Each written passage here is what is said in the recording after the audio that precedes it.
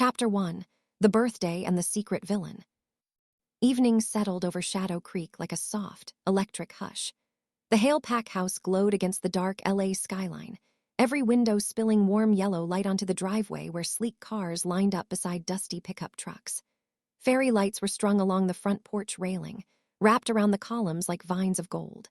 The faint thump of music vibrated through the walls, mixed with laughter, clinking glasses, and the low hum of wolves talking in overlapping threads of conversation. Inside, the main hall had been transformed. Balloons in silver and midnight blue clustered in the corners, their ribbons curling down toward the polished wooden floor. A banner in bold, glittering letters stretched across the far wall above the long buffet table. Happy 24, Eliorian. Someone had drawn a tiny wolf head next to her name, teeth bared in a playful grin. Wolves moved about in semi-formal clothes, dark jeans, button-ups, simple dresses, still bringing their natural edge to the room. Even when they laughed, shoulders relaxed, something sharp lived in their eyes. The air carried a comfortable mix of cologne, perfume, fried appetizers, and the unmistakable undertone of wolf, warm skin, restrained power, pack. Near the center of the hall, a giant white frosted cake waited on a rolling table. Thin silver letters piped across the top read, Eliorian, Future Alpha. The words still looked strange, even to those who believed it most. Is she coming down, or are we supposed to howl her name until the ceiling falls? One of the younger warriors joked, adjusting his collar. She's probably redoing her eyeliner, a girl from patrol teased, popping a grape into her mouth. You know how birthday girls are. On the stairs, heels clicked. Every head turned automatically as Lauren Hale appeared at the top of the staircase. She paused for half a second, fingers resting lightly on the banister, letting herself take in the sight of her own party. Soft, warm light brushed over her raven-black hair, which fell in glossy waves halfway down her back. She straightened a few strands in front, tucking them behind one ear so her small nose ring caught the light whenever she turned. She wore a deep charcoal dress that hit mid-thigh, simple but sharp, hugging her slim, firm curves without screaming for attention. A thin black belt cinched at her narrow waist. The sleeves ended just above her elbows, leaving her forearms bare and lightly bronzed.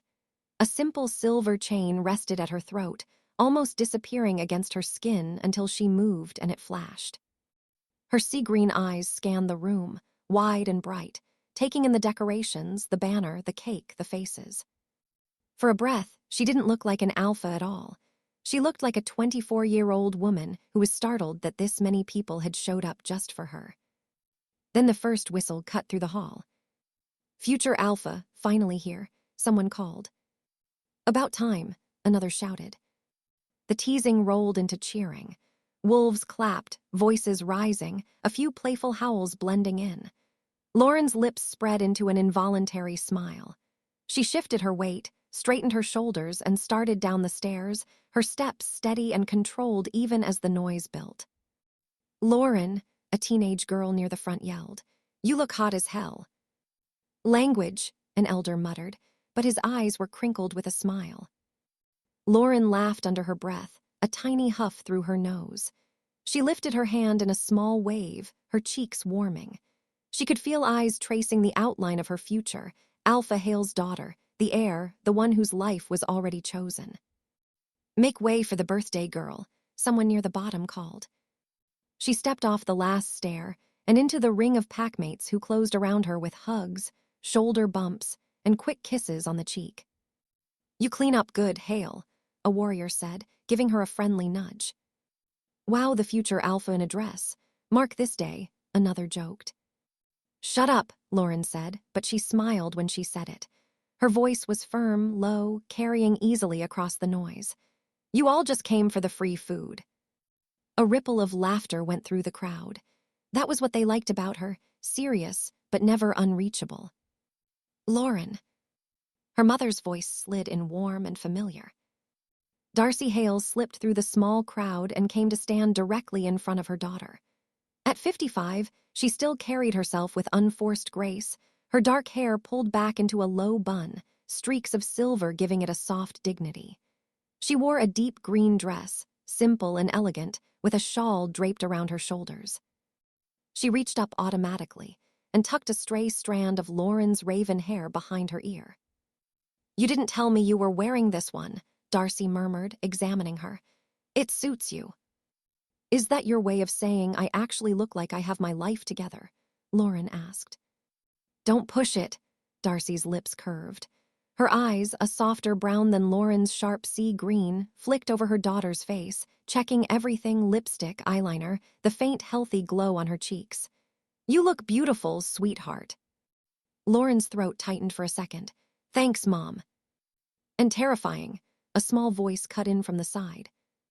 Ethan Hale, 10 years old and all long limbs and restless energy, wedged his way between two adults and stepped right into their space. His dark hair stuck up in the front like he'd forgotten to push it down, and his shirt, technically a button-up his mother had insisted on, was already half untucked. He looked up at Lauren with a smirk that was pure Hale. "Soon everyone will be taking orders from Alpha Lauren," he announced dramatically, spreading his arms like he was narrating a movie trailer. Some of the nearby wolves chuckled.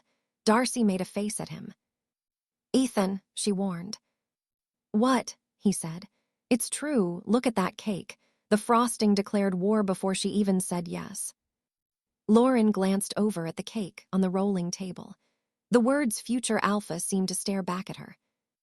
Her smile faltered for just a heartbeat. She knew the pack was excited. Shadow Creek needed a strong successor. Mason Hale wasn't getting younger. The politics, the moon goddess tradition, everything pointed toward her. But the decision had never truly been hers. It had always been spoken like a given. When you become alpha, when your father hands you the title, when you stand in the circle with the moon above you. Her ribs felt tight for a moment, as if the new future, written in frosting, had leaned down and pressed itself into her lungs. She swallowed and forced her shoulders to relax. "Someone has to keep you idiots in line," she replied dryly, flicking Ethan's ear. "Ow," he swatted her hand away but grinned. "See, ruthless already." Darcy looked between them, her heart caught somewhere between pride and worry.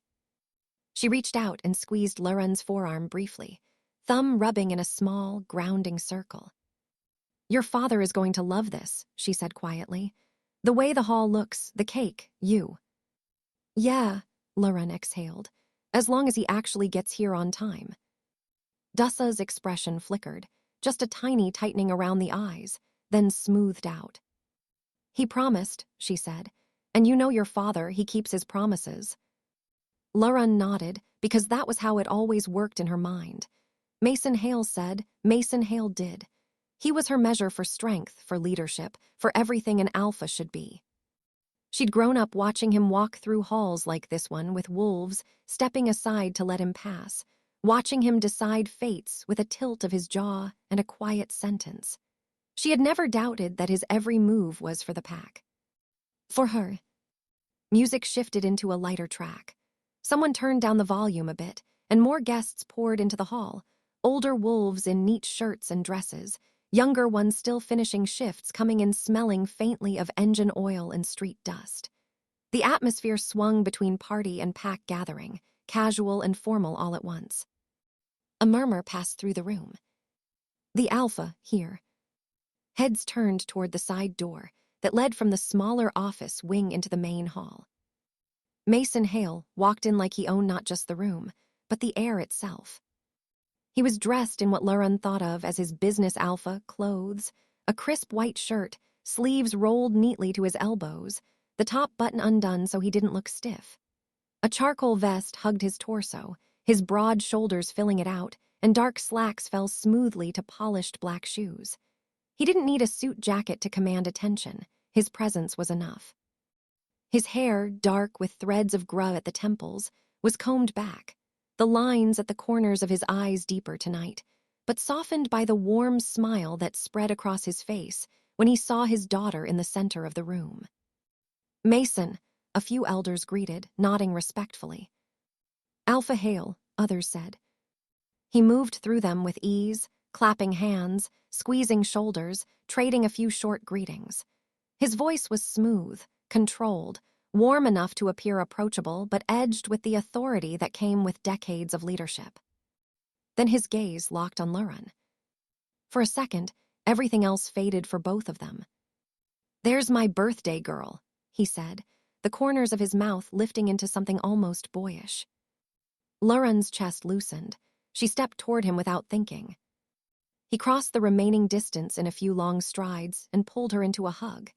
His arms wrapped around her firmly, one hand splayed between her shoulder blades, the other coming up to rest briefly at the back of her head. He smelled faintly of aftershave and the city outside, layered over the deeper scent of wolf, dominance, and something that always meant home to her. He leaned back, just enough to press a kiss to her forehead. 24, he said quietly just to her.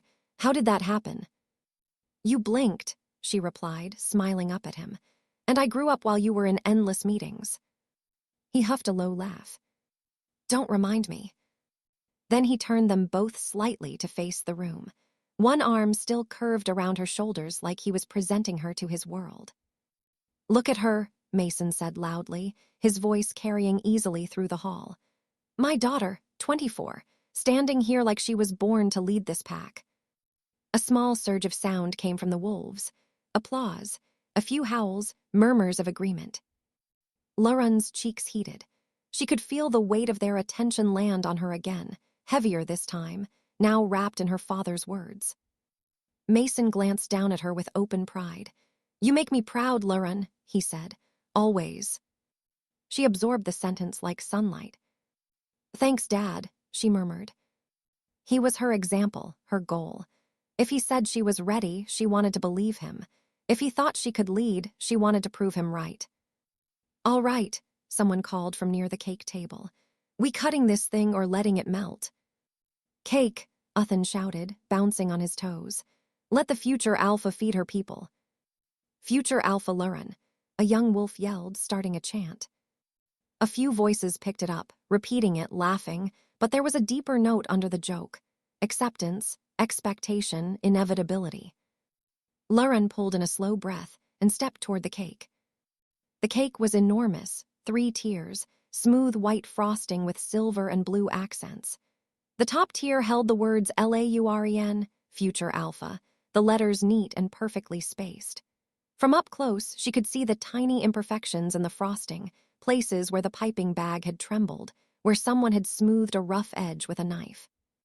It made it feel less like a title on marble, and more like something human, fragile. "Come on, birthday girl," Uthan urged, tugging at her wrist. "It's not gonna cut itself."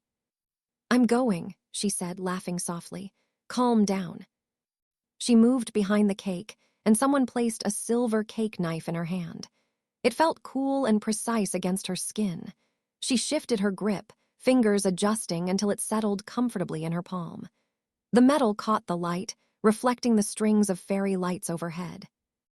Lauren's eyes flicked across the room until she found Mason again. He stood a few steps away, talking with an elder, but his attention swung right back to her when she turned. She lifted the knife slightly and called out, her voice clear and playful. "We're waiting for you, Dad," she said. "Come here so we can cut it together." The room quieted just a little, the way it always did when the alpha was directly addressed. Mason smiled and started toward her. Then his phone buzzed. It was quiet, a small vibration against the fabric of his vest, but Lauren saw the way he paused mid-step, his hand instinctively going to the pocket. His expression didn't change at first, still that warm, easy look, but when he pulled the phone out and glanced at the screen, something flickered in his eyes. A hardening, a shadow passing over blue sky. His jaw tightened for less than a second. The pupils narrowed. There, between one breath and the next, the father dropped away and something colder surfaced behind his gaze. Lauren frowned slightly. "Dad." He blinked once, and the warmth snapped back into place like a mask being pulled up. "1 second, sweetheart." He slid the phone half back into his hand, screen still lit. "One urgent call. I promise I'll be back before the cake cutting. Don't start without me."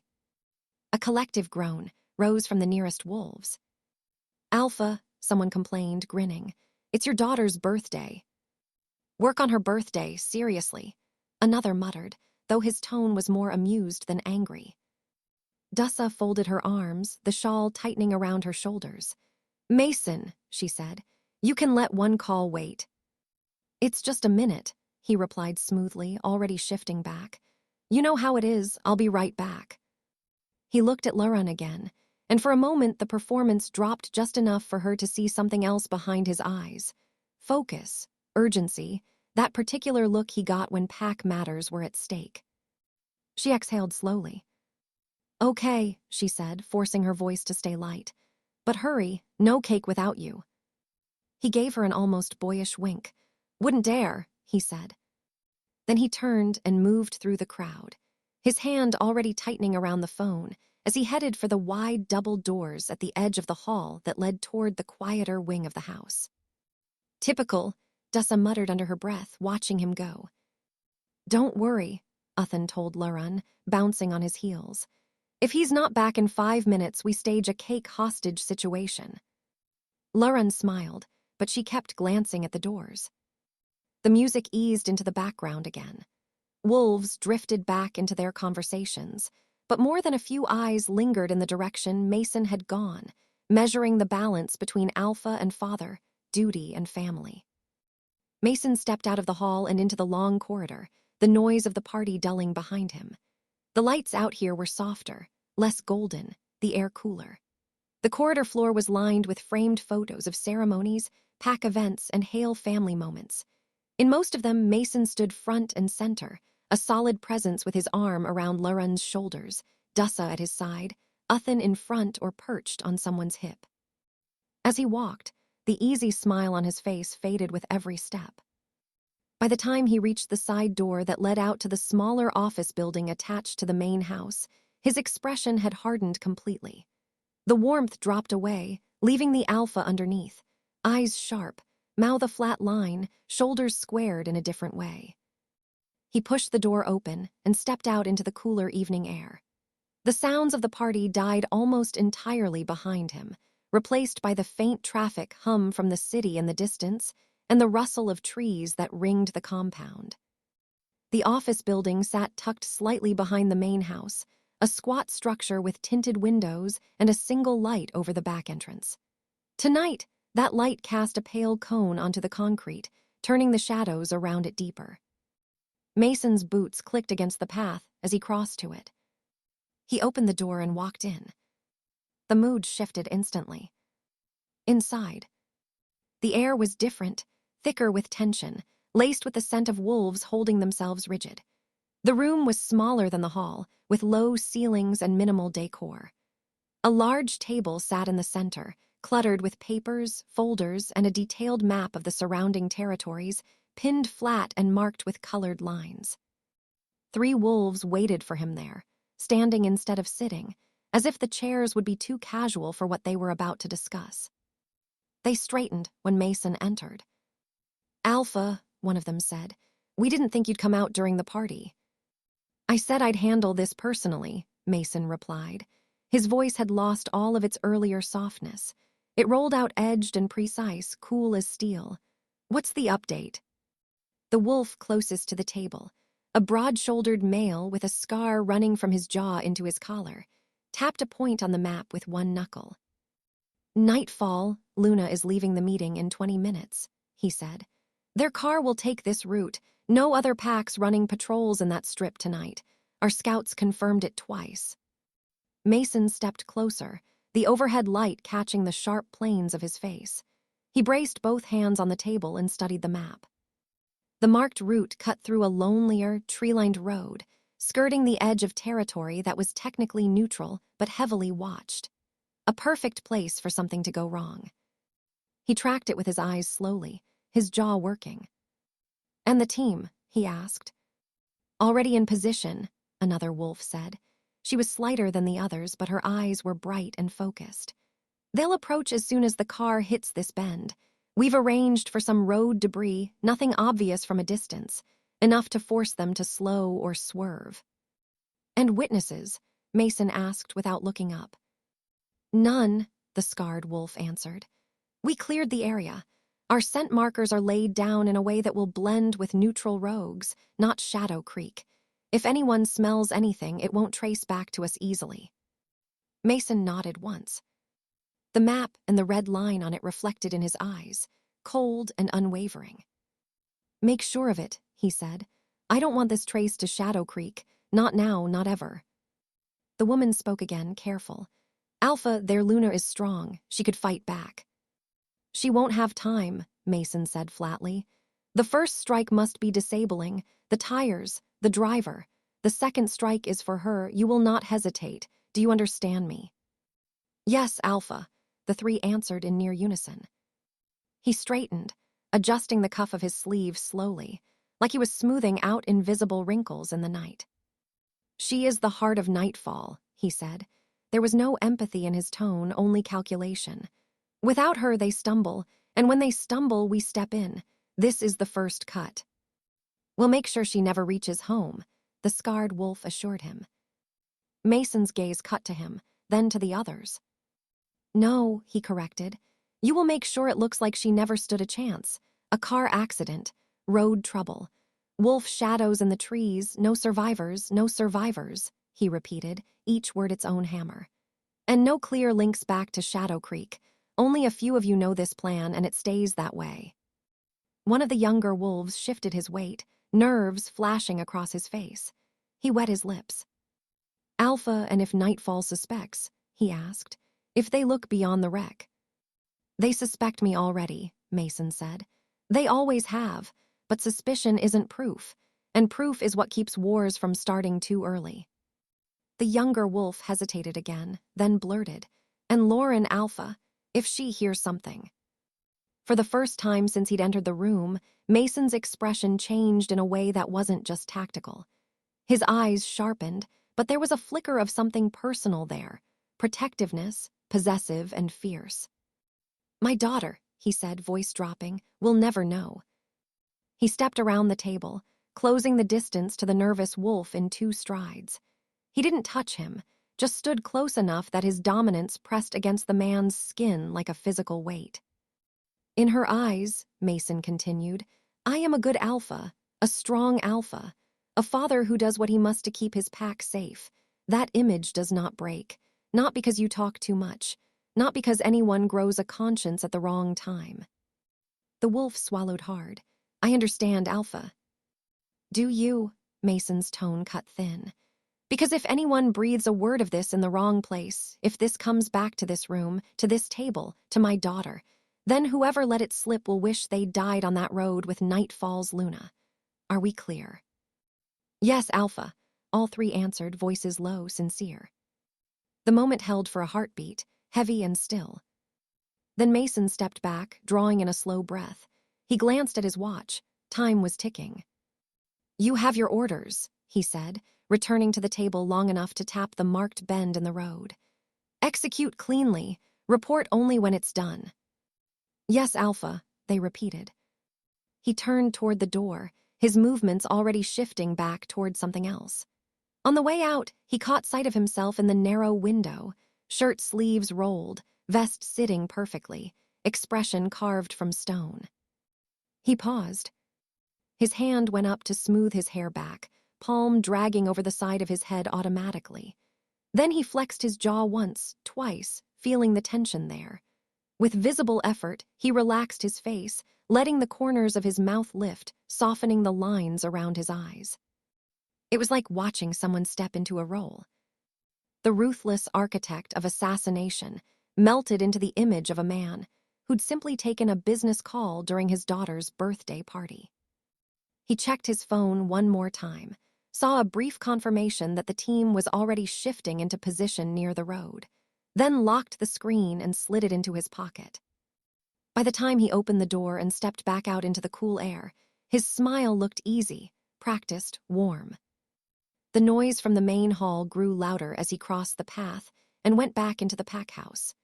Music, laughter, the murmur of wolves enjoying a celebration that had nothing to do with blood or territory lines. As he approached the double doors to the hall, he heard it, chanting, loud and uneven but full of energy. "Lauren. Lauren." He pushed the doors open. Inside, the pack had clustered around the cake table again. Someone had dimmed the lights slightly, letting the candles on the cake flicker brighter. Lauren stood behind the cake, knife still in hand, Ethan at her side, both of them turning toward the door as it opened. "There you are," Darcy said, half relieved, half exasperated. Lauren's face lit up. "See," she called out, grinning. "I knew you'd come before cake cutting." The crowd cheered at his return. A few wolves clapped. One elder called jokingly, "We were about to eat without you, Alpha." Mason laughed, the sound smooth and convincing. "Now that would have been a crime," he said, moving through the people back to his family. "I couldn't miss this." He came to stand beside Lauren, close enough that their shoulders almost brushed. He looked at her, the knife in her hand, the shimmering letters on the cake spelling out the future he'd planned for her. His phone buzzed again in his pocket. A small vibration, no chime, no light, just a pulse against his hip. He didn't look at it, not yet. Instead, Mason reached out and placed his hand over Lauren. On the knife handle, his palm warm, his grip firm. "Ready?" he asked her. She nodded, sea green eyes shinning, trusting him completely. "To Lauren," someone called. "To our future Alpha," another added. The pack's voices rose together, the sound filling the hall, washing over the family at the center like a wave. Mason smiled for them, perfect, proud, every inch the father who did everything for his daughter and his pack.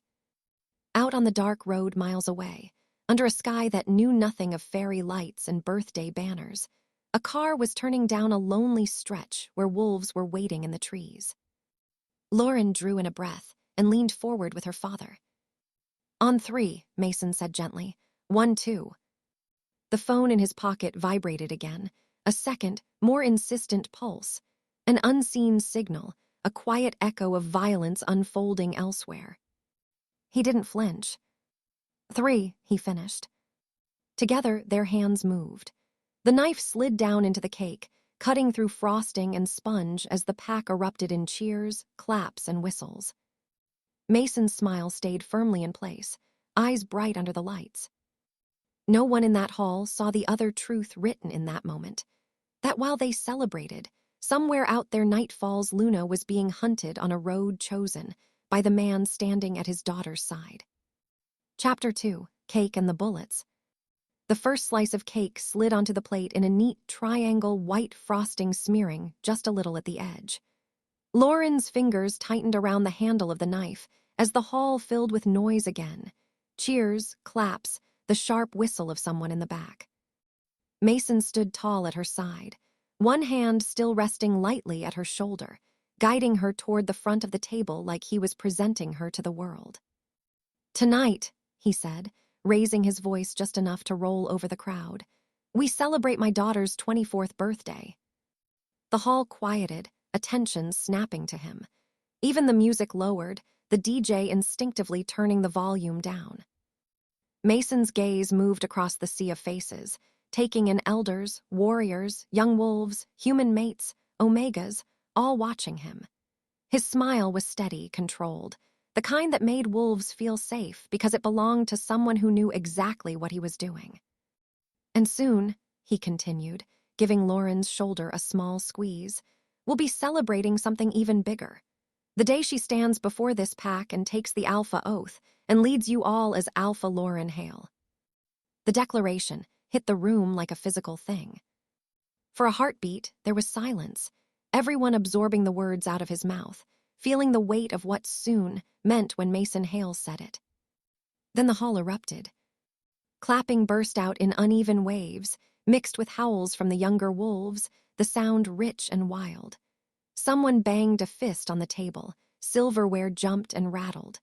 A few elders nodded gravely, their approval quieter but just as solid.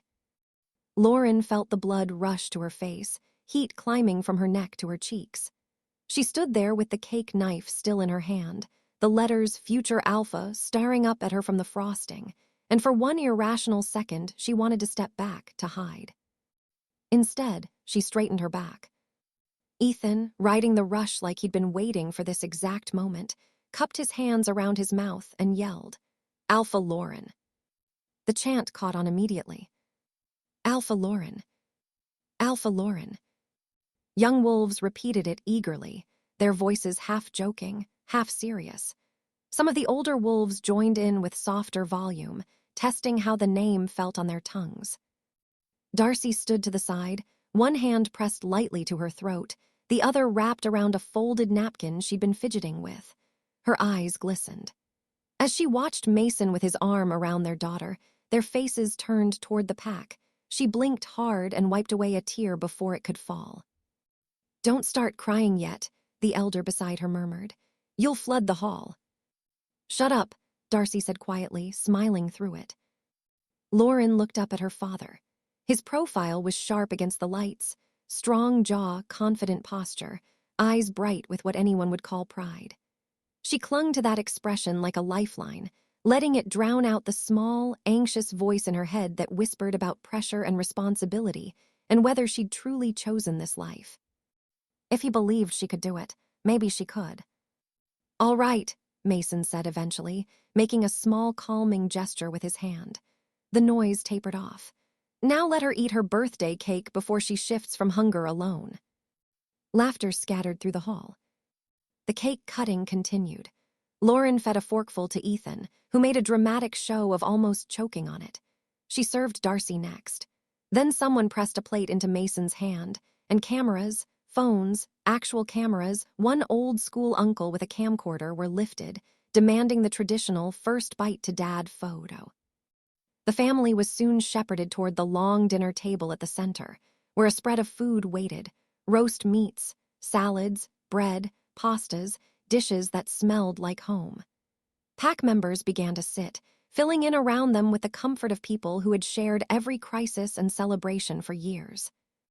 Mason took his usual seat at the head of the table. Darcy sat to his right. Lauren sat on his left, Ethan beside her, already stealing fries from her plate before they even started. "Ethan, seriously," Lauren muttered, slapping his hand away. "You don't even like fries that much," he shot back. "They're mine." "Children," Darcy warned lightly. "At least pretend to be civilized for one night." Plates were passed. Wine and soda were poured. The room's energy shifted into that warm, buzzing place between celebration and comfort, where everyone talked at once but somehow understood one another. Mason's phone buzzed silently in his pocket. He felt it immediately. The faint vibration was sharp against his thigh, a small, electric reminder of the other life poolsing in the shadows outside these walls. His fingers twitched toward it under the table. He stopped himself. "Not yet." "Here," he said instead, picking up a fork, scooping a bite of cake with precise care. "First piece, properly, or your brother, going to claim I like him more." He turned to Lauren with a small smile. She eyed him, amused, and leaned in slightly. "He already claims that." "Lies," Mason said. He lifted the fork and held it out to her. She parted her lips, laughing under her breath. Cameras flashed, little bursts of cold white light stuttering across his face as he fed her the bite. Pack members murmured, a few always mixing with chuckles. Ethan made gagging noises until Darcy smacked his shoulder. Mason watched Lauren chew, watched the way her eyes squinted shut for a second as she laughed. For that brief moment, he let himself linger in the feeling. His daughter here, happy, the center of everything he'd built. The phone buzzed again. He set the fork down calmly, fingers barely shaking. Under the table, shielded by the white linen cloth, he slid his hand into his pocket and drew out the phone. He angled it just enough to see the screen without the people around him noticing. One new message. "Done, no survivors, car destroyed. Looks like a crash." The words were short, efficient, stripped of emotion. The Luna of Nightfall was dead. Mason's heartbeat didn't spike. There was no obvious jolt. Instead, his lips twitched, just enough to tug at one corner in a hint of a smile that wasn't for anyone in that room. It took less than a second. Then his expression shifted. The hint of satisfaction vanished. He inhaled slowly, shoulders rising and falling, and when he lifted his gaze again, his face had softened into something else entirely. Something distant, thoughtful, slightly sad, as if a memory had just passed through him. Beside him, Lauren turned her head. She knew his expressions. She knew the difference between focus, annoyance, and the rare moments he got emotional. For a heartbeat, he looked far away. "Dad," she asked quietly, "you okay?" Her sea-green eyes searched his face, gentle but alert, picking up on that tiny dissonance. Mason blinked, then looked at her like he'd just been pulled back into the room. "I'm fine," he said. His voice was calm, even. He slipped the phone deeper into his pocket without breaking eye contact. "Just thinking." "About what?" she pressed, brow furrowing. "You looked, I don't know, weird for a second." He let out a soft breath that could pass for a sigh. His fingers reached out and brushed a crumb off her plate, a small, intimate gesture. "About you," he said.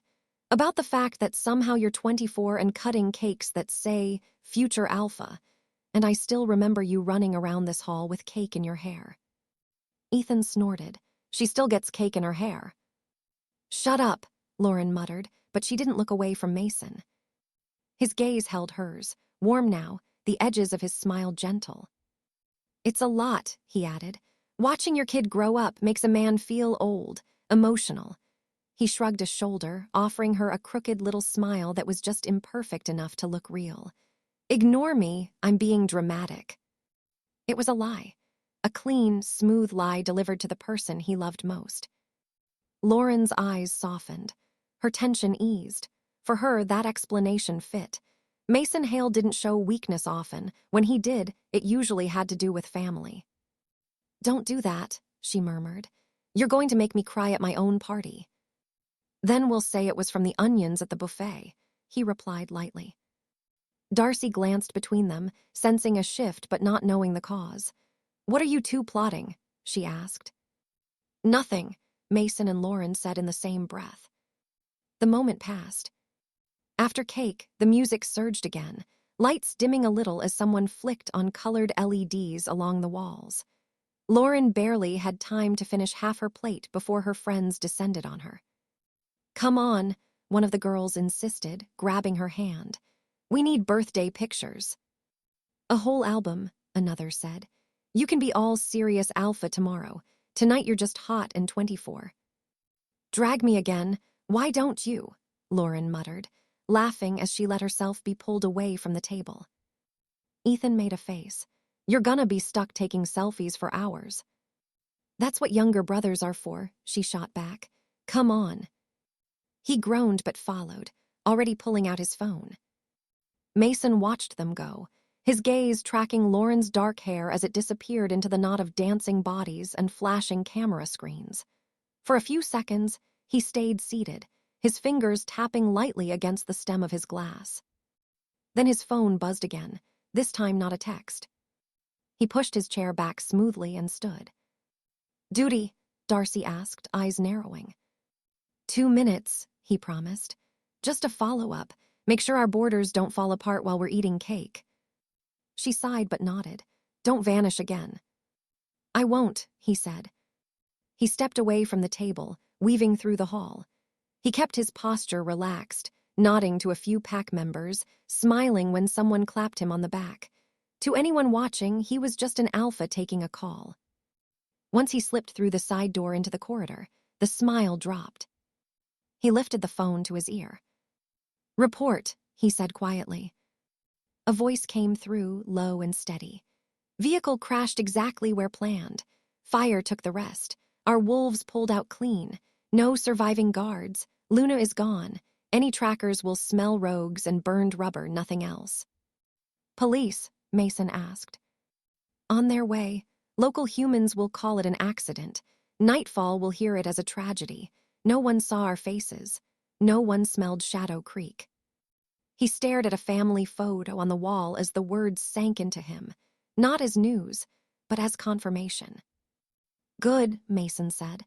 "Destroy anything you used, clothes, weapons, tires. If any of you kept a souvenir, you'll bury it and forget where." "Yes, Alpha." "From this moment," he added, "it's an accident. If anyone asks, we send condolences. We don't push, we don't gloat, we wait. Yes, Alpha. He ended the call and stood there for a heartbeat, phone still in his hand. Then he inhaled, rolled his shoulders back, and slid the device into his pocket again. When he turned and walked back toward the hall, his face was already shifting. Emotion dialed up, menace dialed down, father and leader layered neatly over the man who had just ordered evidence burned. Back inside, the air was thicker with heat and laughter. A group of high-ranked wolves had clustered near the bar, watching Lauren attempt to dance while Ethan tried to sabotage her moves with exaggerated flailing. Mason angled toward them, catching the eye of the elders. "We'll need to speak about something," he said casually when he reached them. An older wolf with gray hair and a thick mustache leaned in. "Tonight?" he asked. "Just a moment," Mason replied, "concerning the pack's future." The phrase alone straightened their spines. Within minutes, a small knot of elders and senior betas stood closer, forming a loose semicircle. Mason let his gaze drift toward Lauren again, letting them follow the direction of his eyes. "It's time," he said, keeping his tone conversational, as if they weren't standing at the edge of a generational shift. "We'll schedule the Alpha Oath ceremony for Lauren soon. I want it done properly. Full rights, full support." One of the elders exhaled with something like relief. "About time that girl took her place," he said. "You've trained her well, Mason." "Raised a worthy heir," another added. "Shadow Creek will be in good hands." Mason nodded, accepting the praise with a humble tilt of his head. "This pack deserves strength," he said, "and she has it." Across the room, Lauren laughed loudly at something Ethan said, throwing her head back. She had no idea that while she danced, decisions were being made that would chain her tighter to a future she hadn't fully chosen. Hours later, when the music slowed and guests began to drift out into the night, the Hale house grew quieter. Balloons bobbed lazily in the cooling air. Empty glasses and crumpled napkins littered the tables. Lauren kicked off her heels in the hallway and padded toward her room, her feet sore, hair slightly messy, makeup smudged just enough to show she'd had a good time. Ethan had already disappeared to raid the kitchen for leftover cake. The staff would clean, the house would reset by morning. She pushed her bedroom door open and nearly walked straight into Mason. He was sitting on the small armchair near her window, his vest off now, top buttons undone, looking both tired and perfectly awake. Darcy perched at the edge of Lauren's bed, hands folded in her lap. Lauren blinked. Am I in trouble?" she asked, half joking. Darcy smiled. "Not unless you broke anything expensive." "Or anyone," Mason added dryly. Lauren leaned against the doorframe, fingers tightening around it. "What's going on?" "Sit," Mason said, gesturing to the space beside Darcy. She hesitated, then did as told, the mattress dipping under her weight. Barefoot, with her dress slightly wrinkled from dancing, she suddenly felt very young again, like a teenager about to be lectured. Mason leaned forward, elbows on his knees, hands clasped loosely. "Tonight was important," he began. His voice was softer now, almost intimate. "Not just because you're 24, but because everyone in that hall saw what I've known for a long time." "That I can't dance," Lauren tried, needing the joke. He didn't smile this time. His eyes held hers, steady, serious. "That you're ready," he said, "to stand where I stand, to carry Shadow Creek when I no longer can." Lauren swallowed. "Dad." Darcy reached over and laced her fingers through Lauren's. Her grip was warm, steady. "We wanted to talk to you together," Darcy said gently.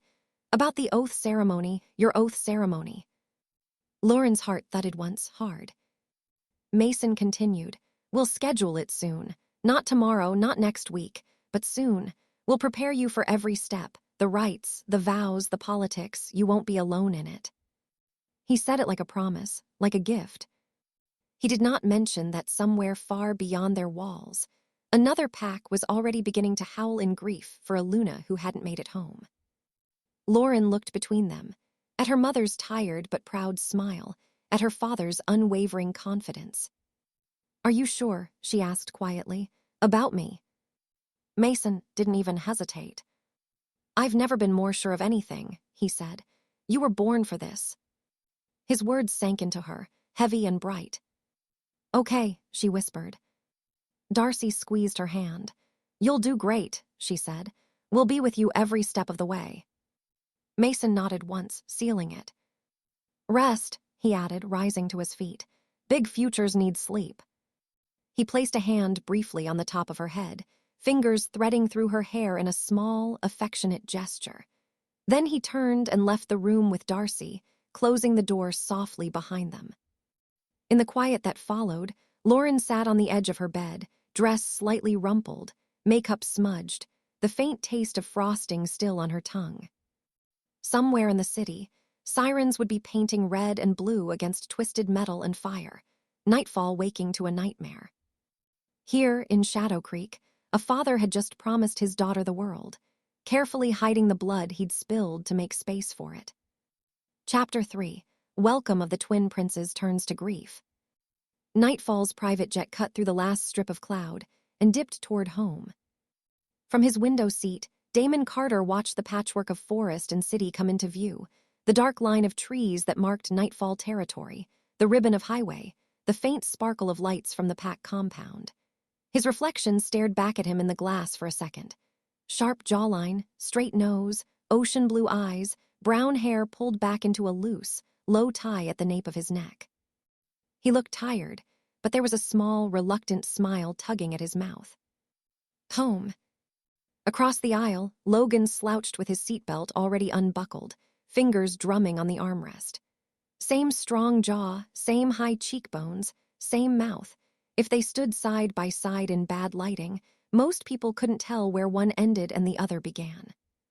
But Logan's black hair was cropped shorter, brushed back with his usual neatness, and his eyes were a warm, grounded brown instead of Damon's cutting blue. His blazer, dark navy over a gray shirt, was unwrinkled despite the flight, because Logan treated even travel like a meeting. He flicked his eyes toward Damon and smirked. "Bet she makes us change the second we step inside," Logan said. "You know Mom hates it when you travel in jeans." Damon glanced down at his clothes, black jeans, dark t-shirt, leather jacket. Cleaner than most of his usual training gear, but nowhere near his mother's standards for arriving like an alpha. "Being 28 and still getting lectured by Mom," Damon replied. "As long as she's actually there to do it." Logan's smirk softened. "She will be," he said, more confident than he felt. "You know she wouldn't miss this."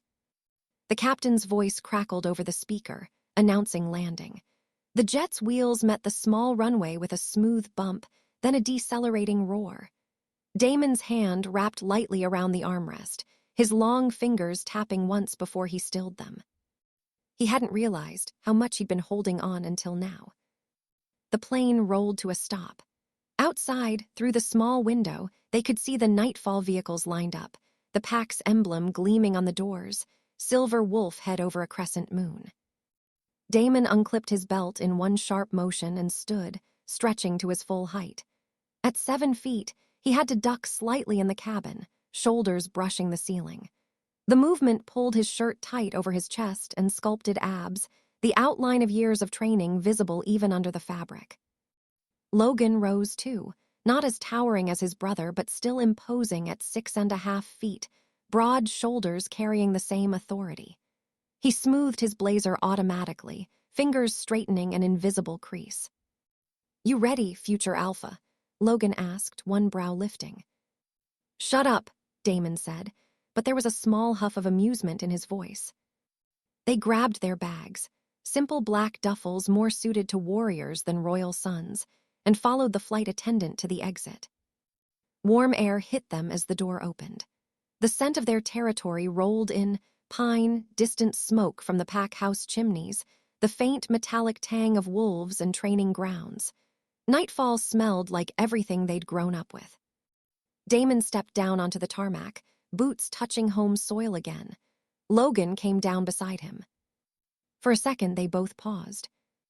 The runway lights glowed soft white against the encroaching dusk.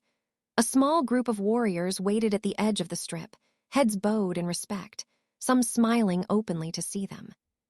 "Welcome back, sirs," one of them called. "Good to be back," Logan answered, lifting a hand in greeting. But it wasn't the runway welcome that made Damon's chest tighten. It was the glimpse beyond. The Nightfall pack house rose at the top of a gentle slope, a wide structure of dark stone and glass, modern extensions built onto an older, sturdier core. Tonight, every window blazed with light. Banners hung from the balconies and over the wide front steps, deep blue cloth with silver lettering. "Welcome home, future alphas. Nightfall is proud of you." There were strings of lights draped along the railings, casting warm pools that spilled onto the lawn where wolves were already gathering. Music floated faintly down the hill, tangled with laughter, clinks of glasses, the low roar of many voices. Logan let out a low whistle. They really went all out. "Mom," Damon said quietly, "this has her all over it." She was the one who insisted celebrations be done properly. The one who had cut through council discussions like a blade, then turned around and argued with the caterer about dessert options. She'd probably spent days walking the halls, imagining how this night would look. His throat felt tight. "Come on," Logan said, bumping his shoulder lightly. "If we take too long, she's going to march down here and drag us by the ears." Damon grunted, but the corner of his mouth lifted. He slung his bag into the trunk of the waiting SUV and climbed into the back seat. Logan slid in beside him, and a driver took the front, nodding quickly. The vehicle began the climb toward the pack house. As they approached, more details came into view, wolves on the steps, some in formal shirts and dresses, some in simple clothes but with their hair styled, all turned toward the driveway. A few young wolves already held up their phones, ready to record their return. Damon scanned the crowd automatically, searching for one face. Dark hair pulled elegantly back, steady eyes that missed nothing. That smile she reserved only for her sons, the one that made them both feel like they were still boys coming home muddy from training. He didn't see her. His brows furrowed slightly, but the SUV was already rolling to a stop. The driver barely had time to open the door before pack members surged forward. "Damon," someone shouted. "Logan." "Look at them, Nightfall's future." They were pulled out into a storm of greetings. Warriors clapped them on the shoulders. Nurses from the pack clinic hugged them quickly before remembering themselves. A few Omegas wiped their hands on aprons and came forward shyly, eyes shining. Damon smiled, but part of him kept flicking back to the front steps, scanning. No Luna. Logan noticed his brother's gaze wandering and leaned closer as they made their way up the stairs together. "She's probably inside," he murmured under his breath. "You know, Mom, she's probably redecorating the main hall and yelling at the florist." "Yeah," Damon said, more to himself than anyone. "She'll want us to look presentable before she shows us off." He tried to picture it, her standing in the doorway of the hall, hands on her hips, eyeing their travel clothes with exaggerated horror. "Is this what you wear to your own welcome home? Damon Carter, go change. Logan, fix your hair." The thought loosened something in his chest. At the top of the steps, the pack parted instinctively. Alpha Sebastian Carter stood waiting. He'd always been a tall man, but the years had broadened him, not just in muscle but in weight of presence. His hair, once as dark as his son's, was now peppered with gray, most of it brushed back from his forehead. He wore a black button-up shirt tucked into dark slacks, sleeves rolled neatly to his forearms, no tie, as if he'd been pulled from both business and battle at once. His eyes were the same blue as Damon's, but deeper, more weathered. Tonight, there was a tightness around them that hadn't been there when the twins left months ago. "Dad," Damon said. Sebastian stepped forward, closing the distance in 2 strides, and pulled both his sons into a rough, crushing hug, one arm around each of their backs, holding them like he didn't trust the earth not to shift beneath them. Damon felt his father's fingers dig into his shoulder, a fraction harder than usual. Logan's nose bumped Sebastian's collarbone as they all pressed together. "Finally," Sebastian said, voice rough, "you're back." Damon let himself sink into that embrace for a second. The scent of alpha and father, familiar, grounding, wrapped around him. There was something else under it tonight, though. Not fear exactly. Something restless, unsettled. Sebastian pulled back, one hand on each of their shoulders, looking between them like he couldn't quite decide where to focus. "Let me look at you," he said. Logan grinned, that easy charm slipping into place. "Older, smarter, still better looking than Damon," he offered. "In your dreams," Damon shot back. Sebastian huffed a weak laugh, eyes flicking over them. Damon's broader frame and fighter's stance, Logan's sharper, more polished lines. Same faces, same sons. "Your mother is going to have opinions about these clothes," he said. "I can already hear her." Damon's gaze flicked instinctively over Sebastian's shoulder again. "Where is she?" he asked. "I thought she'd be front row, ready to drag us in." Sebastian's jaw tightened for the smallest moment. "She's at a pack meeting," he replied, tone carefully even. "Last-minute issues with border agreements. She should be on her way back. She wanted everything perfect for tonight. You know her." Damon frowned. "On our welcome night." "She tried to push it," Sebastian said, "but some things needed her there." His hand squeezed Damon's shoulder briefly. "She'll be here. She wouldn't miss this." Logan stepped in quickly, sensing the small crack in the mood. "See," he said lightly. "She's probably forcing some poor beta to reorganize an entire agenda just so she can sneak out. She'll get here and tell us we ruined our hair just by breathing." Damon's lips tugged up despite himself. He nodded, accepting the explanation, but his gaze lingered on the empty space at the front of the pack, that spot where she usually stood just an inch ahead of his father, anchoring them all. "Come," Sebastian said, turning toward the open doors. "The pack's waiting." They moved into the Nightfall main hall together. If Shadow Creek's pack house was all polished warmth and city shine, Nightfall's heart carried a different energy. Dark wooden beams crossed the high ceiling. The walls were a mix of stone and glass, one side opening to a view of the trees, the other holding framed photographs and trophies from battles and alliances. Long tables lined the sides, covered in white cloths, trays of food waiting. Glasses clinked as pack members shifted, making room for their alphas' sons. A large banner hung high above the main wall. "Welcome back, Damon and Logan, our future alphas." Smaller flags bearing the Nightfall emblem draped underneath, the silver wolf catching the light with every sway. "Looks like they're serious about that future alphas thing," Logan murmured near Damon's ear. "Yeah," Damon said, staring up at it. "No pressure." Warriors came forward one by one, clasping their forearms, offering congratulations on finishing their degrees. "Master's degrees and wolf blood," one older warrior said proudly. "Nightfall's in good hands." "We'll see," Damon replied, giving a short nod. They were handed drinks, whiskey for Damon, something lighter for Logan because he liked to pace himself when there were speeches coming. Betas circled in, talking about border patrol shifts, recent rogue sightings, politics with neighboring packs. Logan slid into those conversations naturally, asking quick, precise questions, filing away information. It was his way of balancing his brother, where Damon led with instinct, Logan led with strategy. Damon listened, but only with half his mind. The other half kept drifting toward the door. He imagined the click of his mother's heels on the stone, the ripple in the pack when she walked in. She'd meet his eyes across the room, and he'd see that mix of pride and worry she never fully hid. Minutes stretched. The band in the corner started playing something soft, then shifted into a heavier rhythm as more glasses were filled.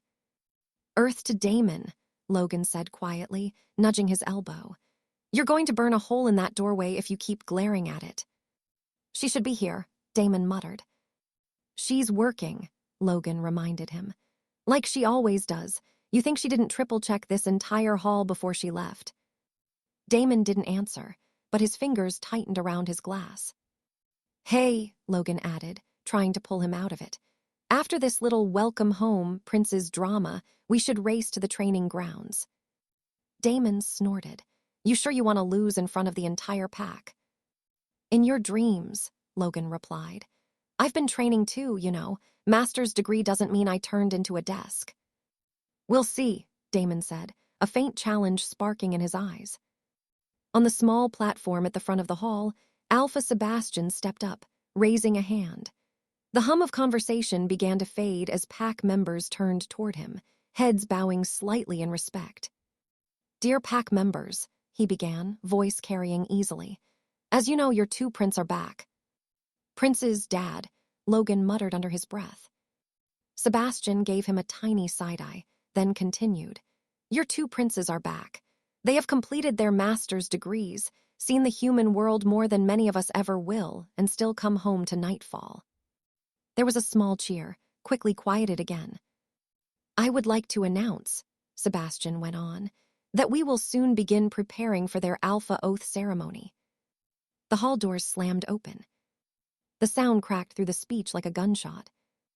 Every head whipped toward the entrance. A young beta stood there, chest heaving, hair mussed like he'd been running. His shirt was half untucked, and there were leaves clinging to his shoulders as if he'd come straight through the trees without slowing down. His face was pale. Alpha, he gasped, I am sorry to interrupt. Sebastian's entire body went still. What happened? He demanded, already stepping off the platform. The beta swallowed hard, Adam's apple bobbing.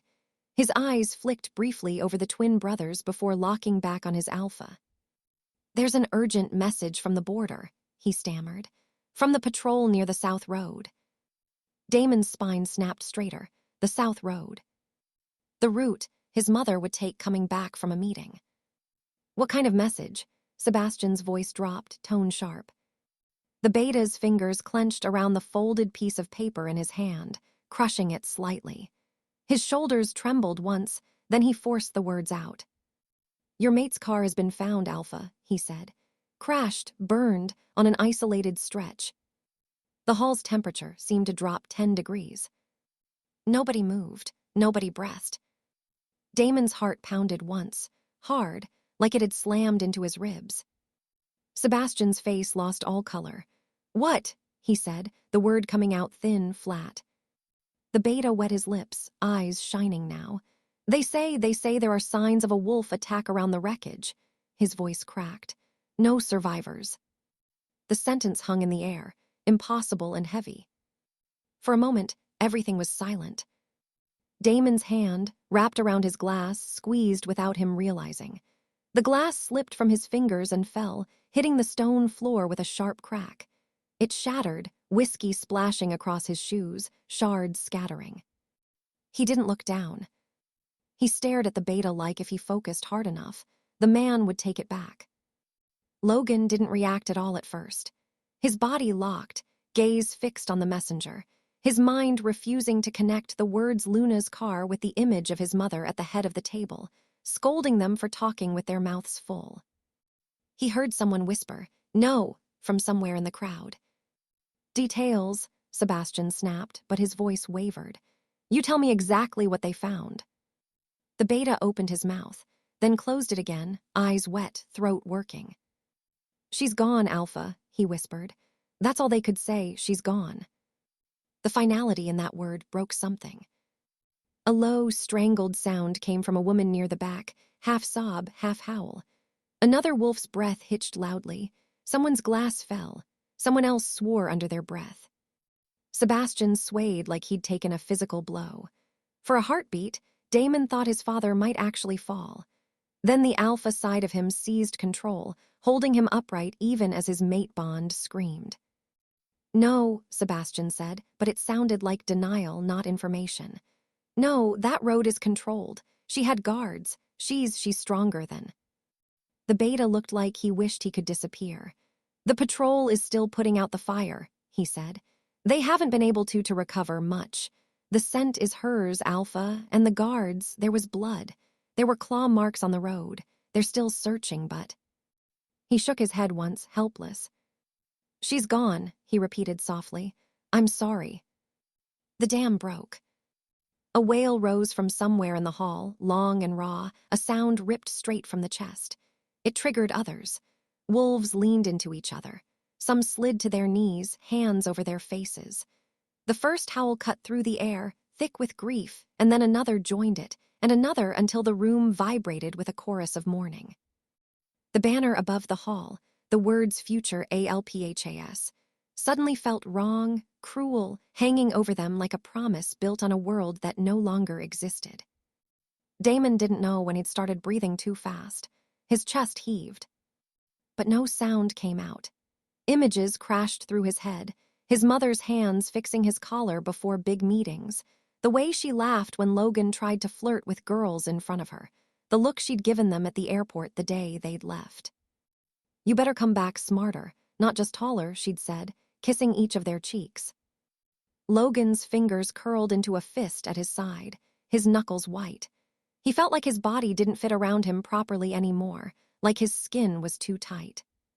This was a mistake. It had to be. Their mother didn't just die on roads. She didn't not come home. "Dad," Damon said, his voice hoarse as if he'd swallowed gravel. "There has to be another." He couldn't finish. Sebastian didn't seem to hear him. He was staring at nothing, eyes unfocused, as if he were listening for something only he could hear, the echo of a bond snapping somewhere far away, the silence where her heartbeat should have been. "No," he said again, but the strength was bleeding out of the word. "No." The beta reached up, as if he wanted to offer support, then thought better of it and dropped his hand. All around them, the pack's grief thickened the air. Wolves pressed together, some holding each other up, some tipping their heads back to howl their pain into the rafters. One young warrior slammed his fist into a pillar. His knuckles broke skin, but he didn't stop. The celebration was gone. The food on the tables might as well have been ash. The music cut off. The light seemed too bright, showing every crack in their faces. Damon and Logan stood side by side, unmoving. Two tall, powerful men, trained to lead, to fight, to hold their people together. Right now, they were just sons. The idea of a world without their mother in it was so foreign that their minds refused to shape it. It felt like a bad dream clinging to the edges of reality. "She's dead," Logan said finally, the words barely audible, like he was testing them and finding them poisonous. His eyes, usually so steady, looked lost. Damon didn't answer.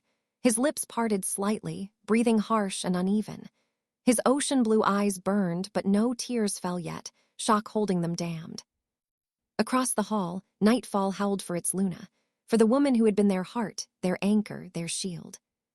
The twin princes of Nightfall stood in the center of it all.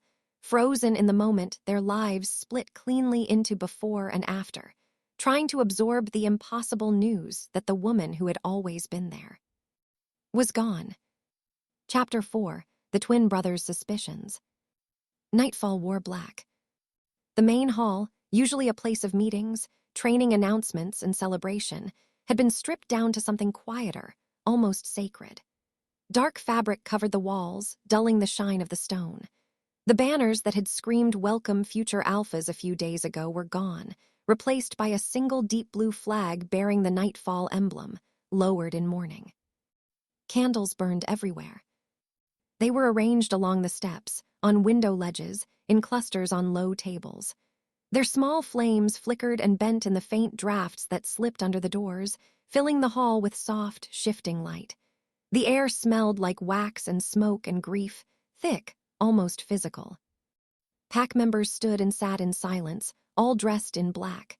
Shirts, dresses, jackets, even armbands for those who didn't own mourning clothes. Some held hands. Some stared down at the floor. A few had already been crying long enough that their faces were blotchy and raw. At the front of the hall, on a raised platform, lay what was left of their Luna's presence. Her cloak.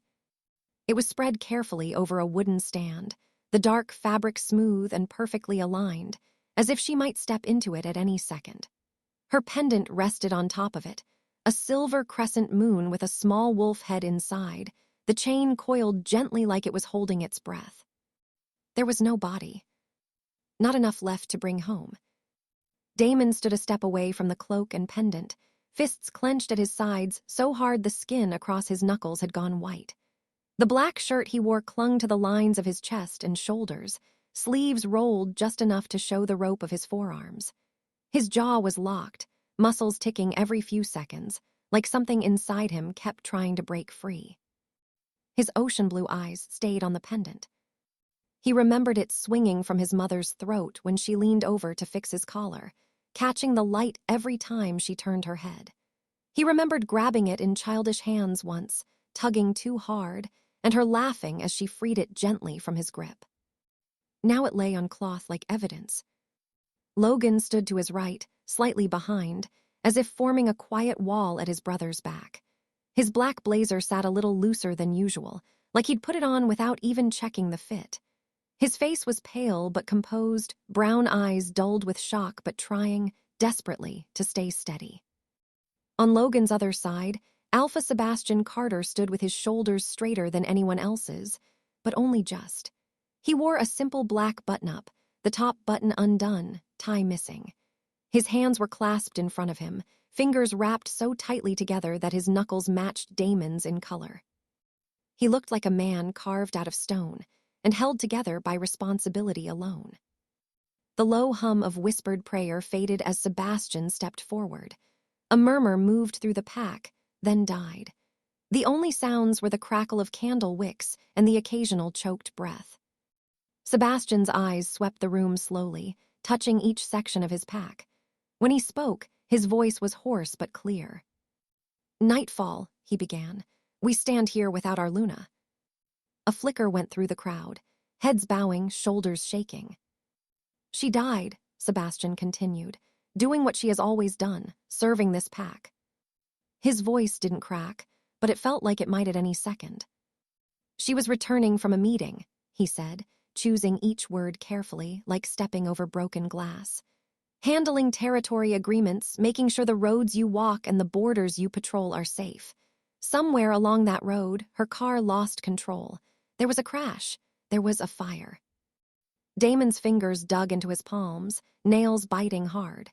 His breathing stayed controlled, but his chest felt too tight. He didn't look at his father.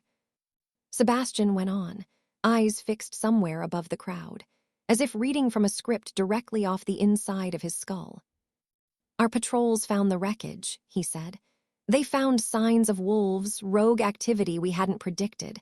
They did what they could, but there were no survivors, not my mate, not her guards. The road took her.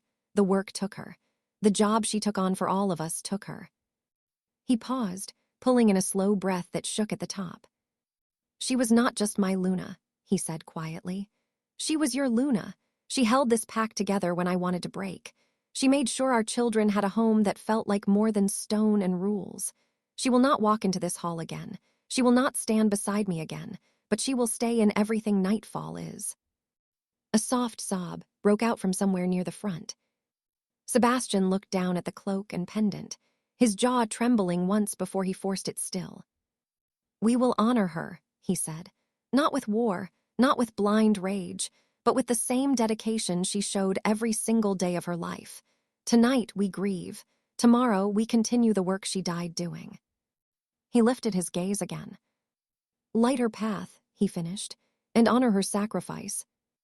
Logan swallowed hard, his throat working. He stepped half a pace closer to his father, close enough that his arm brushed Sebastian's. He didn't take his hand. That was not something their father would accept now, but he stood close enough to be there if he wavered. Damon barely heard the end. A car lost control. A fire, rogue activity. His mother was one of the strongest wolves Nightfall had ever seen.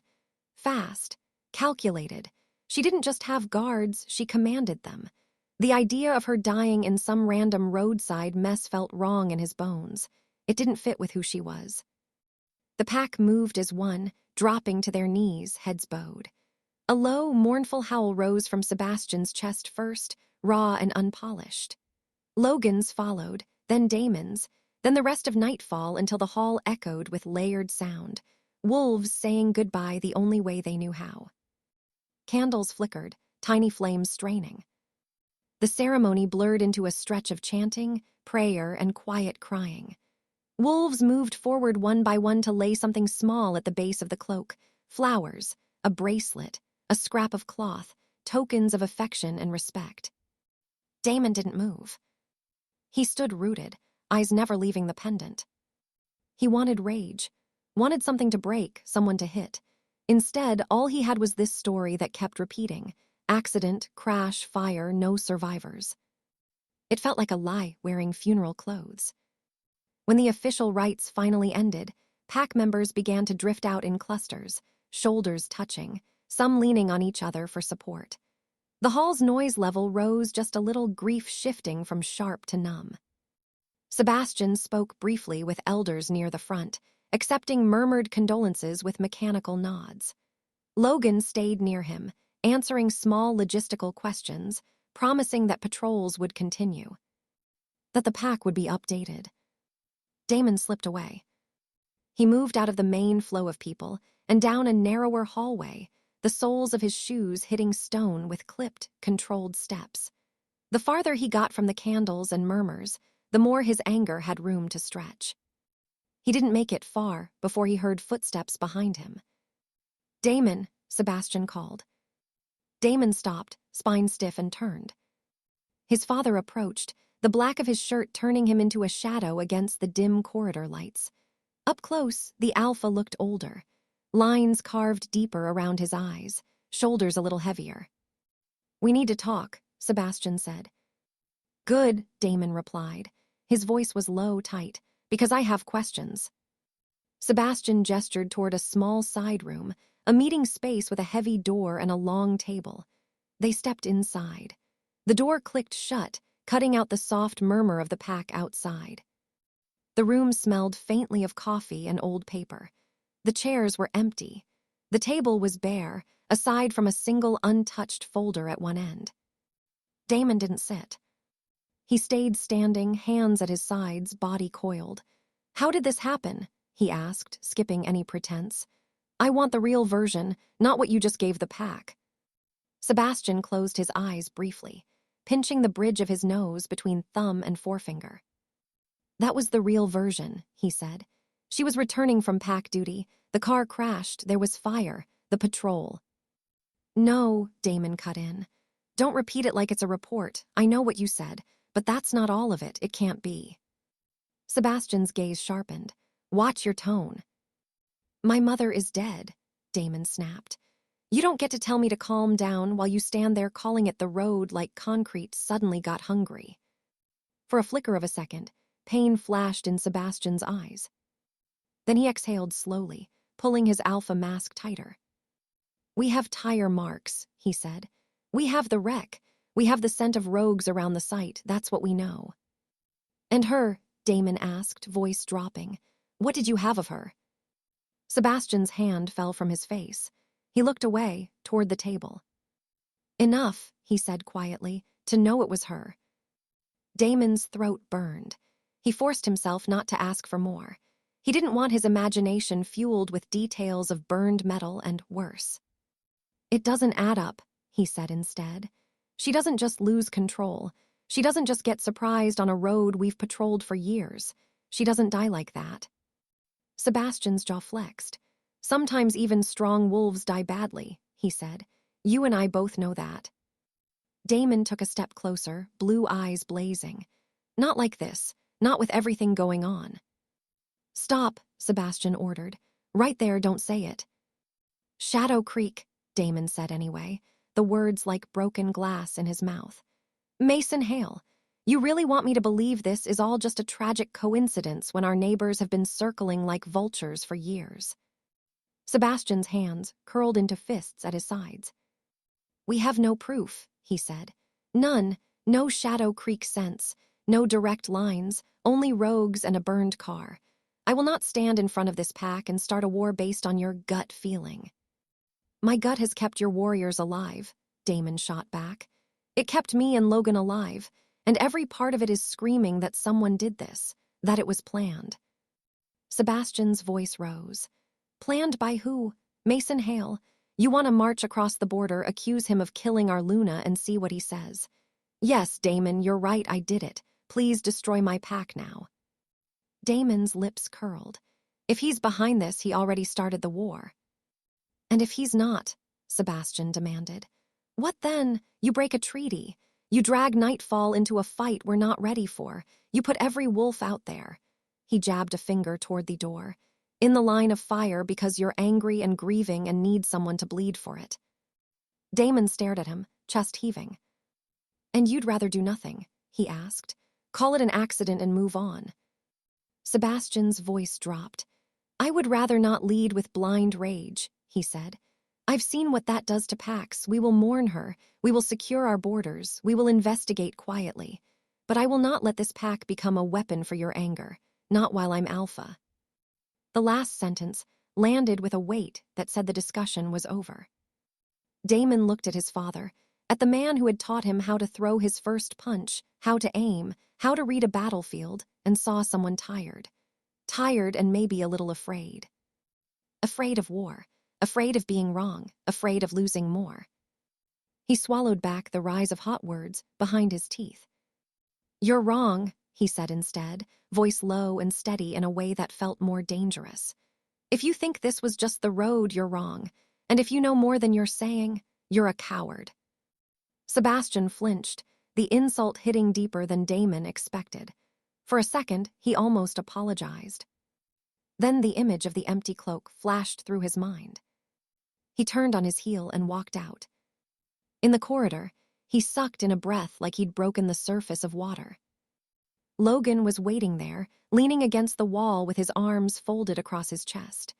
The black fabric of his blazer blended into the dark stone behind him, but his face, pale, eyes too bright, stood out. How bad was it? Logan asked quietly. Damon raked a hand through his hair, pulling the tie loose. Brown strands fell across his forehead, messy now, not like the neat man who'd stepped off the plane days ago. He's calling it an accident, Damon said. He admits there were rogues but refuses to even say the word Shadow Creek. Logan's jaw ticked.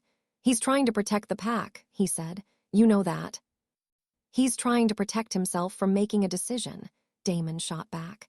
From admitting this is bigger than faulty tires and bad luck. Logan shifted, pushing off the wall. Do you really think Mason Hale had her killed? Damon met his eyes. Yeah, he said simply. I do. Logan held his gaze for a long beat, weighing his brother's certainty against their father's caution. Two sides of the same world pulling at him. I don't want to believe that, Logan said finally. Because if it's true, then this doesn't stop at a ceremony. It doesn't stop at grief. It's war. It already is, Damon said. We're just pretending it's not. Silence stretched between them. Finally, Logan exhaled. What are you going to do?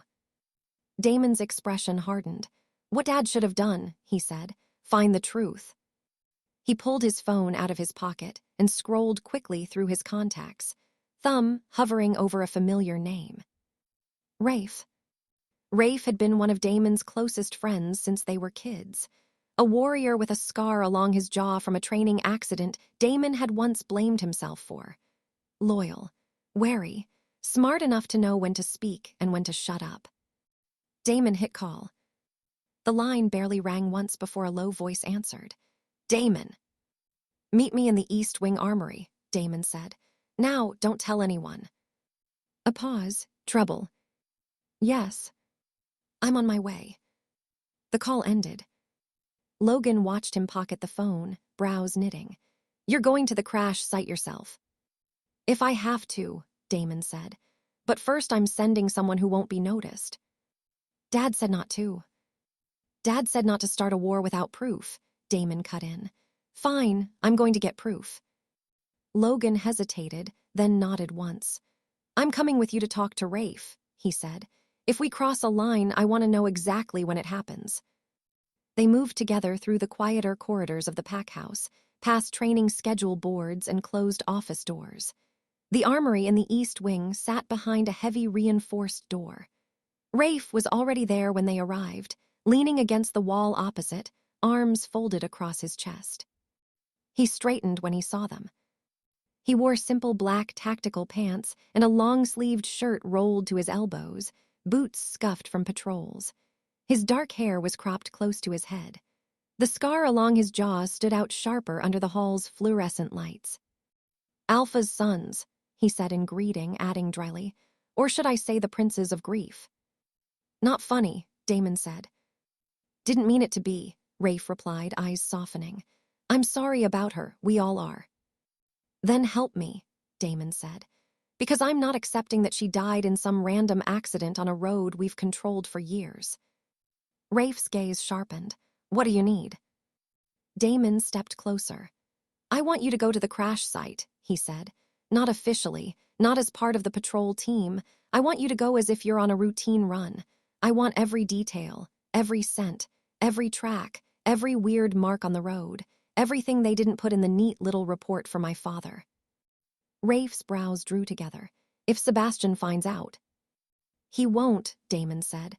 "Not from you. You've known me since I was 10. You know I don't chase ghosts. If something's there, you'll find it. If it's not, you come back and tell me I'm wrong.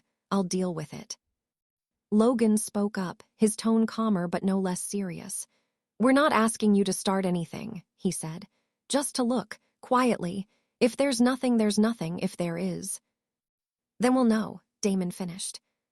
Rafe studied them, the anger in Damon's eyes, the steady worry in Logan's. He knew what this meant. If he did what they asked and was discovered, he could be punished for going behind the Alpha's back. "Discretion," Damon added. "No one goes with you. No one sees you taking pictures. You go, you read the ground, you bring it back to me. That's it." Rafe's jaw worked. He thought of the Luna, her laugh, the way she used to drag him into the kitchen for extra food after long patrols. He nodded slowly. "I'll go," he said. "I'll risk it." Damon's shoulders loosened a fraction. "Thank you," he said. The words came out rough. "I'll head out before dawn," Rafe added. "Less traffic, more scent left untouched." "Text me when you're near," Damon said. "Not details, just a ping. We'll talk in person when you're back." Rafe gave a short nod, then slipped away down the corridor, boots soft against the stone. Days stretched like years. In that time, Nightfall moved through grief routines, organizing patrols, feeding those too broken to cook, sitting with elders who had lost friends. Sebastian buried himself in logistics and condolences. Logan split his time between helping his father and acting as a quiet buffer between Damon and anyone who tried to pull him into normal duties too soon. Damon trained. He pushed his body until his muscles shook, until sweat drenched his shirt and the world blurred at the edges. When he wasn't fighting someone, he was packing, eyes distant, mind replaying the same loop. Her car, the road, the words no survivors. Rafe's absence sat like a stone at the back of his mind. Every time his phone buzzed, his chest jerked. 3 days later, he finally got the message. No details, just 3 words. "Back, need to talk." Damon left the training yard mid-round, dropping his sparring partner with a sharp, distracted hook and muttering an apology. He grabbed a shirt, pulling it over his damp skin as he strode toward the small storage room near the south entrance, the place he'd told Rafe to meet him. Logan intercepted him halfway, having seen the same message. Together, they slipped into the cramped room, closing the door behind them. Ruff stood near a stack of supply crates, arms folded. There was dust on his boots and the lower half of his pants, a faint smear of something dark on his sleeve. His usually unreadable face was tight. "Well," Damon asked, skipping any greeting. Ruff reached into his pocket and pulled out a small envelope, worn at the corners. He held it out. "I couldn't take too many," he said. "Didn't want anyone noticing the flash, but I got enough." Damon snatched the envelope, pulled out a handful of printed photos, hastily run off on the pack's small office printer. The quality wasn't perfect, but it didn't need to be. The first picture showed twisted metal, blackened and warped. What had once been a car now melted into shapes that barely resembled anything. The surrounding trees were scorched on one side, branches blackened. The next photo showed the road itself, a long skid mark where tires had lost grip, trailing into the shoulder. Claw marks scored the asphalt near the edge, darkened with something that wasn't just burned rubber. Damon's jaw tightened. His fingers trembled as he flipped to the next. Close up, a section of the dirt shoulder. The soil was disturbed, prints pressed in. Ruff had circled one in pen. Even in the monochrome print, Damon could see the outline. Not just wolf, markers in the scent that were Nightfall. "What did you smell?" Damon asked, voice low. Ruff hesitated, then spoke. "Rogues," he said. "Like the report said, their stink is all over the place, but under that faint old there were other markers, territorial, organized." He met Damon's eyes. Shadow Creek. Logan sucked in a breath. "Are you sure?" he asked. "You know what that means if you're wrong." Ruff's gaze didn't waver. "I've patrolled their borders," he said. "We've stared at each other across lines more times than I can count. I know their scent. This wasn't some random puckless scum. This was wolves who belong somewhere, wolves who had no business being there." Damon flipped through the last photo, a shot of a broken branch high up, deep claw marks carved into the bark. Not panicked scratching, deliberate, controlled. It wasn't an accident, it was a hunt. His grip on the photos creased the paper. "Does my father know?" he asked. "Not from me," Ruff said. "The official patrol either missed it in the smoke or didn't want to see it, or someone told them not to say it. I don't know, but it's there. Faint, mostly burned off, but there." Damon's heart pounded hard enough that he could feel it in his throat. Mason Hale. Shadow Creek. The road that had taken his mother hadn't just crumbled under her tires. It had been chosen. He looked up at Logan. Logan's face had gone paler, if that was possible. His brown eyes were wide, but behind the shock, something else was forming. Anger, yes, but more than that. Resolve. "So it was them," Logan said quietly. "Someone from Shadow Creek was there when she died." Damon nodded once. This wasn't just a crash. Ruff shifted his weight. "What are you going to do with this?" he asked. "You're playing with more than fire now. This is war fuel." Damon spread the photos on a crate, fingers pressing them flat. "I'm going to make sure Mason Hale pays," he said. Each word was slow, controlled, but the rage behind them was undeniable. "For every inch of road, for every flame, for every second she burned while they watched." Logan stared at his brother. "Damon." "No," Damon cut in. He turned to face both of them, shoulders squared, eyes blazing. "Listen to me. We can't undo what they did. We can't bring her back, but we sure as hell can make sure they regret ever breathing our name." Ruff looked between the brothers, reading the shift in the air. "This isn't just about you anymore," he warned. "This is about Nightfall." "I know," Damon said. "That's why we do it right. We don't storm the border drunk on grief. We plan, we get stronger, we use this." He tapped the photo with the circled footprint. "We don't let Dad hide behind accident and no proof anymore. We have proof." Logan took a slow breath in, then out. He looked at the evidence again, the prints, the claw marks, the wreckage.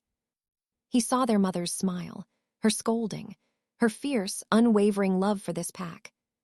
He saw Mason Hale in council meetings, always pushing, always needling, always looking for an opening.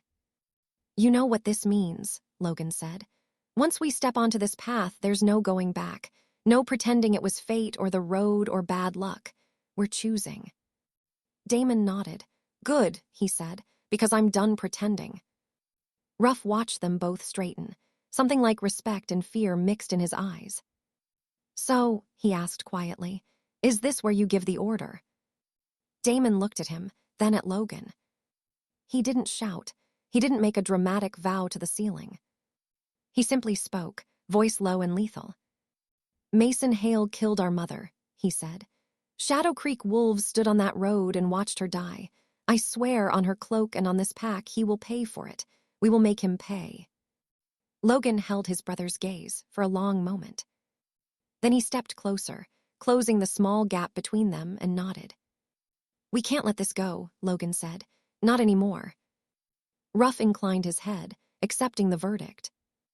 In that cramped storage room, lit only by a single buzzing ceiling light, the twin heirs of Nightfall, and the warrior who had risked his own standing to bring them the truth, stood over grainy photos and invisible scents and chose their future. The road that had taken their Luna had not just been an accident. It had become a line. And Damon Carter was already preparing to cross it. Chapter 5: The Revenge Plan and the Rise of the Villain. The smell of incense still clung to the Nightfall council room. Earlier, they had burned it for the Luna, thin curls of fragrant smoke rising toward the ceiling like prayers. Now only a faint residue remained, trapped in the heavy curtains and the wood of the long table, mixing with the sharper scent of wolves and old decisions. Elders sat in their usual places, dark-clothed and solemn. The polished surface of the table reflected their faces in soft, warped smudges. Outside the tall windows, the forest line was a dark cut against the overcast sky, wind-stirring branches that scratched weakly at the glass. Damon and Logan stood at one end of the table, side by side. They looked like mirror images at first glance. Both tall, Damon a towering 7 feet, Logan just a little shorter at 6.5. Same sharp jawlines, same high cheekbones, same straight noses, same broad shoulders filling out their black shirts. But Damon's brown hair was slightly long, tied back in a loose knot at the nape of his neck, a few strands falling forward over his forehead. His ocean blue eyes were hard, distant, colder than they had been days ago. The grief that had cracked him open at the ceremony had settled now into something sharper, more controlled, and more dangerous. Logan's black hair was shorter, styled back with the kind of unconscious neatness that came from years of habit. His brown eyes were tired, ringed with shadows, but they still held warmth when they flicked toward the pack elders, toward their father. He stood straighter now, as if some invisible weight had lowered onto his shoulders and he'd simply adjusted to carry it. At the head of the table, Alpha Sebastian Carter rested both hands on the wood, fingers spread wide, as if bracing himself against a storm only he could feel. The black shirt he wore looked more worn now, loosened at the collar, sleeves rolled to his elbows. The eldest council member, an old wolf with hair gone almost entirely white, cleared his throat. "We need to decide," he said, his voice rough with age and recent howling. "Nightfall cannot remain without a clear line of succession. The Luna is gone. The Alpha is grieving. The pack needs stability." A murmur of agreement rolled through the room. Another elder leaned forward, palms flat on the table. "Traditionally, the stronger son takes the title," he said. "In raw power, in combat, in presence, that is clearly Damon." A third elder lifted a hand. "But these are not simple times," she countered. "We have enemies watching, allies waiting to see if we fracture. Logan has proven calmer in council, more diplomatic. We need a mind as much as we need muscle." Their gazes slid to the twins, measuring, weighing. Damon's jaw clenched, but he said nothing. He stared at the far wall, at a framed photograph of his parents standing together after a long-ago treaty signing. His mother's smile in the picture felt like a ghost in the room. Logan shifted his weight slightly, hands loose at his sides. He felt every word like a weight added to a scale, Damon's strength, his own logic, knowing neither of them had asked to be dissected this way. "The pack respects Damon as a warrior," one elder said. "When he steps into the training yard, even the alphas in waiting watch him." "And they trust Logan's voice in negotiations," another replied. "He can sit across from a rival alpha without turning it into a challenge." Sebastian listened, eyes moving slowly from speaker to speaker. Tension sat at the corners of his mouth, tightening it with each mention of Luna is gone. Pack needs stability, enemies watching. "Both of my sons are capable," he said finally, cutting through the murmur. "Nightfall will not suffer from a lack of strength in the next generation." He let the words hang there for a second. "Then make a choice, Alpha," the white-haired elder pressed gently. "We loved your mate, we grieve her, but we must now look ahead. Who will stand where you stand?" Sebastian looked at Damon first. Damon's face gave nothing away. Blue eyes like frozen water. Hands relaxed in a way that looked almost rehearsed. Then Sebastian's gaze moved to Logan. Logan met it, straightening imperceptibly. His heart beat faster, but his expression stayed level, his eyes steady. For a brief moment, Sebastian saw them not as princes, not as his sons, but as the future pillars of a pack that could not afford to crack. He drew in a breath. "The Alpha Oath ceremony will be held soon," he said, "for both of my sons."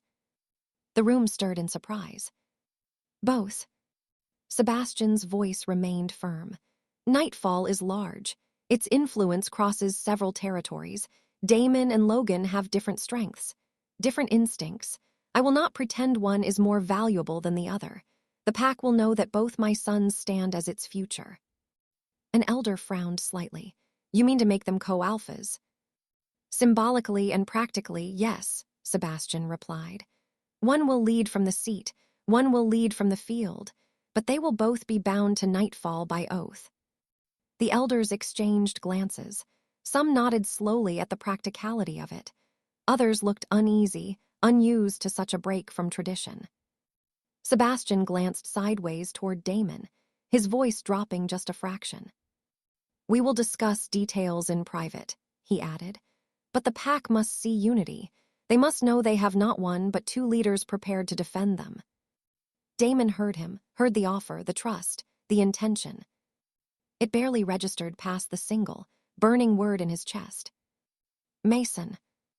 The meeting dragged on with talk of dates and rituals, preparations and announcements, but Damon's mind kept twisting away. Every time someone said oath, he heard road. Every time someone said future, he saw fire. When the elders were dismissed, and the room began to empty, Sebastian gestured for both sons to remain. As the last council member left, shutting the heavy door behind them, an uneasy silence settled in the room. Sebastian rounded the table slowly, coming to stand directly in front of Damon and Logan. "You heard them," he said quietly. "Nightfall is looking to you now." Logan nodded once. "We understand." Sebastian's eyes softened when they moved to Damon. "I know this is not the way we wanted you to step into leadership," he said. "Your mother should be here. She should be the one standing beside me when you take the oath. But we don't get to choose how fate." "I don't care about the oath," Damon cut in, the words flat and suddenly very loud in the enclosed room. The silence thickened. Sebastian's brows drew together. "You don't care." "About becoming alpha right now," Damon clarified, lifting his chin. "About chairs and titles and ceremonies while she's ash on the side of a road." Logan's eyes flicked toward him sharply. "Damon." "No," Damon said, not looking at his brother. "I'm not going to stand there and swear to protect a pack when the man who murdered our mother breathes free air 2 territories away." Sebastian's expression hardened, alpha side surfacing. "We have discussed this. We have no proof that Mason Hale." Damon stepped forward, close enough that his height forced his father to tilt his head up slightly to meet his eyes. "You have 2 sons, father," he said, voice low and edged with something sharp. "I only had one mother." The sentence hit the room like a blow. Sebastian's breath stalled. For a second, he looked less like an alpha and more like a man whose heart had been ripped out and then asked to keep beating anyway. "You think I don't feel this?" Sebastian asked quietly. "You think I don't wake up every hour expecting to hear her voice? You think I don't want to tear into Shadow Creek myself?" "Then why aren't you?" Damon shot back. "Why are we talking about ceremonies instead of war plans?" "Because I have to think of more than my rage," Sebastian said, temper flaring. "I have to think of every wolf under our protection. Your mother would kill me herself if I dragged Nightfall into a war we're not ready for." "She's already dead," Damon snapped. Logan flinched at the bluntness, the cruelty of the truth thrown like a stone between them. Sebastian's jaw clenched so hard a muscle jumped in his cheek. When he spoke again, his voice was quieter, but it held the kind of authority that had built Nightfall from blood and bargaining. "You are my son," he said, "and you are hurting, but I will not let your pain decide for this pack. You will take the oath, Damon. You will stand beside your brother. You will lead." Damon shook his head slowly. "No," he said. "You want an alpha who's thinking about borders and trade deals while Mason Hale sleeps. Fine, you've got one." He jerked his chin in Logan's direction. "Make him alpha, officially, publicly. Let him sit in your chair. I don't want it." Logan stared at him. Damon, that's not how this works. It's exactly how it works, Damon replied. You said it yourself, you're better in council. They listen when you talk. He turned back to Sebastian. Let him be the alpha you and the elders want. Let him keep the peace. Let him hold the pack together. Sebastian's eyes narrowed, suspicious. And what will you do? Damon's blue gaze went cold in a way Logan had never seen on his brother before. I'll do what I'm good at, he said. Hunt. He took a step back, opening his arms slightly like he was walking into a fight. You keep saying we have no proof, he continued. Fine, I'll get it. I'll rip it out of Shadow Creek's territory with my bare hands if I have to, but I can't do that if I'm chained to a chair and a title. Make Logan alpha, father. Let me be your weapon. Sebastian was stunned into silence. The room felt suddenly smaller, like the walls had leaned in. Logan's stomach knotted. The idea of sitting in their father's chair without Damon beside him felt wrong, unbalanced, like trying to walk with one leg asleep. But when he looked at his brother now, at the way Damon's hands curled and uncurled restlessly, at the violence simmering just beneath his skin, he knew. Damon couldn't lead a grieving pack right now. He was too broken, too focused, too dangerous. Dad, Logan said quietly, maybe he's right. Sebastian turned on him. You agree with this, with your brother running off half-cocked into enemy territory. No, Logan said. I don't agree with him running off half-cocked. He paused. But he won't stop. You know he won't. You can make him alpha on paper, but in his head, he'll still be hunting. Better to give that rage a direction than pretend it isn't there. He looked between them, voice softening. Let me carry the formal stuff for now, he said. The meetings, the negotiations, the trade, let me be the face. Damon can be what he already is to the warriors, our spear, our sword. Sebastian stared at his younger son, seeing not the boy who used to hide from sparring matches in the library, but a man who understood the brutal math of leadership. I don't like it, Sebastian said. Any of it. Neither do we, Logan replied, but we don't like her dead either. The words hung there. Slowly, reluctantly, Sebastian exhaled. You would accept the oath, he asked Logan. You would stand before the pack and carry the title, even knowing your brother won't be beside you. Logan hesitated for only a heartbeat. If it keeps Nightfall steady while Damon does what we both know he's going to do anyway, he said, then yes. Sebastian looked at Damon once more. Rage burned in his eldest son's eyes, but beneath it, there was something else, a desperate, raw need to do something, to not stand still while the world that had taken their mother pretended to move on. I never wanted to split you like this, Sebastian said. One in the chair, one in the shadows. We were always like this, Damon said quietly, something almost like a bitter fondness flickering in his voice. You just didn't want to admit it. Sebastian's shoulders sagged a fraction. Very well, he said. The elders will be told that Logan's alpha oath will be prioritized. Damon will remain as future war leader and beta in title until he returns. If he returns hung there unsaid.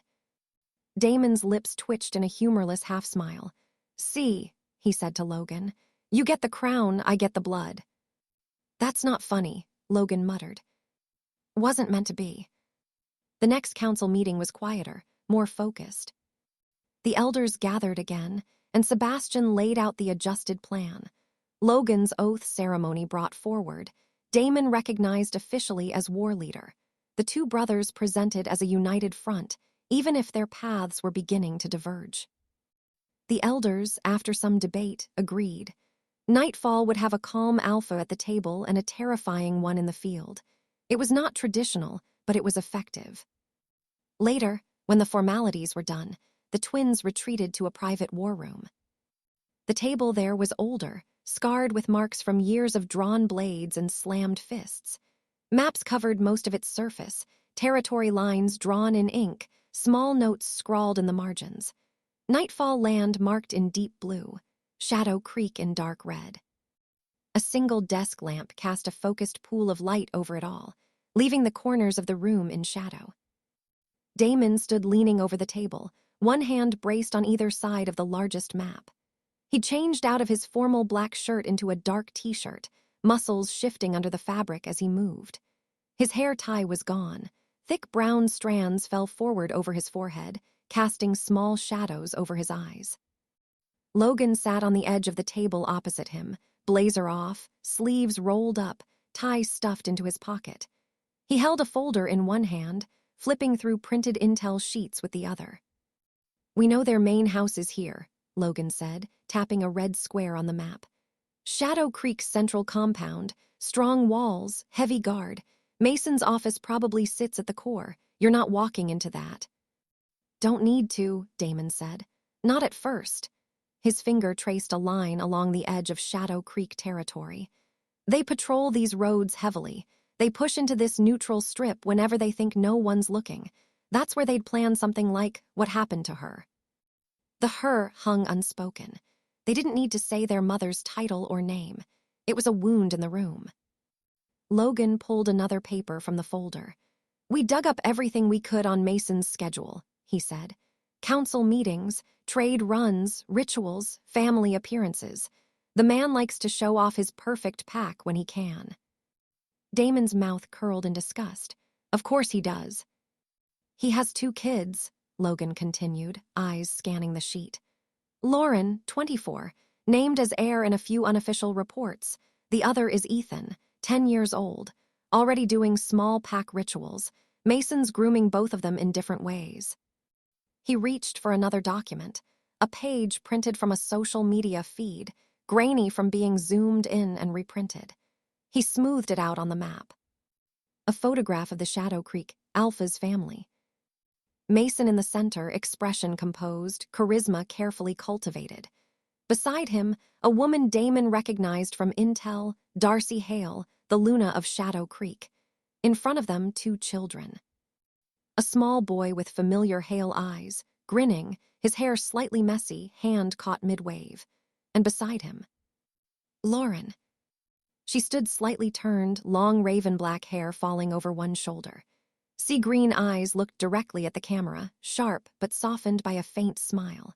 She wore simple clothes, dark fitted top, jeans, but even in the grainy print, Damon could see the lines of her body, the way she carried herself.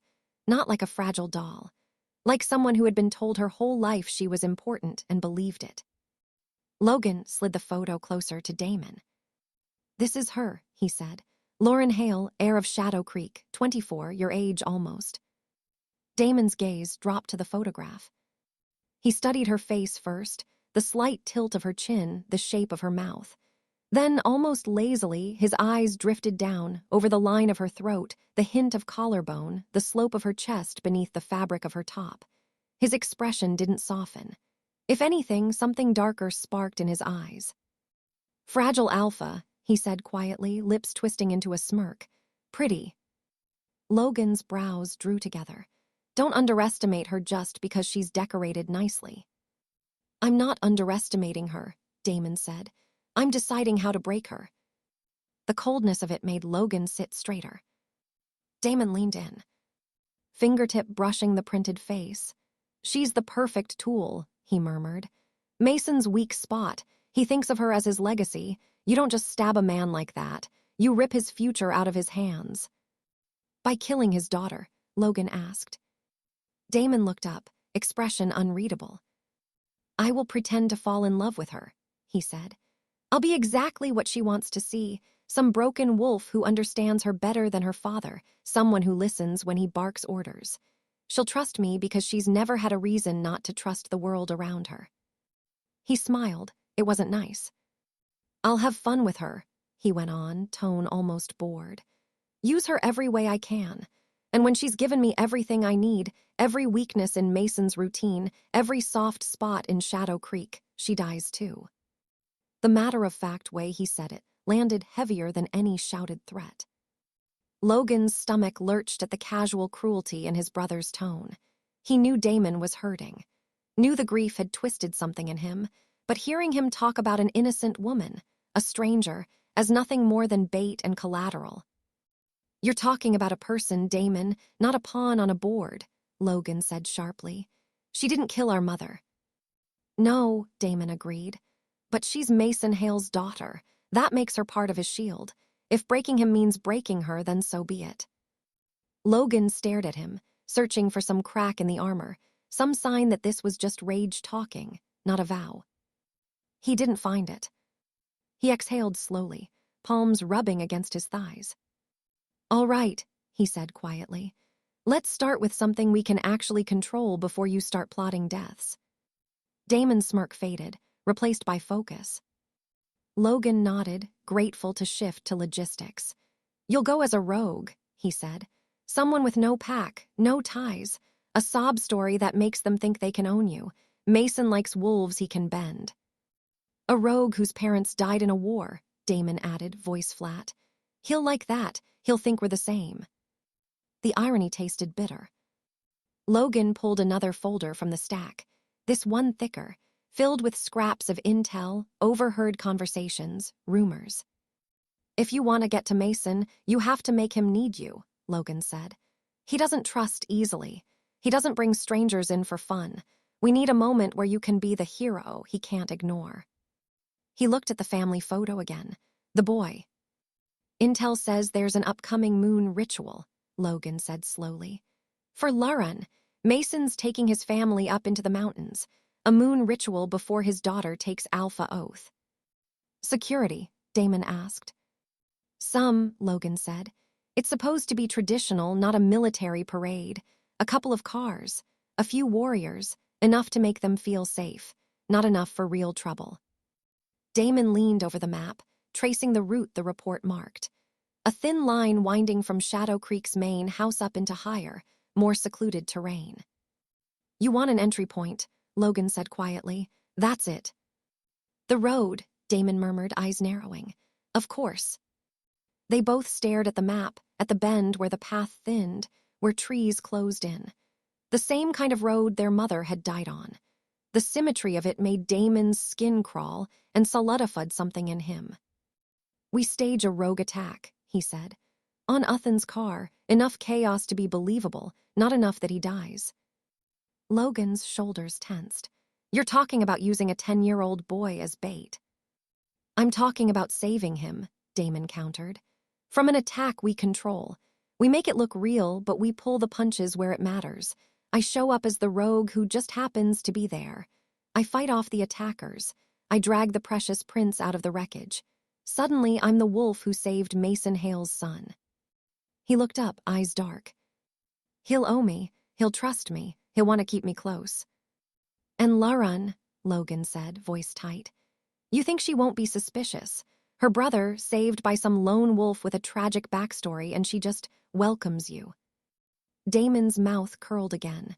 She'll want to protect him, he said. She'll want to understand the man who kept him alive.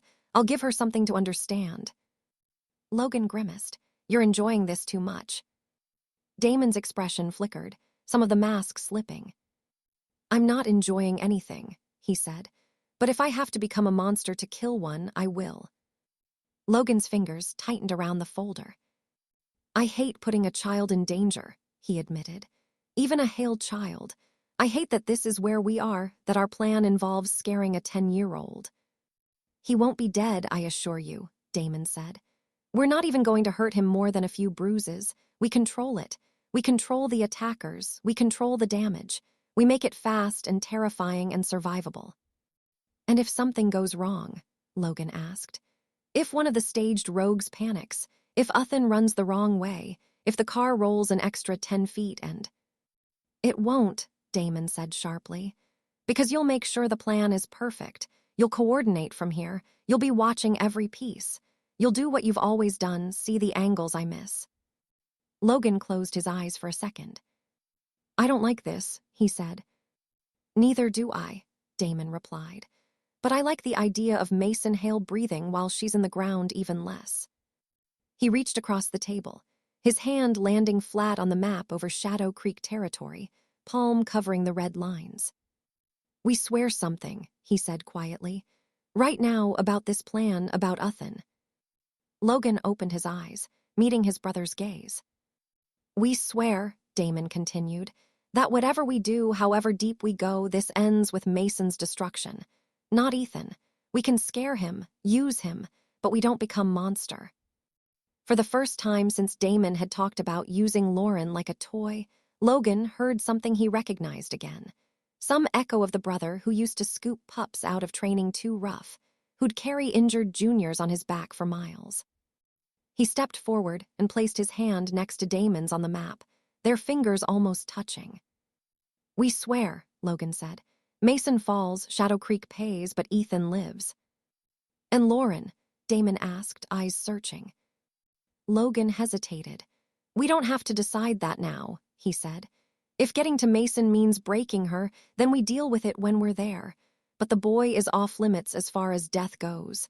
That much we decide now." Damon held his gaze for a moment, then nodded slowly. "Fine," he said. "Ethan lives." Rafe would be called in later, trusted lieutenants carefully chosen and briefed. They would recruit a small group of Nightfall wolves willing to play the part of rogues on foreign soil, with the strictest order. No lethal strikes. Chaos without slaughter. Plans were drawn, routes measured, contingencies argued over late into the night. By the time the lamp burned low, and the maps were littered with notes, Damon's decision had hardened into something immovable. He would leave Nightfall. Not as a runaway, not as an outcast, as a weapon walking into enemy territory with a smile and a lie. In the quiet hours before dawn, he stood in his room, the familiar space suddenly feeling too small. A duffel bag lay open on the bed, half-packed with clothes dark enough to blend in anywhere. A plain leather jacket, neutral non-Nightfall boots, no crest, no insignia. He picked up his mother's pendant from where he'd left it on his nightstand. The pack had recovered it from her cloak before the ceremony and placed it in his hands afterward, as if they expected him to carry the weight of it. The silver crescent moon was cool against his skin. For a moment, his fingers trembled. He could almost hear her voice. "Don't lose yourself in your rage, Damon. That's how men like Mason win. They make you forget who you are." He closed his hand around the pendant, knuckles whitening. "I'm not forgetting," he whispered into the empty room. "I'm remembering every second." He slipped the pendant into the inside pocket of his jacket, close to his heart. Not visible, not for show, for him. Logan knocked once and stepped in, already dressed for the day in a clean shirt and slacks, the beginnings of an alpha's public armor. "So this is it," Logan said. "This is it," Damon replied. They looked at each other for a long moment, two halves of something that was about to be stretched thin across enemy lines. "You come back," Logan said finally. It wasn't a question. It was an order. "You don't get to go play rogue hero villain and die on some road in their territory. That's our family's quota for road deaths, understand?" Damon huffed out a breath that almost passed for a laugh. "I'll come back," he said. "Not done yet." They stepped forward at the same time and pulled each other into a rough embrace. Damon's arms wrapped around Logan's shoulders, pulling him in hard enough to make his ribs protest. Logan's hands clenched into the back of Damon's jacket. "Be smart," Logan muttered, "not just strong." "You keep the pack from falling apart," Damon said, "and keep Dad from doing anything stupid." "He thinks that's my job anyway," Logan replied. They pulled back. Dawn light skimmed through the window, gray and thin. Somewhere outside, the pack was waking, unaware that one of their princes was about to vanish into the shadows of a rival's land. Damon picked up his duffel and slung it over his shoulder. The weight settled there easily. He'd carried heavier. He didn't look back again as he walked out of the room, down the corridor, past the framed photos of family and pack. His boots echoed softly on the stone, a steady, unhurried rhythm. Every step took him farther from the boy his mother had raised and closer to the man he was choosing to become. Something caught between hero and villain, forged in grief and sharpened into revenge. Outside, the road waited. Not the one that had taken his mother, but one that led straight toward the man who had turned accident into a weapon. Damon Carter stepped onto it with his mother's memory in his chest, and a heart full of vengeance, ready to play whatever role he had to. Even if it meant becoming the monster that hunted monsters. Chapter 6, The Moon's Blessings and the Rescue. Shadow Creek didn't feel like home on ritual nights. It felt like a living thing holding its breath. The pack house buzzed, not loud, not chaotic, but tight. Wolves moved through the hallways with their shoulders a little higher, voices a little lower. Crates of torches sat stacked by the main doors. Bowls of flowers and herbs lined the long tables. Someone had polished the stone floor until it caught the light from the chandeliers overhead. Lauren walked straight through the middle of it all, cloak already fastened at her throat. The dark fabric hung heavy and clean against her back, edged with a simple silver trim that brushed against her boots as she walked. Her hair was pinned half up, the rest falling down her back in inky waves. A beta padded beside her, listing off items on a clipboard. She didn't need to read it. She'd memorized everything since dawn. "Torches in the second Jeep," she said, waving toward a crate near the entrance. "If the lead car gets blocked, I'm not scrambling over it in the dark for fire." "Yes, Lauren," the Omega handling them said quickly, readjusting her grip and moving to the right vehicle. "And the offerings?" Lauren asked. Another Omega hurried forward with a wide, shallow basket covered in a white cloth. Lauren lifted the edge, checking the layered bread, salt, and herbs inside, and the small silver bowl in the center. "Careful with that," she said, smoothing the cloth back into place. "If this falls, I think the moon will strike me first." The Omega gave a shaky laugh. "No chance, she loves you." Lauren smiled, short but genuine, then moved on. The council room doors were partially open. Voices drifted out, old, measured, carrying the weight of years.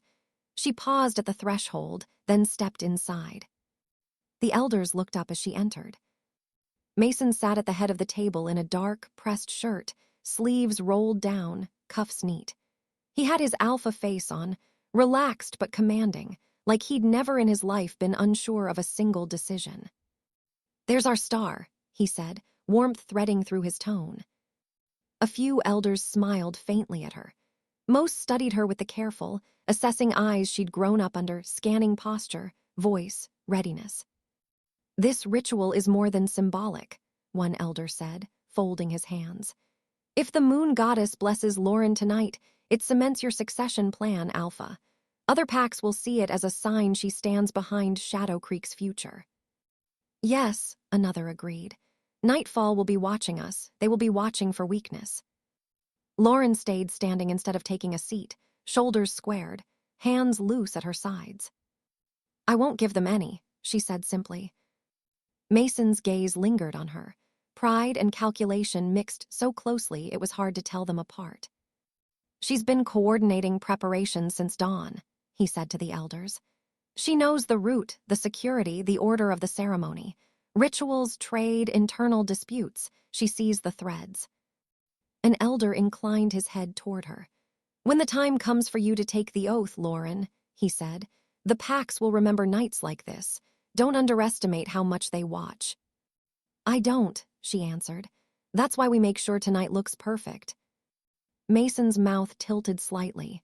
"Not just looks, is," he corrected softly. "We don't fake strength in this pack."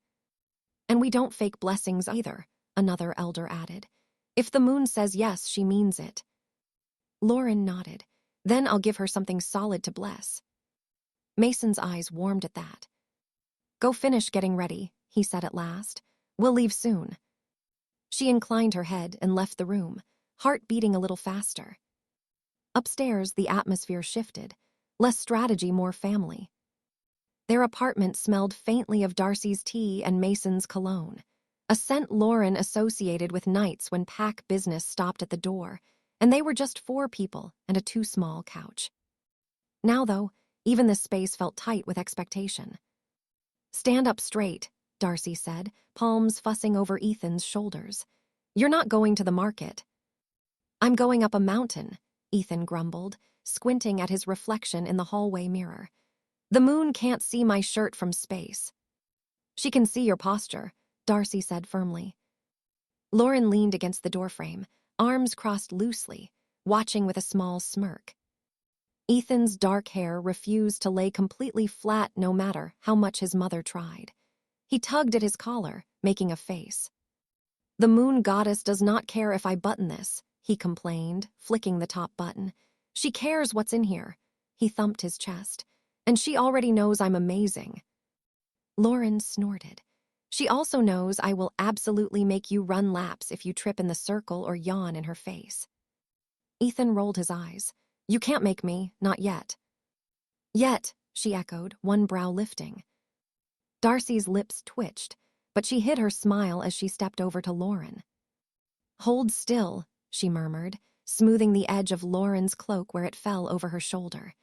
"It's sitting crooked, and if you're going to represent this family at the Stones, it won't be in a crooked cloak." Lauren picked at a thread that wasn't actually loose. "I don't know why I'm nervous," she said quietly. "I've been up there 100 times." Darcy's hands paused, then moved to cup her daughter's jaw gently. "Because this time it's not just about watching other wolves kneel," she said. "It's about you, about the pack seeing you as more than the girl who organizes their schedules." "I want them to," Lauren admitted. I just want Dad to look at me and know he made the right choice." Darcy's gaze softened. "He already knows," she said. "He just forgets how to show it when he's busy carrying the world in his teeth." A knock sounded lightly on the open doorframe. Mason leaned there, one hand braced against the wood, watching them. "May I borrow her?" he asked. Darcy patted Lauren's arm and stepped aside. "She's yours," she said, "until the moon steals her."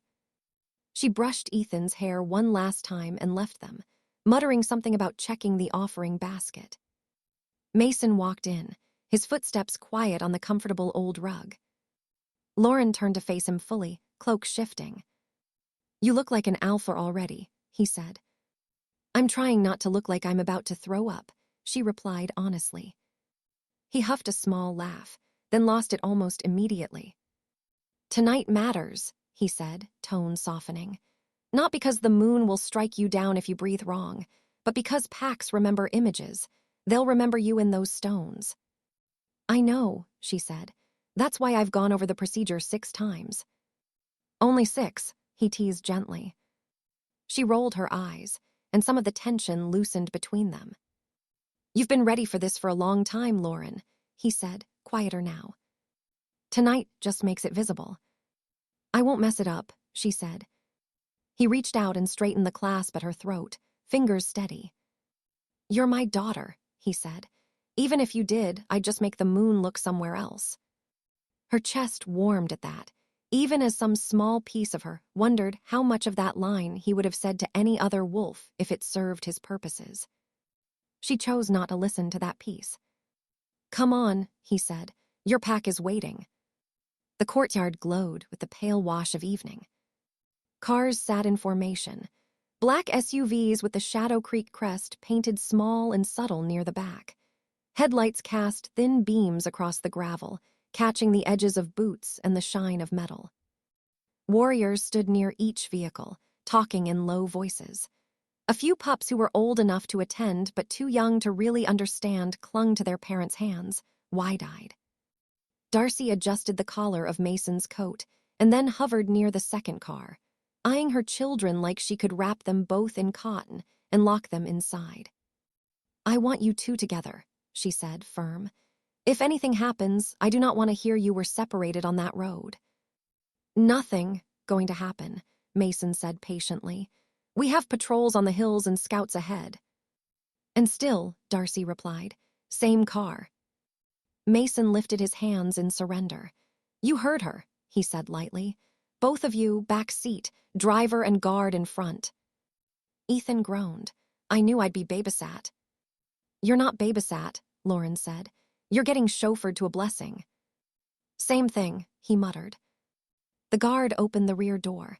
Ethan slid in first, scooting over. He stuck his hand out to her in a mock gentlemanly gesture.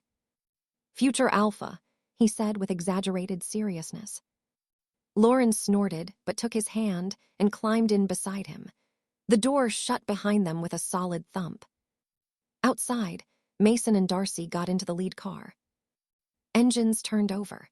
The convoy pulled out through the gates and onto the narrow mountain road, taillights winking like small, moving embers. Inside the car, the heater hummed softly. The driver and guard in front spoke in quiet, clipped phrases as they checked in overpacked channels. Ethan pressed his forehead against the window, watching trees blur past, their black silhouettes cut against a fatting sky. "You think she's actually watching?" he asked suddenly. "Who?" Lauren asked. "The moon," he said. "Or is this just for show so the elders stop whining about tradition?" Lauren shifted, turning her head to look out her own window. "She's watching," she said. "If she was, half the things we've survived wouldn't make sense."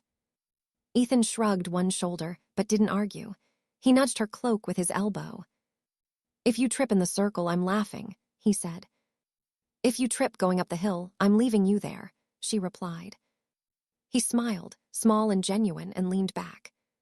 For a few minutes, the car fell into a comfortable silence, broken only by the hum of the engine and the crunch of gravel under the tires. Lauren inhaled deeply. Something tugged at the edge of her awareness. She shifted forward a little, nose wrinkling. Her wolf stirred under her skin, packing. "Do you smell that?" she asked quietly. Ethan sniffed lazily. "Trees, cold, our own guys." The guard glanced back briefly. "Everything's clear," he said. "We've got scouts ahead and on the flanks, no unusual scent markers." Lauren nodded slowly, but the tightness in her chest didn't quite ease. Maybe it was nerves. Maybe it was the fact that after tonight, she wouldn't just be organizing. They'd be looking at her like the next alpha in a way they never had before. She pushed the feeling down, just enough to breathe. On the Nightfall side of the border, the forest was quiet. Damon crouched on a ridge above the road, one hand pressed into the cold earth. The wind carried the sharp tang of Shadow Creek wolves, different spices under the same underlying musk that all wolves shared. His clothes were rough, chosen intentionally. Dark jeans, boots scuffed from long walks on unforgiving ground, a torn jacket that looked like it had seen too many miles. His hair was tied back loosely, a few strands hanging in his face. His phone vibrated once in his palm. He answered without lifting it far from his ear. "Logan." "We've got to change," Logan's voice came through, low and tense.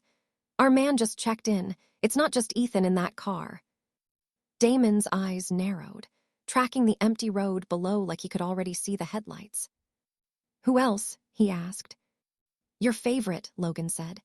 "The Trap Queen is in there too. Lauren, same car, back seat, guard and driver in front." Damon went very still. That wasn't how they'd drawn it up. The plan had been simple: terrify the son, save him, use him as a key. Now the daughter, the heir, the alpha-to-be was wrapped in the same thin metal box. "Abort," Logan asked. "We can pull our men back. No one knows we were waiting. Try another night when they're apart." Damon watched a crow flap lazily across the dim sky before disappearing into the trees. "No," he said. "We won't get a better crack than this. Mason put both his heirs in one hand. We'd be idiots not to punch it." "There are 2 kids in that car," Logan said, voice flattening. "I know exactly who's in the car," Damon replied. "I'll save them, both of them. I'll still make the attack real enough that Mason believes every second of it." There was a beat of silence. Damon could picture Logan pinching the bridge of his nose, packing Nightfall's war room. "All right," Logan said. "I'll tell our men to sell it harder. More noise, more mess." "Not just sell it," Damon said. "Tell them to fight me for real." "You serious?" Logan snapped. And here I was, thinking a light bruise would be enough. "If I walk into Shadow Creek without bleeding, Mason will sniff a lie a mile away," Damon said. "I want cracked ribs, cuts, the whole show. They don't pull their punches on me. They'll live." Logan exhaled sharply. "You're an idiot." "You're the one enabling me," Damon said. A reluctant huff, almost a laugh. "Fine," Logan said. "I'll tell them, don't hurt yourself too much." "Hurting is the point," Damon replied. "Call me if anything else changes." He ended the call and slid the phone back into his pocket. Then he closed his eyes for a second, inhaled, and let the wolf come closer. His bones shifted under his skin, not fully yet, but ready. In the distance, faint and low, He heard it, the smooth, steady hum of engines and the faint crunch of tires on gravel. Shadow Creek was coming. The mountain ritual site had seen more history than most wolves living there. Tonight it glowed with torches set in iron brackets around a wide stone circle. The full moon hung fat and pale above, lighting the clearings between the trees. Lauren stepped into the ring at the center, cloak swishing around her boots. The elders took their places around the edge, their faces turned toward her and the sky. The pack formed a wider circle beyond them, some in human form, some already letting their wolves sit just under the skin, eyes glowing faintly in the torchlight. "Lauren Hale," an elder called. "Daughter of Alpha Mason, heir of Shadow Creek, step forward." She did. She knelt at the center, the cold stone seeping through the thin soles of her boots. The air smelled like smoke, cold earth, and a tinge of something wild that always seemed stronger up here. The elder lifted his hands, chanting words that had been said over countless wolves before her. The pack answered with a low, rising hum. Lauren tipped her head back and closed her eyes. "I'm ready," she thought, not to anyone in the circle, not even to her father watching from the edge. To the moon, to whatever listened in that white disk above them. "I'm ready to carry this." The wind shifted, brushing across her face like a cool hand. A howl rose from somewhere in the circle. Others followed, threads of sound weaving around her, an old, raw song of grief and loyalty. When the elder finally touched her bowed head and murmured, "The moon sees you," her chest felt both heavier and lighter at the same time. She stood, legs tingling from kneeling so long. Mason watched her from just beyond the circle, expression controlled but satisfied. Darcy's hands were clasped tight in front of her. Ethan tried to look unimpressed and failed miserably. Pride shone in his eyes even as he pretended to inspect his fingernails.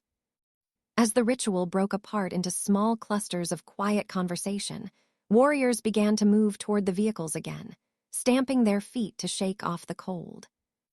The ride down was supposed to be simple, a reverse of what they'd already done. Up, bless, down, eat. Lauren made one last check with the elders, then walked with Ethan toward their car. "Do I have to bow to you now?" Ethan asked lightly. "You already should be," she said. "You just never listen." He bumped her shoulder with his. "You looked like an alpha," he admitted. "You didn't trip, I'm impressed." She grinned. "I told you I wouldn't." The driver opened the back door. They got in, Ethan sliding to the far side again, Lauren taking the seat beside him.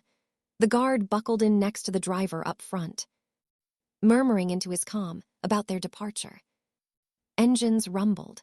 Torches dimmed behind them as they rolled away from the cleared circle and back onto the forest road. Lauren let her head rest briefly against the cool glass, watching trees slide by in tall, dark streaks.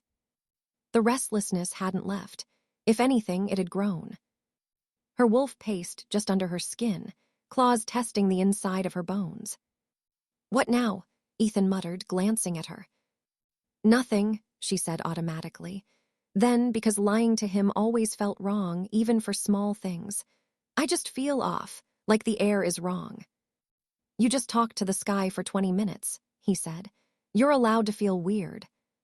She huffed a laugh, but her hand flexed subtly against her knee.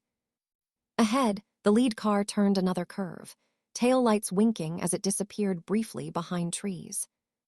Their car followed a few seconds behind, hugging the narrow ribbon of asphalt carved into the mountain. The moment the road constricted, Damon moved. The rogues hit like a storm. One shape burst from the trees to the right, then another from the left. The driver swore, jerking the wheel. The car swayed, then a third body slammed into the front corner. Tires screamed. "Hold on," the driver shouted. The SUV skidded sideways, the world outside Lauren's window turning into a blur of trees and sky. Ethan grabbed for the handle above his head. The car slid off the asphalt. The impact with the tree was sudden and violent, a crunch of metal and a deep, jarring thud that rattled Lauren's teeth. Her shoulders snapped against the seatbelt, her head whipping forward and smacking the seat in front of her. For a brief moment, There was only ringing silence and the sharp sting of air being knocked out of her lungs. Then chaos. Something slammed onto the roof. Claws scraped metal. A fist hit the rear side window, spiderwebbing the glass. The guard yelled something from the front that Lauren couldn't fully hear. A second blow shattered the window beside Ethan, spraying shards inward.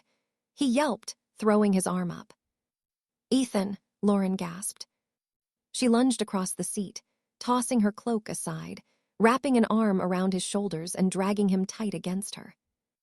"Down," she rasped. "Stay down." Her wolf surged up, furious instinct screaming at her to tear the door off and rip someone's throat out. Bones shifted under her skin, nails lengthened. Her vision sharpened as the change pulled at her. She half pushed away from Ethan, ready to kick the door open. A weight slammed into the other side of the car, jarring her mid-shift. Pain flared along her ribs as she hit the interior hard. Teeth snapped on the roof. Glass showered the front. The guard shouted again, then there was a grunt, a thud, the smell of fresh blood. Ethan clung to her, fingers digging into her arm. "Lauren." "I've got you," she ground out, but her wolf was pushing, choking on the confined space. She needed out. A deep, terrifying snarl cut through the din. It didn't come from the attackers. Something much bigger had arrived. Damon hit the nearest rogue, like a falling boulder. In wolf form, he was a blur of muscle and fur, barreling out from the trees with his jaws bared. He slammed the attacking wolf off the roof of the car, sending the man sprawling. Another rogue turned toward him, eyes flaring as he recognized his commander even through the act. They didn't hold back. Fangs clipped Damon's shoulder, tearing a long, shallow gash. Pain streaked down his side. He spun and drove his weight into the attacker, snarling and snapping, teeth closing around the man's foreleg without fully breaking bone. The rogue yelped, rolled, and came again. Damon took another impact to his flank. The world narrowed to fur and blood, and the metallic stink of Shadow Creek wolves in the air. The plan required violence, so he gave it every brutal inch he'd promised Logan. Through the wreck, he caught a glimpse, two figures tangled in the backseat, one shielding the other. Lauren's face flashed, hair wild, eyes bright with fear and fury, lips pulled back as her own wolf clawed at the surface. He tore his gaze away before it cost him. The guard lunged out from the front, half-shifted, swinging at a rogue with claws that weren't fully formed. He hit one attacker hard enough to make the show believable, then went down under another, gasping. Damon's wolf roared. He threw himself into the thick of it, jaws snapping, claws scoring, pushing the attackers away from the car. Inside, the pressure broke. In the backseat, Lauren finally had space. She let go. Her bones cracked and stretched, fur blooming along her skin as she shifted fully. Her cloak tore under the sudden surge of muscle. Her wolf burst forward, sleek, strong, dark-furred, eyes glowing sharp green. Ethan gasped, flattening himself against the far door to avoid getting kicked in the face. Lauren growled low, then launched herself out of the shattered side of the car, paws hitting the dirt with a thud. She didn't hesitate. She went straight for the nearest rogue. Her jaws closed around the attacker's shoulder, dragging him off balance. He snarled and twisted, playing his part, swiping at her flank. Another rogue, larger, turned toward her. And for a heartbeat, Damon forgot to move.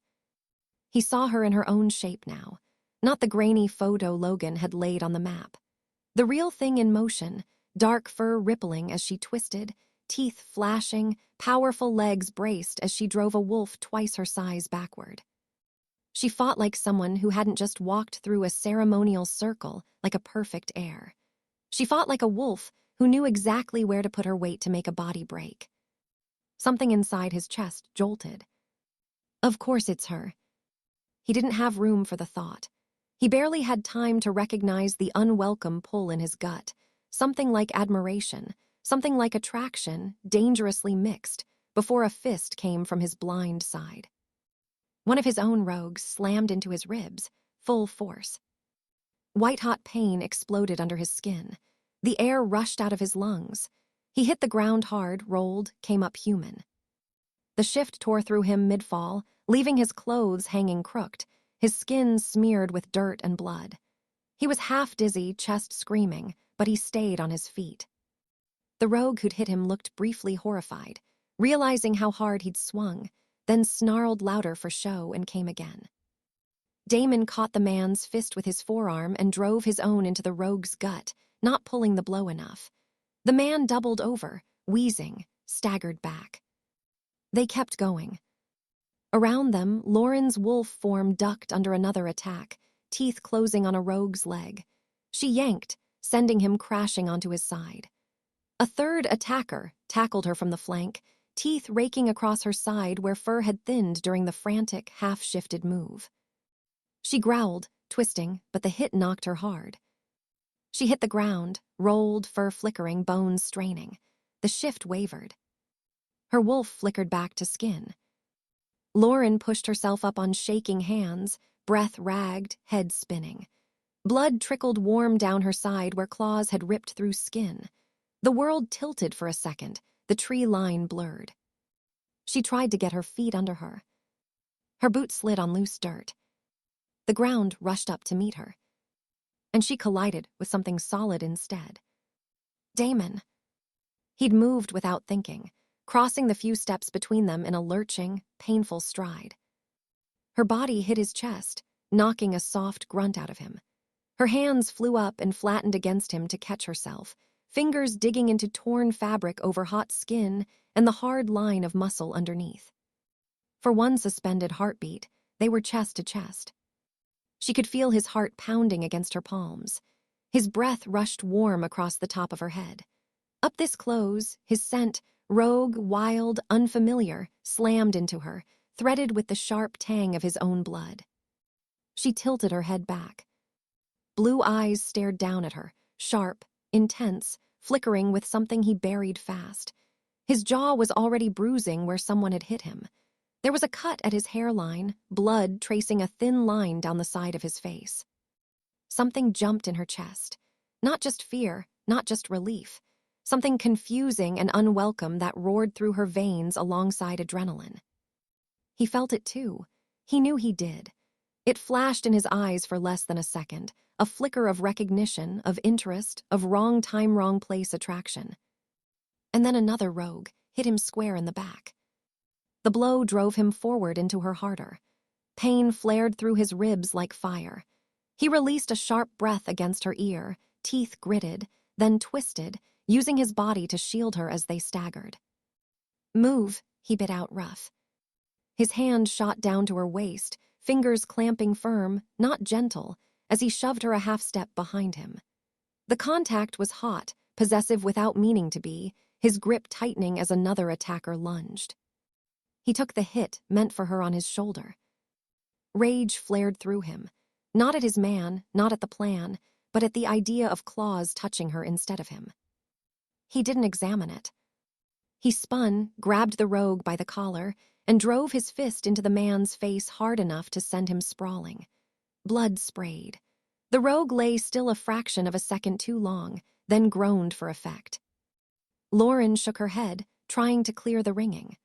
Her wolf snarled inside, furious at being knocked out of the fight, but her human body was lagging, slower to recover from the hit to her side. "Ethan," she gasped, turning toward the wrecked car. He was there, scrambling half out of the backseat, eyes wide, staring at the carnage. The guard lay near the front wheel, breathing but unmoving. A rogue lunged toward the open door. Damon moved. He left Lauren with a shove that was almost rough and barreled toward the car. He grabbed the attacker by the back of the neck and flung him aside, then reached into the rear. "Come on," he snapped.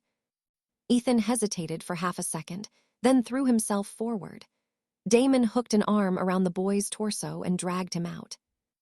Ethan's fingers latched onto his jacket, clinging. Lauren stumbled after them, her side throbbing.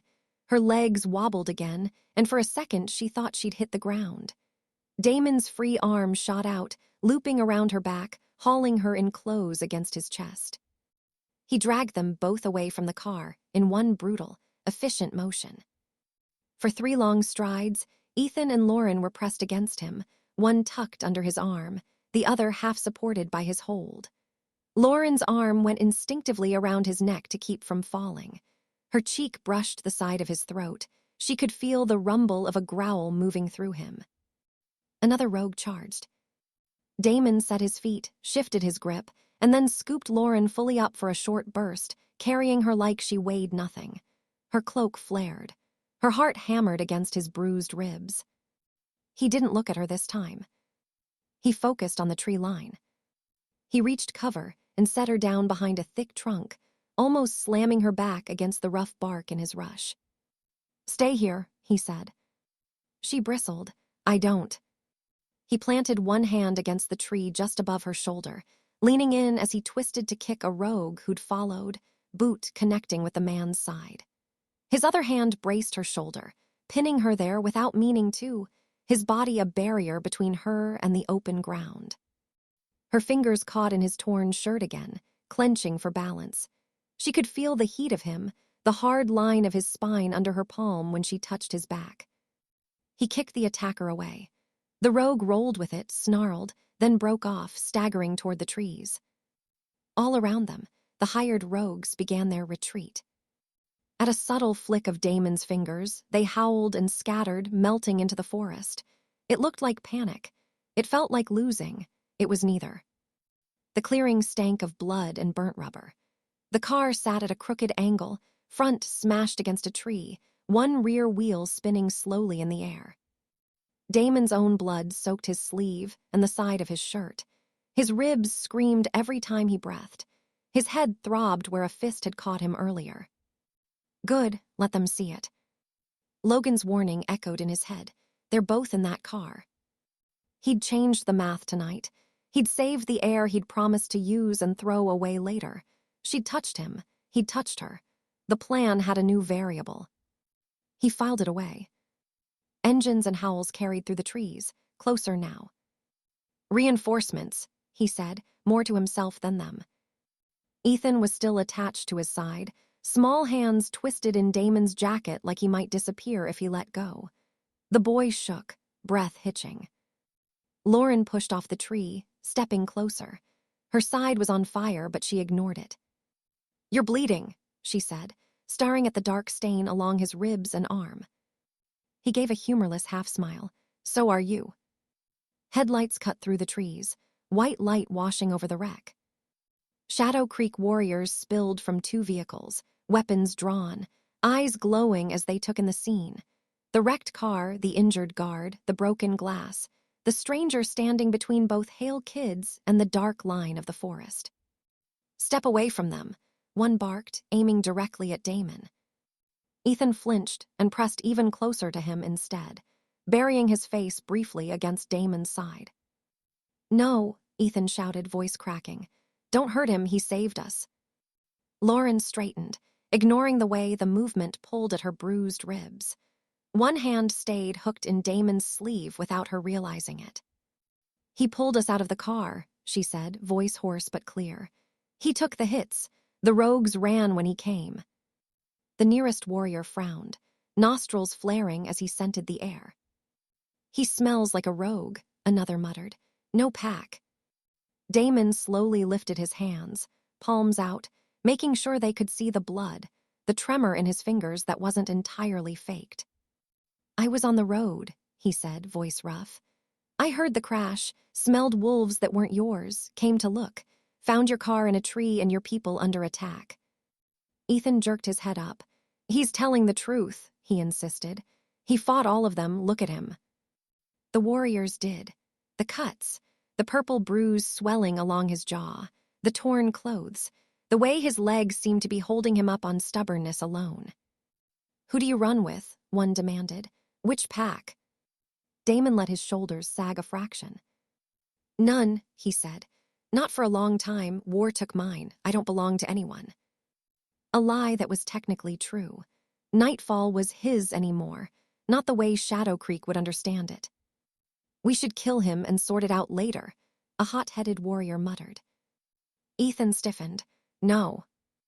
Lauren stepped closer to Damon, putting herself just half a step in front of him, not even thinking about it. Her shoulder brushed his arm. "He saved the Alpha's children," she said, voice iron now. "And I will personally tell my father the name of the warrior who pointed a weapon at him for it." That landed. Weapons lowered slowly. One of the warriors fumbled for his phone, already dialing.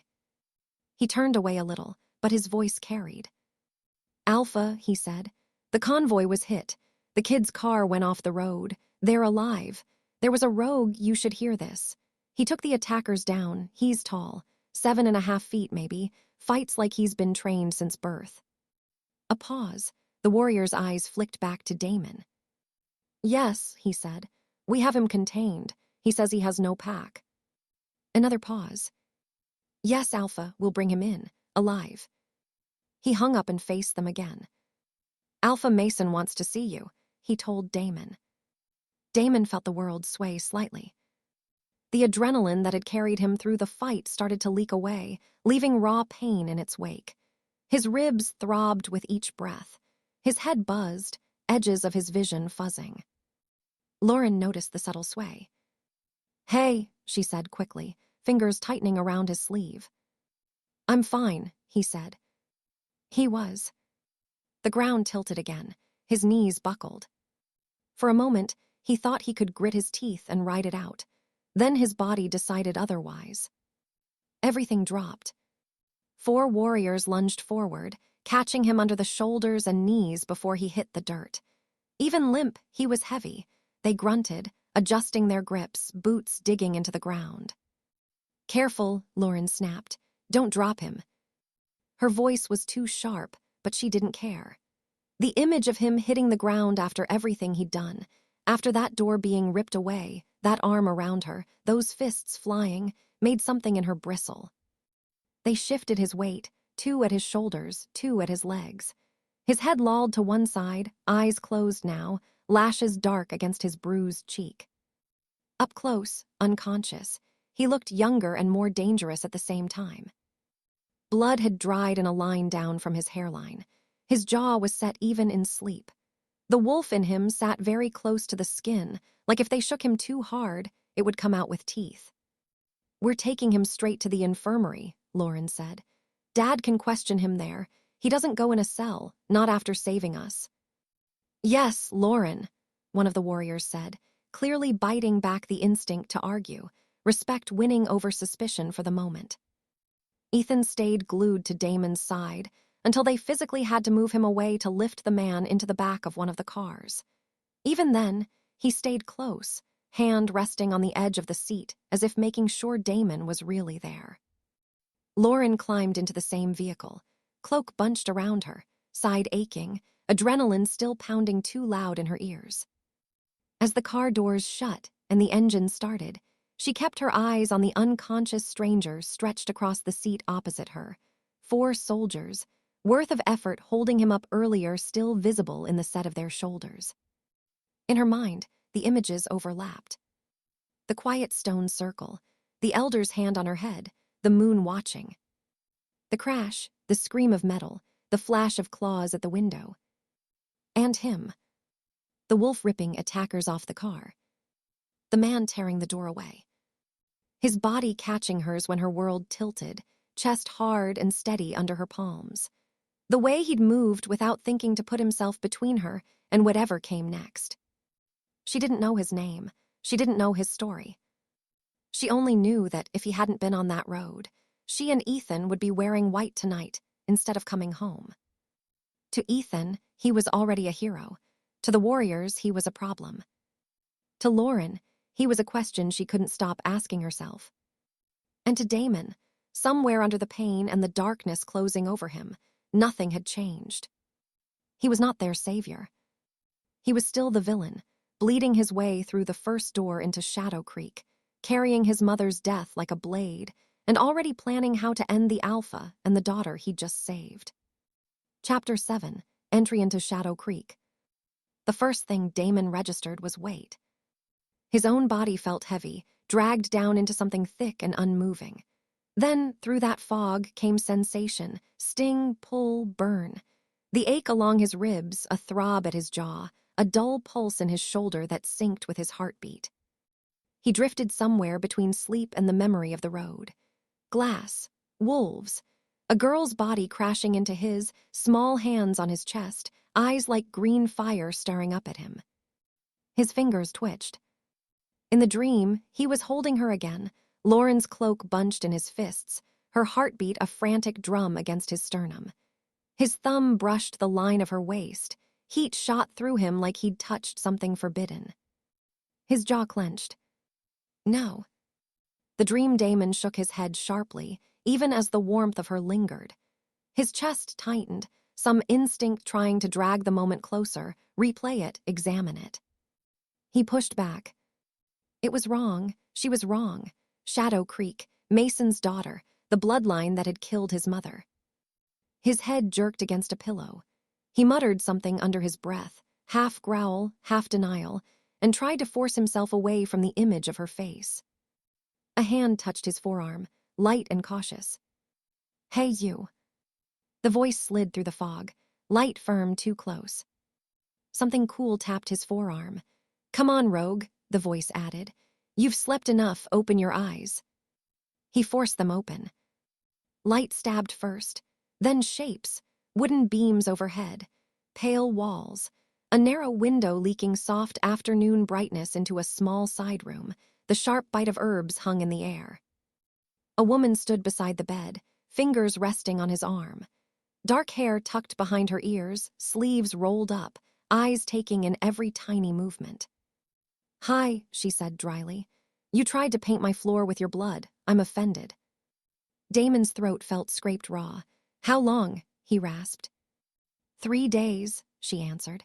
In and out at the start, mostly out. Warriors have been fighting over whose turn it is to babysit the wolf who took on 6 rogues for fun. 3 days. Logan would be packing holes in Nightfall's floor. Damon shifted, testing his body. Pain flared along his ribs and shoulder, hot and immediate, bandages tightening with each breath. Someone had cleaned him, wrapped his chest, stitched the cut at his hairline. He scanned the room without moving his head much. Bed, small table, chair in the corner with an empty coffee cup. No phone. Name, the healer asked, watching him carefully. His real one sat on his tongue for a heartbeat. Damon Carter. Nightfall. Son of the Alpha Mason Hale had tried to break. He swallowed it. Rogue, he said. No pack. She lifted a brow. That it. He let a beat pass. Kai, he added, choosing the alias he and Logan had dusted off years ago. Kai Moonville. Well, try not to rip your stitches, and maybe we'll get along, she said. Before he could reply, a knock sounded. The guard outside didn't wait for an answer. The door swung open. Mason Hale entered like the room belonged to him. It did. He wore a pressed dark shirt, sleeves rolled to his forearms, not a wrinkle out of place. His scent filled the space, alpha, smoke, old forest, power-honed, thin and sharp. There was a polite curve to his mouth, nothing of warmth in his eyes. So, Mason said, our stranger wakes. The warrior in the corner snapped to attention. The healer stepped back, leaving Damon in clear view. Damon kept his head against the pillow, eyes locked on the man who had ordered his mother's death like it was a business move. You're in Shadow Creek Pack House, Mason said. Under my roof. That's not an easy place for a rogue to be. Beats the ditch, Damon said, voice flat. Slightly. Mason's mouth flicked, just once. My warriors tell me you fought off an ambush on the mountain road, he continued. That you ripped a door off a crashed car and put yourself between my children and a pack of rogues you didn't know. That you took hits that should have broken you in half. He took a step closer, hands clasped loosely behind his back. Rogues don't usually do that, he said. So I'll ask again, who are you? Rogue, Damon repeated. No pack, war took them. Kai Moonville now if you need a name to shout. Mason tasted it. Kai, he said slowly. Moonville. His eyes narrowed. And you expect me to believe a nameless rogue with no loyalty to anyone throws himself into a fight that isn't his, for children who aren't his, for a pack that isn't his. I've seen enough kids die, Damon said. It came out low, edged with a truth Mason didn't deserve. Doesn't matter whose crest they wear, I don't like seeing it again. Just like that, Mason pressed. No reward, no plan. Damon held his gaze, expression bored. You think I had time to run the numbers? He asked. There was a car and a tree and a kid screaming, wolves on him. I moved. And my daughter, Mason asked softly. Did you know who she was? She was in the way, Damon said, so I pulled her out of it. The alpha stared at him for a long moment, weighing every blink. The door burst open again. Is he awake? Ethan barreled in, nearly sliding on the floor. Ethan, Darcy hissed, catching his shoulder, hair pulled back in a quick knot, worry lines still etched around her mouth. Ethan shrugged her off and stopped next to the bed, hands on the edge. You're up, he declared, eyes wide. You looked dead. Healy said you were stubborn. She was right. Damon stared at the kid, then at the hand he'd planted near his bandaged side. Still stubborn, he said. Ethan's throat bobbed. You saved us, he blurted, like anyone might have missed that. You saved me.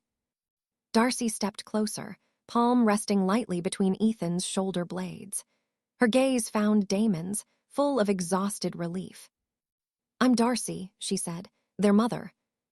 I figured, Damon replied. Thank you, she said, no flowery phrases, just those 2 words. For bringing them back, I don't know how to repay that. You already are, he said, nodding faintly toward the tray on the side table. Food's a good start. Her lips twitched, then I'll keep that up. A shift in the air drew his attention. Smoke, herbs, and something sharper, like rain on hot concrete. Lauren stood in the doorway. No cloak, no ceremony clothes, just dark jeans, a fitted top, hair still slightly damp at the ends from a shower. A faint healed line traced her cheek where glass had sliced it. Her wolf had already done most of the work. For the first time, Damon saw her fully lit, not half hidden by smoke and panic. Her sea-green eyes locked onto him. For a brief second, something flared in his chest, the echo of her pressed against him, fingers fisted in his shirt, heartbeat slamming against his ribs. He cut it down so fast it hurt. His face went still. He looked past her as if she were one more wolf in the doorway. Nothing special. Is he stable? She asked Healy, though her focus never left Damon's face. He's not going to die, Healy said, unless he does something stupid. Possible, Damon muttered. Lauren stepped inside, stopping near the end of the bed. She didn't come closer like Ethan had. She held a confident, careful distance, shoulders squared. You've been out for 3 days, she said. Every time I came in, you were either dead asleep or arguing with someone who wasn't there. Sounds like me, Damon replied. Lauren, Mason said, warning threaded in her name. She glanced at her father, then back at Damon.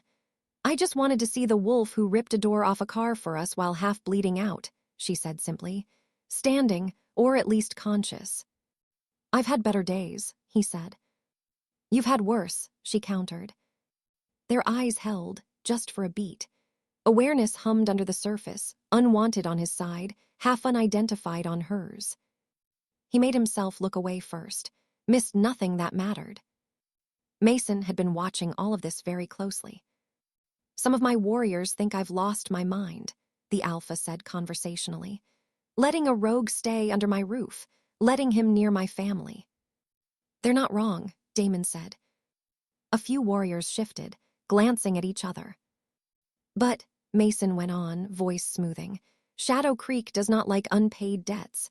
You brought my children home. That requires a response. He moved closer, casting a shadow over the bed. So, Kaimunville, he said, here is what will happen. You will stay, for now, as a guest, under strict observation. Polite word for a cage, Damon said. The most effective cages are polite, Mason answered. You'll have a room, food, access to our training yard. In return, you help train my warriors, assist on patrols if needed. You do not leave our borders without my permission. You do not bring trouble here. His gaze cooled. If you become trouble, I will deal with you myself. Every muscle in Damon's body wanted to answer that challenge. to tell him who he really was, to show him what Nightfall had raised. Not yet. Your roof, Damon said instead. Your rules. One of the warriors near the door bristled. Alpha, we don't know where he came from. We don't know who. Mason silenced him with a look. We owe him a debt, he repeated. He stays, for now, we watch, we learn. Healy stepped in again, hands on her hips. He rests, she cut in. Or he bleeds all over my floor again, and then you can interrogate his corpse. Mason's mouth tightened, but he nodded once and turned for the door. Welcome to Shadow Creek, Kai, he said without looking back. Try not to make me regret this. Ethan followed, turning at the last second. Don't go anywhere, he said unnecessarily. I need you to teach me the flip thing. No, Damon replied. I'm taking that as a yes, Ethan called, disappearing into the hall. Darcy shot Damon one last grateful look and gently pushed Ethan forward. Healy hovered only long enough to check his pulse again, then left with the warrior, giving him space. Lauren hung back a heartbeat longer. Thank you, she said quietly, for what you did, whatever your reasons were. He didn't answer. If she noticed the wall he put between them, she hid it. Her jaw flexed once, and she nodded. Rest, she said. My father will want more from you when you can stand. She turned and left, closing the door behind her. The silence that followed was thick. Damon lay still for a moment, listening to the distant murmur of voices in the hall, the groan of old wood, the steady thud of his own heartbeat, slower now. Then he moved. Every shift hurt, but pain was familiar. He eased himself upright, biting back a hiss when bandages dug into his ribs. His bare feet hit the cool floor. He checked the side table, drawer under the thin mattress, the chair. No phone. Logan's calls would be sitting unanswered in some limbo. Nightfall would assume he'd been captured, or killed. Both scenarios had their uses, but he needed a way to turn this position into what they'd planned. Damon pulled on the clean shirt someone had left, plain, dark, button-stiff from being folded. It scraped over the bandages. Each breath was a reminder. He opened the door and stepped into the hallway. The guest wing was quiet. Soft carpets muffled footsteps. Old black-and-white photos of past Shadow Creek wolves lined the walls. The air carried the layered scent of too many wolves living under one roof. Two guards talked at the far end, leaning against the wall, their voices low. He walked the other way. A few doors down, one stood slightly ajar. Light spilled out in a thin line. Her scent hit first. Smoke and herbs, and underneath it, the sharper note that had caught him in the forest. Lauren. He should have kept going. Instead, he paused, muscles drawn tight, listening.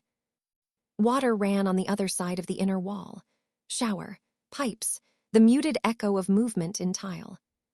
The room was neat, functional, a bed with a dark comforter, a desk under the window crowded with open notebooks, a couple of pens, a mug with cold tea. A jacket hung off the back of the chair. Her phone lay on the desk, face up, screen dark. He glanced over his shoulder. The guards at the far end hadn't moved. He slipped inside.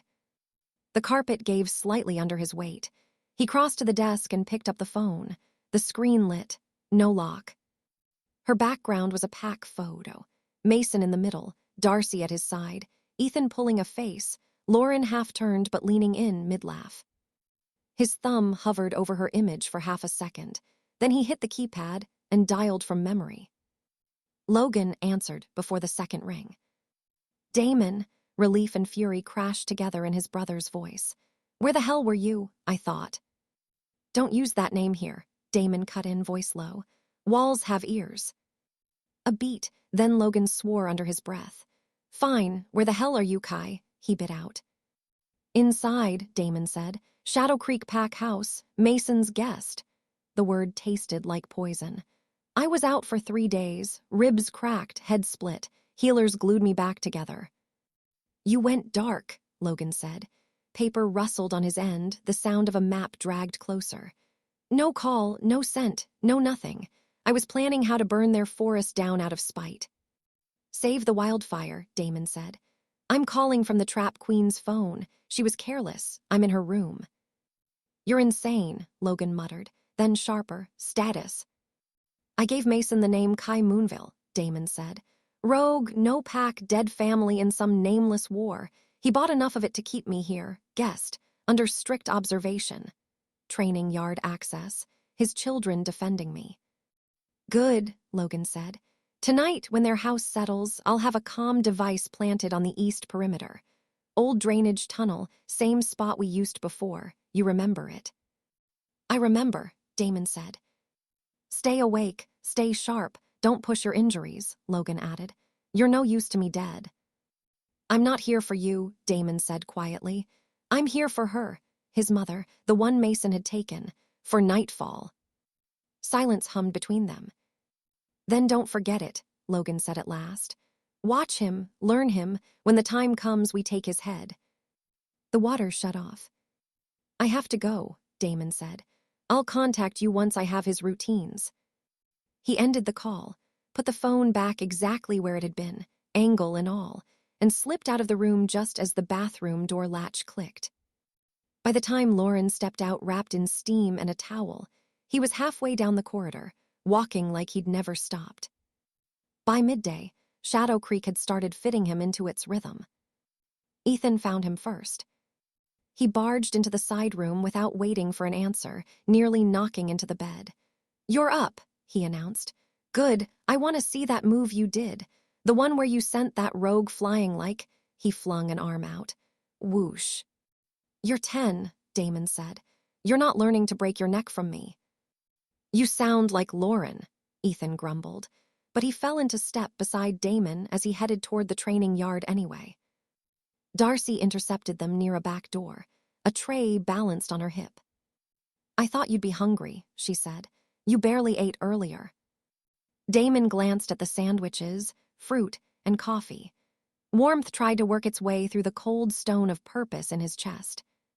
You're making it very annoying to hate this place, he said. Darcy's smile was faint. You don't have to decide that today, she replied. Just heal, that's enough for me. He took the tray, gave a short nod, and moved on. Later, a knock sounded on his open door.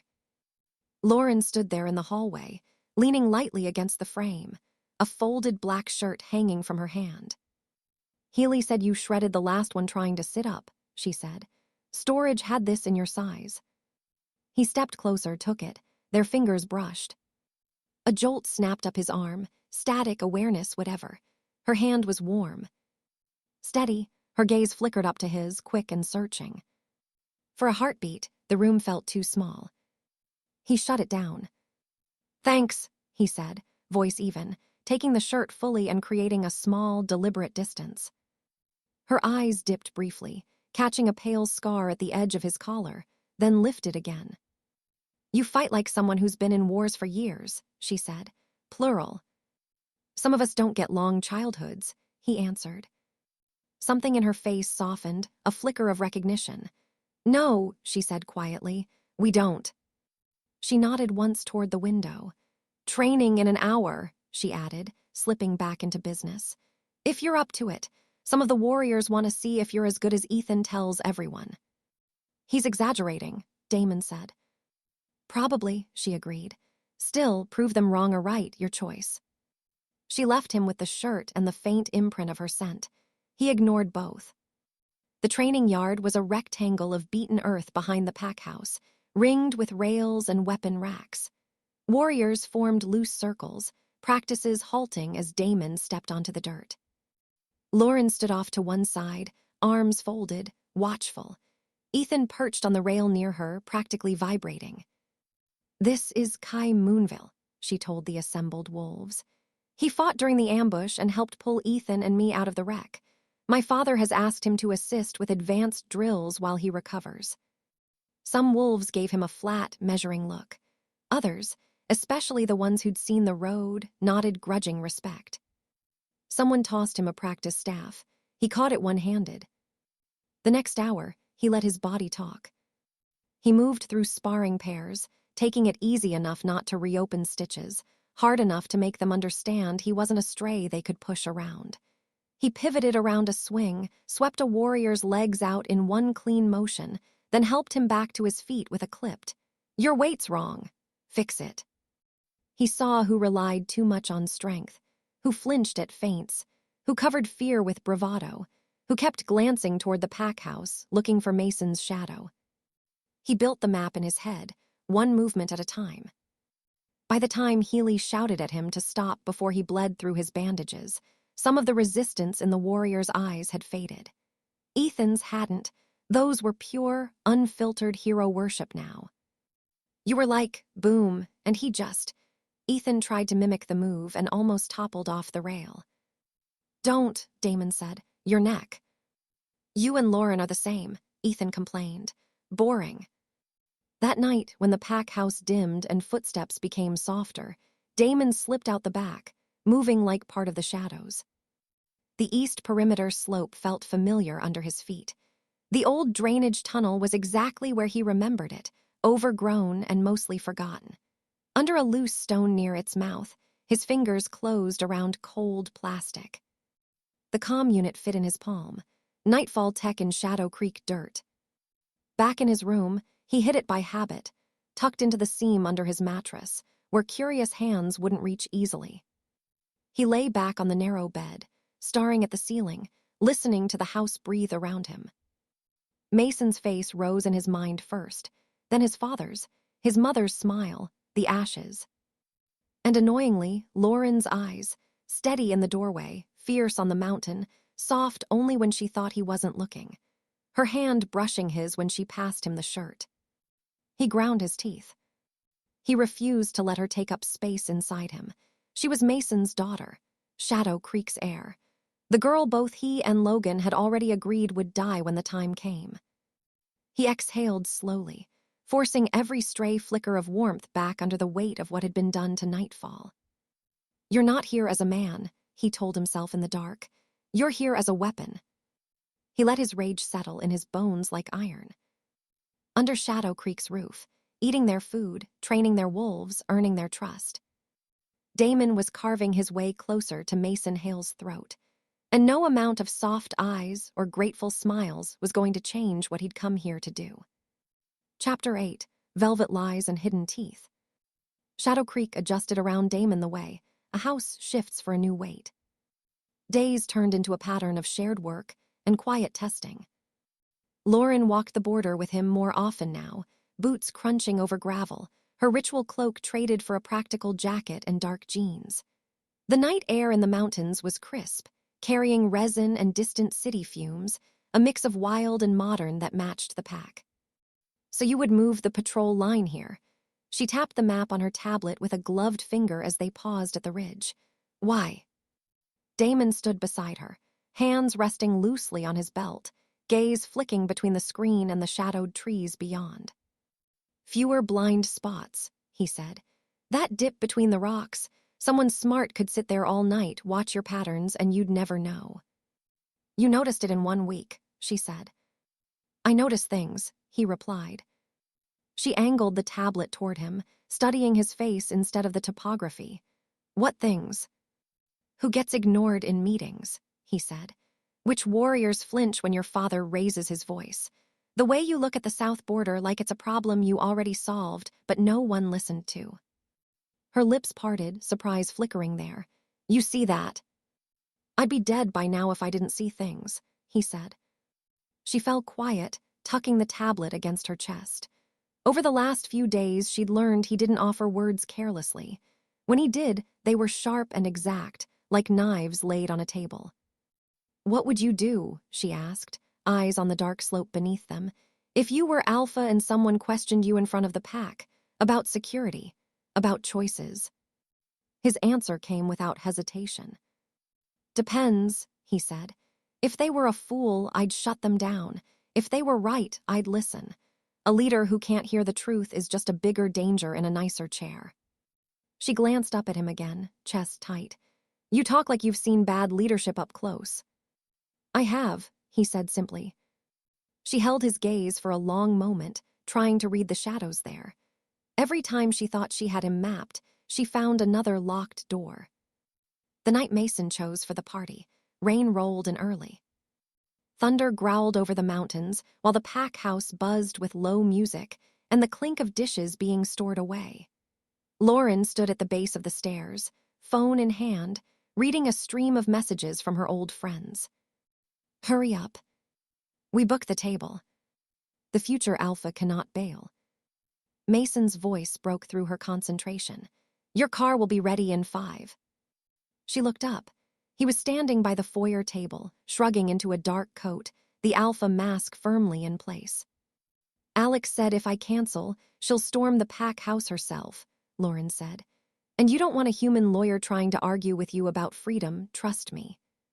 Mason's mouth curved faintly. I'd rather not have to erase her memory, he said dryly. You go, you enjoy your night with protection. His gaze slid to Damon, who leaned against the opposite wall, wearing his usual dark jacket, jeans, and the perpetual air of coiled control. Kai goes with you, Mason said. He doesn't leave your side. Lauren started to protest automatically. Dad. Mason lifted a hand. This is not negotiable. News of my heir is already out. There are wolves who'd like to test our defenses. You're not going out alone. He looked at Damon. You bring her back safe, he said, voice dipping just enough to reveal the father under the alpha. Or you don't come back. Damon met his eyes without flinching.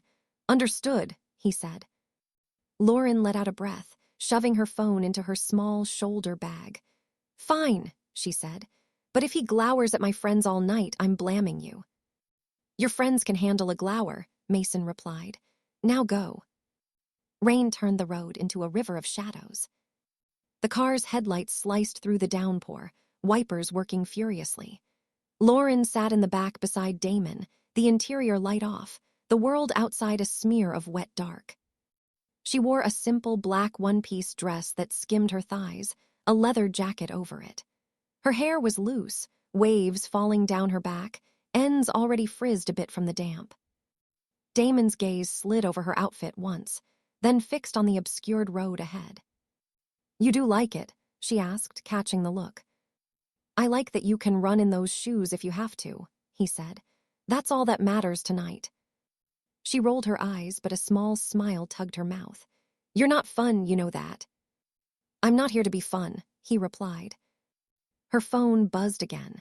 She ignored it this time, instead watching the side of his face, the way the occasional flash of lightning picked out the line of his jaw. You really don't mind, she asked suddenly, coming with me babysitting. If I minded, I wouldn't be here, he said. That's not an answer. He exhaled softly. It's another chance to see how far your father trusts me, he said, and how you act when you're not surrounded by wolves who bow every time you walk by. She snorted. So I'm an experiment now. Everyone is, he said. Before she could push that, his hand slipped into his pocket, fingers brushing the small comm. He'd already made the call earlier in his room, voice low and steady. Logan's tired sigh still echoed in his head. Another attack, Logan had asked. You sure you want to keep poking the same wound? Every time I bleed for them, Mason ties me tighter, Damon had said. He has to believe I'm his answer, make it small, messy, no deaths, just enough to make him see me as her shield. Now, as the car curved along the mountain road, thunder rolling closer, the flashes between the trees told him they were near the spot he'd chosen. The driver muttered a curse as a tree trunk crashed down across the road ahead, splintering under the weight of the storm. Another hit behind them almost immediately, boxing them in. Hold on, he shouted. The car skidded, spinning slightly before jolting to a halt. Lauren grabbed the handle above her head, body thrown sideways into Damon for a second. His hand shot out, steadying her waist. Rain battered the windows. The engine stuttered and died. What just happened? She breathed. Blocked road, the driver said, panic spiking in his scent. That tree didn't just fall, not like that. Dark shapes moved between the trunks. Wolves, too many eyes, too deliberate a spread. Rouges, Damon said quietly. His wolf rose, hot and ready, even though his human mind recognized the gait, the sense. Nightfall, his men, his order. He looked at Lauren. Her spine had locked, eyes already hardening, the air mask slamming into place over the girl who had been texting about cocktails 10 minutes ago.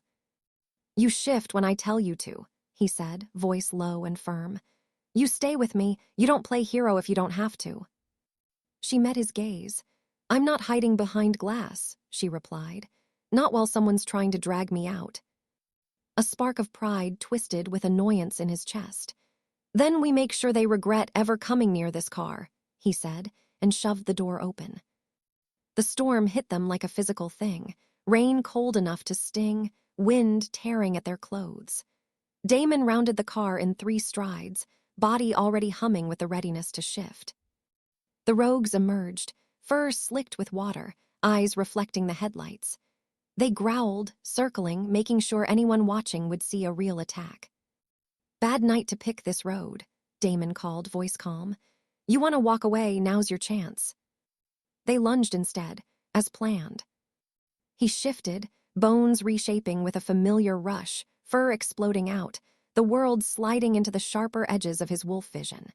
He met their attacks head-on, claws, teeth, body slamming into body, making each move look brutal while holding back just enough to keep them alive. Behind him, he heard the car door slam again, then the soft, ripping sound of clothes, the crackle of bones shifting. Lauren's wolf joined the fray. Dark, sleek, powerful, she moved with a confidence that sent a jolt through him even mid-fight. No hesitation, no flinch. She tore into one of the rogues with controlled force, knocking him down without going for the kill. For a moment, he watched her rather than the opponent in front of him. She pivoted, muscles bunching under her wet fur, sea-green eyes blazing. Beautiful and dangerous. The distraction cost him a hit. A rogue he trusted to pull the blow slammed into his side harder than they'd rehearsed, teeth cutting through fur and skin. Pain exploded along his ribs. He snarled, snapping back automatically, the storm roaring in his ears. "Good, let it look real. Let the blood soak into the mud." He gave the signal after a few minutes, a sharp, double snap of his jaws. The rogues began to fall back, howling, staggering as if driven off by superior force. One barreled toward Lauren in a final pass, catching her wolf form at an angle. She yelped as her feet went out from under her. In the scramble, she shifted mid-fall, hitting the mud as human again, knees and palms sinking into cold, wet earth. She tried to stand, but the ground was slick. Her foot slid, the world tilted. She stumbled directly into him as he shifted back, his body pulling itself upright in a blur of movement. Strong arms shot out, catching her before she could go down again. Her body collided with his, chest to chest, both of them breathing hard. Rain ran in streams down her face, dripping from her lashes. Mud stained her bare knees, the hem of her black dress, the sleeve of her jacket. For a heartbeat, the only sound was their breathing and the storm. He felt everything. Her fingers clutching at his shoulders, nails biting into his skin. The rapid thump of her heart against his ribs, the heat of her even through the cold. His hands locked around her waist, thumbs spanning the curve of it, holding her steady in a grip that was more instinct than thought. "You okay?" His voice came out rougher than he intended. Her eyes searched his face, pupils blown, lips parted. "Yeah," she whispered. "I lost my footing." "Lucky I was here then," he said, forcing the ghost of a smirk, though his chest felt too tight. Lightning flashed, illuminating the road. The driver shouted over the wind about the trees, about being trapped. Somewhere in the distance, the faint echo of howls, Shadow Creek reinforcements, threaded through the storm. Damon forced himself to let go, fingers trailing a second longer than necessary before he stepped back. "There's a hunting hut near here," he called to the driver.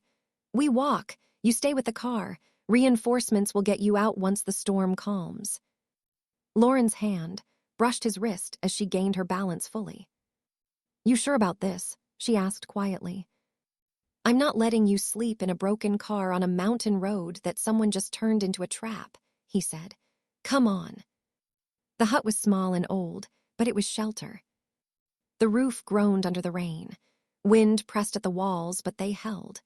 Inside, there was a narrow bed, a chair, a rickety table, and a smell of old wood and dust that sat underneath the damp.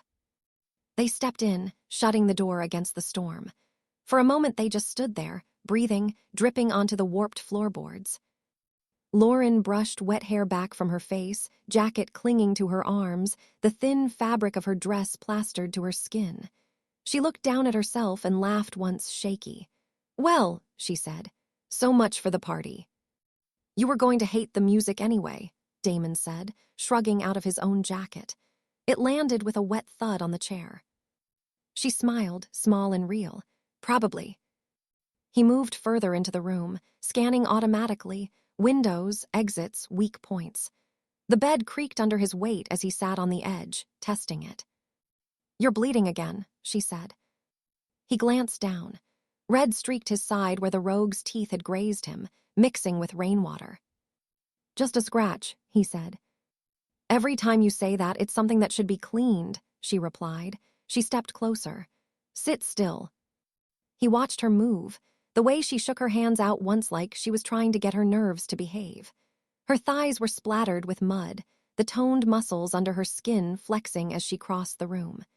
Straps of her dress dug into her shoulders, damp and slightly crooked from shifting.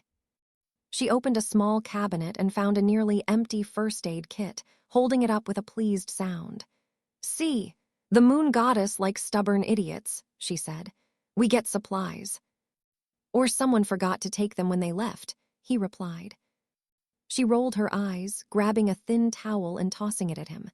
"Dry off," she said. "You're not freezing to death on my watch." He dragged the towel over his hair, his chest, his arms, the fabric catching on old scars. When he finished, she set the kit down on the bed beside him, eyes flicking to his ruined shirt. "You're going to have to take that off," she said. "I can't see what I'm doing through all the blood and storm." His mouth tilted. "You sure that's for medical reasons?" he asked. She shot him a look, cheeks already warmed from the cold and the chaos. "Don't make me regret saving your life, rogue." He obliged, fingers working the buttons, then just tearing the wet cloth the rest of the way. The shirt landed in a crumpled heap. The hut's dim light traced the lines of his chest, the tension in his shoulders, the slow rise and fall of his breathing. Lauren swallowed. The air between them felt thicker suddenly, filled with heat that had nothing to do with the room. She stepped in front of him, knees brushing his as she stood close. "Hold still," she murmured. She dipped the cloth in a little water left in a bottle from the cabinet and gently pressed it to the scrape along his ribs. He barely twitched, but she felt the way his muscles tightened under her touch. "You're impossible," she muttered. "Anyone else would at least hiss or glide away from this." "I've had worse," he said quietly. "A lot worse." She dabbed carefully, cleaning away the mixture of mud and blood, watching the way the color returned to his skin under her hands. Up close she could see each faint scar, each reminder carved into him by a past he refused to speak about. Her free hand, the one not holding the cloth, rested lightly against his shoulder to steady herself. His skin was warm, solid, a contrast to the chill in her fingers. "What happened to you, really?" she asked after a moment. "Before Shadow Creek." He looked up at her, blue eyes shadowed. "Wrong Alpha," he said. "Wrong war. A lot of wolves who thought they were safe and then suddenly were." "That's not an answer," she said, voice soft but stubborn. "It's the only one I'm giving tonight," he replied. She wanted more, but she could feel the line there, sharp and clear. Pushing him now would make him pull away. And she didn't want that. Not here, not tonight, when the only sounds outside were the storm and distant thunder. She focused on the wound again, fingers brushing his side, his collarbone, the edge of another old scar. Each time her skin skimmed his, something in her stomach flipped. "You're going to make those heal slower," he said quietly. "How?" she asked, confused. "With your hands shaking like that," he said. "You're not as steady as you think." She looked down. Her fingers were, in fact, trembling slightly. "Adrenaline," she said quickly. "You dragged me out of a wreck. Again, it's a lot." "That's all it is?" he asked. She met his eyes. No, she admitted. Silence settled. His gaze dropped to her mouth, slowly.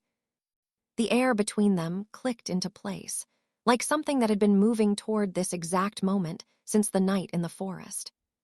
She finished bandaging his side and straightened, the small kit forgotten on the bed. Done, she said, voice thinner than she meant it to be. You're patched, more or less. She turned, intending to put the supplies back, put some distance between them, regain her balance. His hand closed around her wrist. Not hard, not demanding, just there, warm and unyielding. Lauren, he said. She turned back, breath catching. He tugged gently, guiding her closer. She took a small step forward, the distance between them shrinking until her knees bumped the edge of the mattress.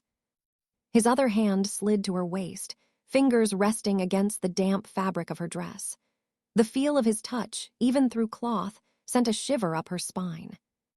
Bad idea, she whispered, but her hands were already curling into the sheet beside his thighs, anchoring herself. Every good thing in my life started as a bad idea, he said softly. He pulled her that last inch. She came willingly, settling onto his lap, thighs bracketing his, her knees pressing into the mattress on either side. It felt dangerously, impossibly natural, like they'd done this 100 times instead of not at all. For a heartbeat, they just looked at each other. Droplets of water still clung to her lashes. A strand of hair stuck to her cheek. He reached up with his free hand and tucked it behind her ear, knuckles brushing her skin. She exhaled shakily. Kai. He leaned in and kissed her. It wasn't gentle. His mouth claimed hers with a hunger he'd been holding back, tempered only by the care in his hands. She gasped softly, and he used that opening, deepening the kiss, one hand sliding up her spine to the back of her neck, holding her there.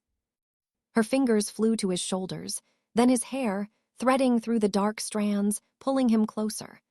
Her body pressed fully against his now, the thin barrier of her dress doing nothing to hide the heat of her skin. The storm outside became a distant roar. Her lips moved against his with growing urgency, matching him beat for beat. For all her controlled calm in pack meetings, here she dropped every shield, responding to him without hesitation. He nudged her closer, the hand at her waist tightening, and felt her melt into him, her chest flattening against his. His heart thudded too fast. He pretended it was just the aftermath of the fight. When they broke apart for air, both breathing hard, he rested his forehead against hers. You sure? He asked, voice low, the question genuine despite every part of him that wanted not to care. She nodded quickly, hands sliding down his chest, feeling the solid muscle, the warmth. I've never been more sure of anything, she whispered. His self-control snarled, snapped, and let go. He kissed her again, slower this time, drawing her bottom lip between his teeth just enough to make her shiver. One hand slid up, thumb brushing along the line of her jaw, the other splaying across her lower back, keeping her anchored against him. The strap of her dress had slipped slightly in the chaos. His fingers caught the fabric, sliding it down her shoulder with a care that made her inhale sharply. He lowered his mouth to the newly exposed skin, pressing soft, lingering kisses along her shoulder and up to the hollow where neck met collarbone. Her head tipped back instinctively, lips parting, eyes fluttering closed. Her hands moved, too exploring without thought. She traced the lines of his shoulders, the shape of his biceps, then flattened her fingers over his chest. His skin was hot and damp under her touch, heart pounding under her palm. You feel like trouble, she murmured, half-dazed. He huffed against her throat, the sound almost a laugh. You're catching up. She angled forward and pressed a line of tentative kisses across his chest, tasting skin and the faint salt of sweat. He sucked in a breath, hands tightening on her waist. A low sound escaped him, unguarded, making her bolder. Her fingers slid up into his hair, tugging lightly, pulling another rough exhale from him. He trailed his mouth along her throat, finding the point where her pulse fluttered fastest, lingering there. She shifted in his lap, seeking more contact without fully understanding how, instinct guiding movement. The friction drew a small, helpless sound from her, muffled against his shoulder. She felt him react under her, muscles tensing, controls straining. He pulled back just enough to look at her. Her cheeks were flushed, eyes bright, lips kissed pink. Wet strands of hair clung to her temples, and the mark of his earlier touches glowed faintly on her skin. "Lauren," he said, voice rough, "if we keep going, I'm not going to stop halfway." She swallowed, throat tight. "I'm not asking you to stop," she said. The way she said it, steady and certain, nearly undid him. Inside, calculation flickered. This was everything he'd planned and worse. The more she gave him, the more she'd break when she learned the truth. The more she trusted, the tighter the hook. And still, some older, more wounded part of him wanted this for reasons that had nothing to do with revenge. He stopped thinking. The rest of the world dropped away as they tumbled back onto the narrow bed, the mattress creaking loudly. The blanket tangled around their legs as they shifted, seeking each other, his body braced over hers. He kissed her like he could erase every scar inside his chest. She answered like she'd been waiting for this long before she met him on that forest road. Clothes shifted, skin met skin in heated, breathless contact. The storm outside pounded its approval against the hut as their world narrowed to the small space between them, her hands on his back, his whispered words against her ear, the shared rhythm of breath and heartbeat. At some point, in a moment when everything spiked, emotion, heat, the dizzying sense of being completely wrapped up in him, her wolf surged to the surface. Her mouth found the curve where his neck met his shoulder, and instinct took over. She bit. Not viciously, not to wound, but with enough pressure to break the skin just a little, enough to leave a mark that wasn't just from fingers or mouths. Her teeth sank in, her breath catching as she did it, magic humming faintly under her skin in response. His whole body went rigid for a heartbeat. A surge of something hot and wild hit him. Possession, recognition, the old, deep magic of bonds he'd never believed he'd feel. She realized what she'd done a second later, pulling back with wide eyes, lips parted, his taste on her tongue. I don't know why I did that," she whispered, horrified and somehow not. He forced his breathing to slow, tamping down the wolf howling for more. His hand came up to touch the fresh mark, fingers brushing the sting. Inside, something ice-cold and sharp smiled. "That's it. She's yours now." Trap queen tied neatly to the villain. Outside, he just cupped her cheek, thumb stroking gently. "You don't have to explain it," he said softly. "Your wolf knows what it wants." Her eyes filled with something warm and terrified, and hopeful all at once. "I love you, Kai," she breathed, the words tumbling out on a shaking exhale. "I know it's fast and stupid, and we barely know anything about your past, but I do. I love you." The sentence punched straight through every wall he'd built. Damon Carter, son of Sebastian, orphaned by this pack's alpha, loved by the daughter of the man he planned to kill. His jaw clenched once, muscles jumping. Then he forced them to relax. He bent down, pressing his forehead to hers, their breaths mingling. "I love you too, Lauren," he said. The lie slid out smoothly. The problem was, some part of it wasn't entirely a lie anymore. They ended up under the scratchy blanket, bodies still tangled, the storm a softer rumble now. Her head rested on his chest, one leg hooked over his, arm draped across his stomach. He stared at the low ceiling, fingers tracing idle patterns along the curve of her shoulder. This was as close to peace as he'd felt since before his mother died. It was infuriating. Her phone buzzed on the crate they'd turned into a nightstand. She groaned, rolling to the side to grab it. "Dad," she said, seeing the screen. She cleared her throat, pulling the blanket higher over herself, cheeks flushing anew. "I should answer." He nodded, staying quiet. She hit accept. "Hey," she said, aiming for casual. Her voice came out a little rough. She coughed to clear it. "Are you safe?" Mason's voice was sharp, cutting through static and distance. "Yeah," she said quickly. "We're fine. The road got blocked again, trees, rouges, Kai fought them off." Her gaze flicked to Damon's face as she spoke, fingers absently tracing a small circle on his chest under the blanket. "We found the old hunting hut," she continued. It was too risky to try to clear the road in this storm. We'll head back as soon as the rain slows. There was a pause on the line. He protected you, Mason asked, both times. Yes, she said softly. He did. Damon watched her expression, the unconscious trust there. He felt the strings tying tighter around his own throat. Good, Mason said. Stay put, don't be reckless. We'll send a car as soon as the road is passable. Okay, she replied. Lauren, Mason added, voice taking on a note he rarely used. I'm glad you're all right. Her eyes softened. Me too, she whispered. They hung up. She set the phone aside and lay back down, nestling against him like it was the most natural thing in the world. He wrapped his arm around her, because it would have looked strange not to. Closer to Mason, his thoughts murmured. Closer to the family, exactly like you planned. Her breathing evened out eventually, sleep tugging at her. He stayed awake, staring into the dark while the storm faded. When he finally closed his eyes, he dreamed of 2 pack houses and 1 burning road between them, with Lauren standing in the middle, reaching for both. Morning came pale and washed out. They drove back in a different car, the road partially cleared, guards on edge. Lauren watched the trees slide by, fingers tracing absent shapes on the fogged window, a small, private smile tugging at her mouth. Damon sat beside her, posture relaxed, mind anything but. At the mansion, Mason waited in the foyer, hands folded behind his back. His gaze flicked from Lauren's face to Damon's and back again, taking in the subtle shifts, tired eyes, new gravity between them, the way she stood a little closer to the rogue beta now. You're late, he said.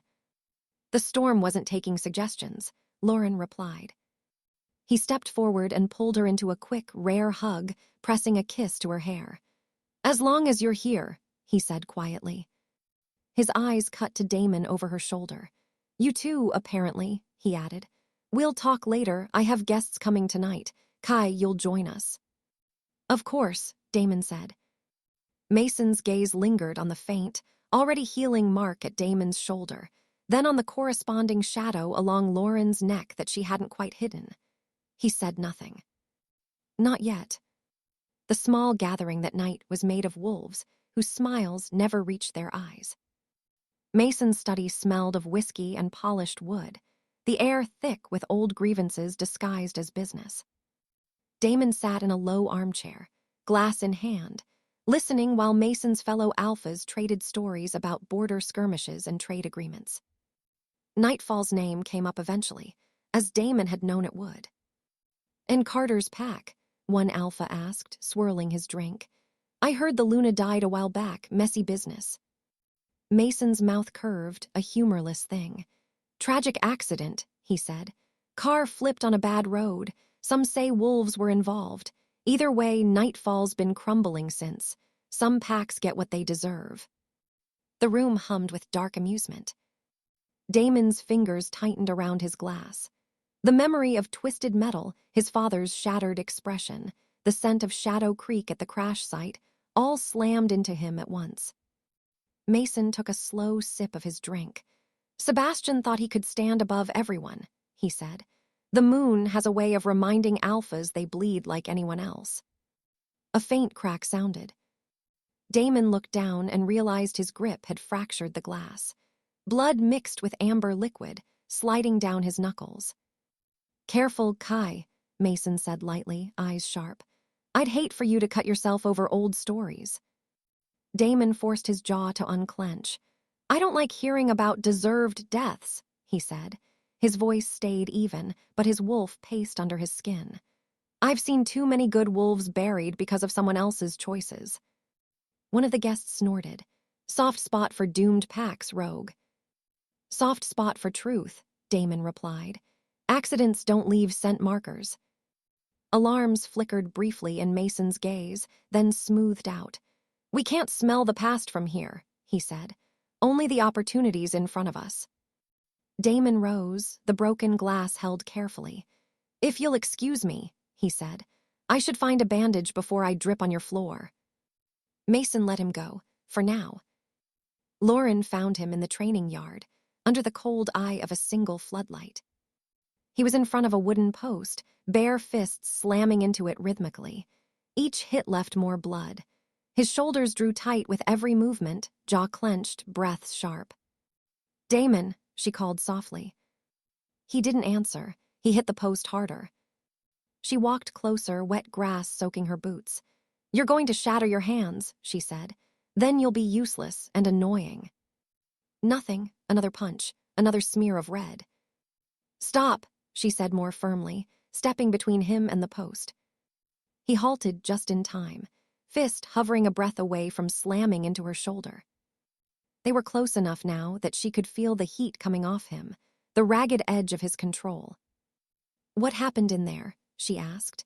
"You walked out like the room was on fire." "It's nothing," he said. The words were clipped, too sharp. "It is something," she replied. She took his hand, ignoring his attempt to pull back, and saw the split knuckles, the blood mixing with the earlier cut on his side. "Come on, let me fix this." He yanked his hand free, anger flashing. "I said it's nothing." The shout echoed off the empty yard. She flinched just slightly, then her spine straightened. "You don't get to bite my head off because someone upset you," she said. "I'm not your punching bag." "You're not," he agreed. "That's the problem." She stared at him, confusion and hurt flickering through her eyes. "Then talk to me," she said. "I'm not a child, Damon. I can handle whatever old ghost is clawing at you." He laughed once, a sound with no humor in it. "You think you want to hear what's in my head?" he asked. "You don't." She stepped closer, tilting her chin up. "Try me." His hands curled into fists at his sides, fresh blood welling. For a moment it looked like he might break. Then he snapped the doors shut again. "I told you," he ground out. "It's nothing, leave it Lauren." The way he used her name, sharp and cutting, stung worse than the yell. She held his gaze for a second more. Then she stepped back, putting space between them, wrapping her arms around herself as if she'd suddenly remembered the cold. "Fine," she said quietly. "If you want to bleed alone, that's your choice." She turned and walked away, back straight, boots leaving faint prints in the damp grass. She didn't look back, even though everything in her wanted to. He watched her go, guilt chewing at him like a second set of teeth. "Good," he muttered to himself. "Push her back, make it easier." It didn't feel easier. Later, the night swallowed the house, leaving only pockets of light. Damon sat on the edge of his bed, bandages now clean and tight around his knuckles thanks to the healer, the little comm unit warm in his hand. "You sound like someone chewed you up and spit you out," Logan said when the line connected. "What happened?" Damon stared at the dark window. His own reflection looked back, tired eyes, jaw bruised slightly from the fight earlier, the faint shadow of Lauren's teeth mark on his shoulder. "I did what we planned," he said. "Got closer, she trusts me, more than she should." "How close are we talking?" Logan asked warily. Damon hesitated. "She marked me," he said finally. "Mate mark in the hut." Silence crackled for a few seconds. "You let her," Logan said. "It wasn't a question." "I didn't exactly stop her," Damon replied, rubbing a hand over his face. "And I told her I loved her." "Tell me you at least lied," Logan said. He thought of Lauren's head on his chest, her fingers drawing circles on his skin. The way saying "I love you" had hurt in a way he hadn't expected. "Yes," he said, "mostly." "Damon." "What?" he snapped. "You're not built for mostly," Logan said. "You feel everything too hard. I told you this was going to get messy if you let it go this far." "This is what we needed," Damon said, forcing his voice flat. "She's mine now. When we cut Mason down, she'll fall. Hard. And if we need leverage, she's—" "Don't," Logan cut him off. "Don't talk about her like she's a weapon you picked up." "She is," Damon insisted roughly. "She just doesn't know it yet." "You're lying to someone," Logan said quietly. "Either her or yourself. I'm not sure which one scares me more." Damon's hand tightened around the comm. "Mason killed our mother," he said. "He's planning more. He wants father next. If I have to be the villain in Lauren's story to stop him, I will. That's the deal." And when she finds out, Logan asked. When she realizes the man she thinks is her mate came here to destroy her family. Damon's throat ached. He swallowed past it. Then she'll hate me, he said. And she'll live. That's more than our mother got. On the other end, Logan exhaled slowly. I'm not asking you to spare Mason, he said. I'm asking you to make sure you recognize yourself when this is over. You sound like father, Damon said. Maybe he's right about some things, Logan replied. Just don't let that house turn you into something he wouldn't recognize. That's Mason's win, not ours. Damon leaned back, staring at the ceiling. Mason still dies, he said. That hasn't changed. And Lauren, Logan pressed. Damon saw her in his mind's eye, laughing at Ethan's jokes, standing on the ridge with the wind in her hair, looking at him like he was something she could trust. He forced the image away. She survives, he said. Even if she wants me dead when she learns the truth, that's the only mercy I can afford. Logan was quiet a moment, then said, I hear it, in your voice. Hear what? Damon asked. The part of you that's already hers, Logan said softly. Be careful, brother. Loving the trap queen doesn't end well in any story. Damon let out a humorless laugh. Good thing I'm not here for a happy ending, he said, and ended the call. Alone in the dark, he lay back, staring into the shadows. His shoulder throbbed where she'd marked him. His chest ached in a deeper, more dangerous way. Closer to Mason, he whispered into the quiet. Closer to the target. The words didn't drown out the softer truth underneath. Closer to Lauren. Closer to the one person whose heart he would break the moment he finally got his revenge. Chapter 9, at Tu Brutus. Nightfall's mountains were quiet when Logan called. Damon stood on the Shadow Creek balcony, one hand braced on the cold iron railing, looking out over a territory that still didn't feel like home. The pack house behind him glowed warm and golden. Laughter floated faintly from inside. From this distance, it looked like any other family evening. His phone buzzed once in his palm. Logan's name flashed on the screen. He answered without a greeting. We're ready, Logan said. His voice was low, steady. Nightfall moved every piece. Warriors are in position along the border. Hired rogues are on standby, just say it. Damon watched his breath fog in the cold air, eyes tracing the dark line of the forest. It's time, he said. A beat of silence. You sure? Logan asked quietly. This isn't a spar, Damon. Once we do this, there's no walking it back. No second version of the story. Damon's jaw flexed. He thought of his mother's empty cloak on the stand. The smell of smoke and Shadow Creek at the crash site. Mason's offhand tone when he joked about alphas who got what they deserved. There was no second version for her, Damon answered. Mason's death mirrors hers. Car, road, wolves in the dark. He chokes on the same kind of fear he handed her. Logan exhaled, the sound filtered through static. Then we end it, he said. We'll stage it like the Luna's accident, spikes on the road, wrecked car, rogues, no proof, no witnesses. Damon's fingers tightened around the railing. I pick the night, he said, and the route. Lauren and Ethan stay here, they don't see it. Good, Logan replied. Last thing we need is the air catching a stray bullet. Damon didn't say what he was thinking.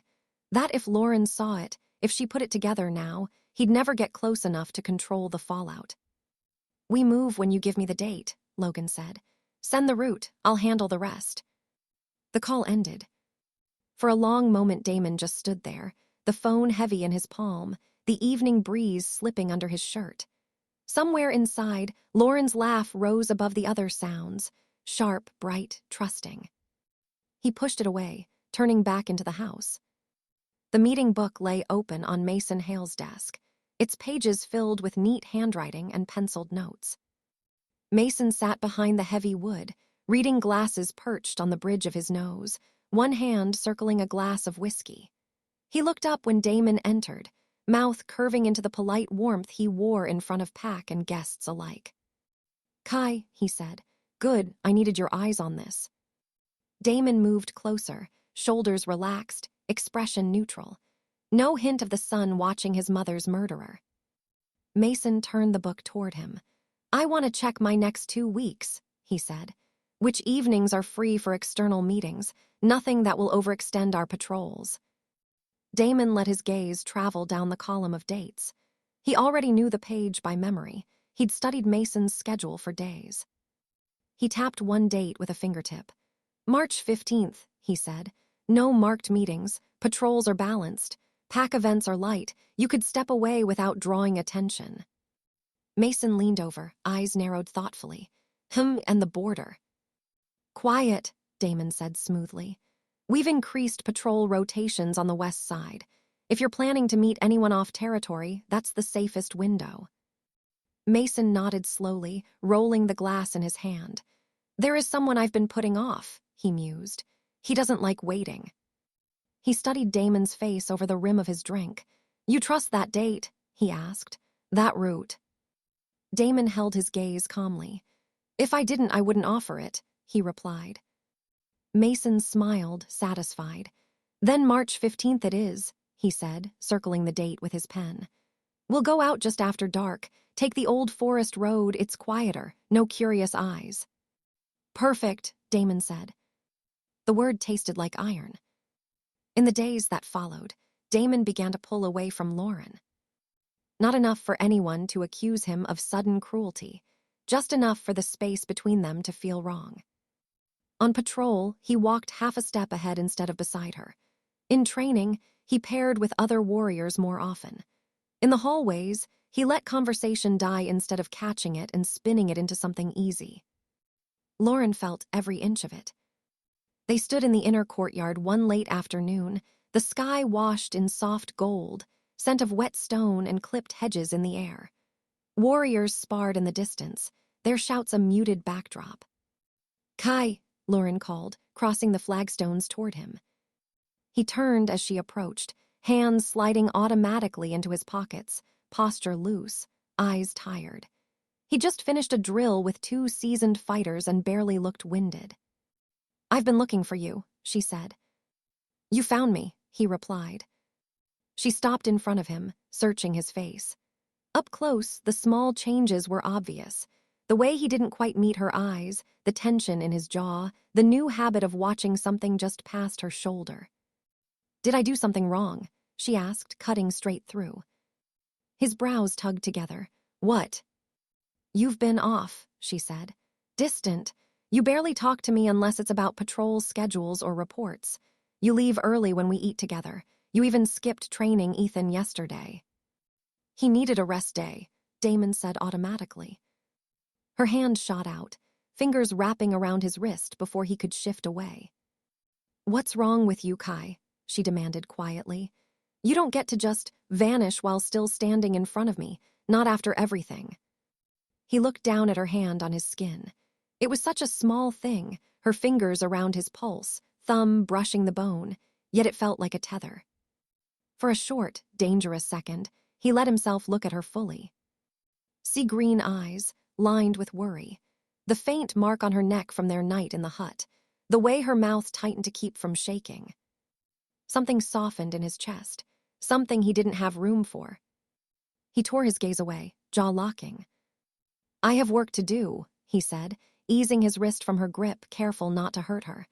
Your father keeps me busy. That's not an answer, she insisted, stepping closer again. Talk to me. He exhaled through his nose, forcing his expression back into the calm mask he used with enemies, elders, anyone he couldn't afford to feel around. I can't afford distractions right now, he said. That's all. Her eyes flinched at that word, distractions. I'm a distraction, she repeated slowly. He fought the urge to say no, to fix it, to undo the hurt he saw tightening her shoulders. I have important things to take care of, he said instead. You're safe, that's what matters. He nodded once, a curt, almost formal gesture, then turned away before she could answer. Behind him, he felt rather than saw the way she wrapped her arms around herself, body closing in. From the upper balcony, Darcy watched through the railings, worry lining her face. To her eyes, it looked like a young couple in the first stretch of confusion, two people learning where they fit in each other's worlds. She had no idea one of them was planning to rip the world apart. The night before the meeting, Mason shared a drink with Damon in his private lounge.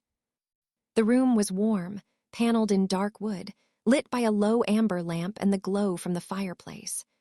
Outside, the pack house murmured softly as wolves settled into sleep. Mason poured 2 fingers of whiskey into heavy glasses and handed one to Damon. "You've done good work here," Mason said, settling into his chair. "Since the night you pulled my kids out of that car, Shadow Creek's been stronger." Damon rolled the drink between his palms, the glass cool against skin. "I did what anyone would do," he said. "Wrong," Mason replied. "Most wolves would have watched from the trees and decided it wasn't their problem." He raised his glass. "To the right wolves in the right place at the right time," he said. Damon lifted his own glass, the motion smooth. "To timing," he agreed and drank. Mason leaned back, studying him over the rim. "You know," he said, "I was thinking about March 15th. Damon's pulse didn't change. "Yeah." "I don't trust many people outside my blood," Mason said. "Fewer still with my back turned, but I trust you with my children. That matters." Damon waited. "I'll be leaving for that meeting at 7, Mason continued. "I want you with me, not trailing behind in the car beside me. We go together." There it was.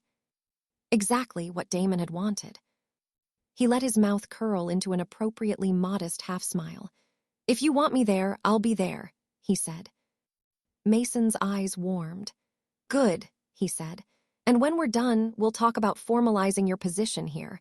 You've proven yourself enough times. A man like you shouldn't be standing in any shadows." Damon tipped his head in acknowledgement, swallowing the bitter laugh that rose at the back of his throat. "You put yourself in the shadows, the night you killed my mother." "I'll be ready," he said simply. Later in his room, Damon sat on the edge of the bed with the lamp off, phone illuminated in his hand. Logan picked up on the first ring. "Report," he said. 15th, Damon answered. "We leave Shadow Creek at 7. Old Forest Road, same stretch we mapped. He wants me in the car with him." "Good," Logan said. Paper rustled on his end. "Spikes will go down as you hit marker 3. Rogues will rush in from the east, push the car into the trees. My team will hang back until they pull out." "Hit him hard enough to keep him down," Damon said. "But alive, I need him breathing when I carry him into the hospital. That's the story. Hero Beta fights off rogues, drags wounded Alpha in. Doctors fail. No one questions it." "And the real ending?" Logan asked quietly. Damon looked at his reflection in the dark window. "You and I step in when the rogues pull back," he said. "We walk up to him ourselves, no masks, no lies. He knows exactly who's closing the circle." Logan was silent for a few seconds. "And Lauren," he asked finally, "you really keeping her out of it?" "She sleeps here that night," Damon said. "Wakes up an orphan, that's all she needs to know." "You're not thinking about her when you pull the trigger," Logan said. It wasn't a question. "I'm not thinking about anyone but our mother," Damon replied. "That's the point." Logan let out a slow breath. "Then we do it," he said. They hung up. Sleep didn't come. Damon lay on his back, staring at the ceiling, Mason's laugh and his mother's voice colliding in his head. He remembered standing beside Logan at the Luna's death ceremony, knuckles white around the edge of the cloak stand, promising revenge in silence. "I'm keeping it," he whispered into the dark. "I'm keeping it, Mother, whatever it costs." He didn't let himself think about the cost, with sea-green eyes. March 15th came with a cold, clear sky over Shadow Creek. The day passed in a strange, stretched calm. Warriors moved through their routines. Ethan complained about homework at the kitchen table. Darcy fussed over a torn seam in Lauren's jacket. Lauren moved like someone trying to walk through water. She caught glimpses of Damon throughout the day, speaking with warriors, checking vehicles, talking quietly with Mason. Each time, he turned away before she could reach him, leaving her with half-finished questions and an ache she refused to name. By early evening, Mason descended the stairs in a dark coat, hair neatly combed, meeting book under one arm. He kissed Darcy's forehead, squeezed Ethan's shoulder, and pressed a hand briefly to Lauren's cheek. "I won't be late," he told them. "Just a few hours." "You have a beta now," Darcy said, trying to keep her tone light. "Are you ever going to let him rest?" "There's no rest in leadership," Mason replied. "You know that." His gaze flicked to Lauren. "Soon you'll understand it even better," he added. "Try not to worry while I'm gone." She nodded, forcing a smile. "Just bring yourself home," she said. Damon waited by the door, already in his jacket, boots laced tight. His posture was loose, but his eyes were alert, taking in every angle, every exit. Mason clapped him on the shoulder as they walked out. "Let's go make sure Shadow Creek stays exactly where it deserves to be," he said. Damon's mouth curved faintly. "After you," he replied. He didn't look back. The meeting itself was uneventful. A neutral warehouse near the edge of human industrial land. A small group of wolves from a minor pack. Negotiations about supply routes and alliance commitments. Damon stayed mostly silent, standing a step behind Mason's chair, arms folded, presence enough to make the other alpha think twice about raising his voice. When it was done, Mason shook hands, exchanged a few final barbs wrapped as politeness, and led the way back to the car. Night had fully settled. The forest road was a dark tunnel ahead, framed by tall pines and the faint sheen of the moon on damp asphalt. The driver pulled away from the warehouse. Soon, the last traces of human light dropped behind them. Mason sat in the front passenger seat. Damon took the back, diagonal from him, where he could see both the road and the alpha's profile. After a few minutes, Mason frowned slightly, glancing at the window. "I thought you'd take the highway," he said. "This road isn't exactly popular." Damon leaned forward, resting an arm across the seatback casually. "We picked up chatter about rogue movement on the highway," he said. "Small group, but unpredictable. This way's quieter." Mason's fingers drummed once on his thigh, then relaxed. "I suppose that's why I dragged you along," he said. "To make the calls I don't want to calculate anymore." Damon said nothing. Trees blurred past, the night pressed closer. At marker 3, a bent road sign half swallowed by vines, the phone in Damon's pocket buzzed once. A single, agreed signal. They rolled over the spikes 2 seconds later. The sound was ugly, a rapid series of pops, then the grinding shriek of rubber shredding. The steering wheel jerked in the driver's hands. The car swerved, tires screaming against the asphalt. "Hold on," the driver shouted. Mason braced an arm against the dashboard. Damon threw his weight to the side, keeping himself steady as the car skidded, left front tire blowing completely. They slammed into the tree line with a bone-rattling crunch. Airbags exploded, glass shattered. The world tilted, then settled at an angle, the front end crumpled against a thick trunk, engine hissing. For a second, there was silence. Then the wolves came. Shadows broke away from the trees, eyes glowing in the dark, growls rolling through the air. They came fast and hard, exactly like they had that night on the Nightfall road. The hired rogues hit the car from both sides, claws and fists pounding on metal, yanking doors, snarling. To any camera or late witness, it was chaos. To Damon, it was choreography. He snapped his seatbelt, kicked his door open, and spilled into the mess with a roar that sounded exactly like rage. He grabbed one rogue by the scruff, slamming him into the hood. "Make it look real," he hissed under his breath. The rogue bared his teeth and swung for Damon's jaw. The punch connected, snapping his head to the side. Pain flared, blood filled his mouth. "Good." He backhanded the rogue hard enough to send him flying, then turned toward the front. The driver was slumped over the wheel, airbag deflated, consciousness gone. Mason struggled in his seatbelt, one hand already bleeding from shattered glass. "Kai," he shouted, "what's happening?" "Stay down," Damon barked, yanking the door open. "Rouges." A wolf slammed into Mason's side, claws catching his shoulder. Mason cried out, body twisting in the seat. Damon grabbed the attacker and tore him away, shoving him aside. Not too deep. Damon muttered under his breath as he pretended to slam a fist into the rogue's ribs. He needs to walk into the hospital, not roll. The rogue grunted, nodded minutely, and fell back, clutching his side as if truly wounded, then staggered into the dark.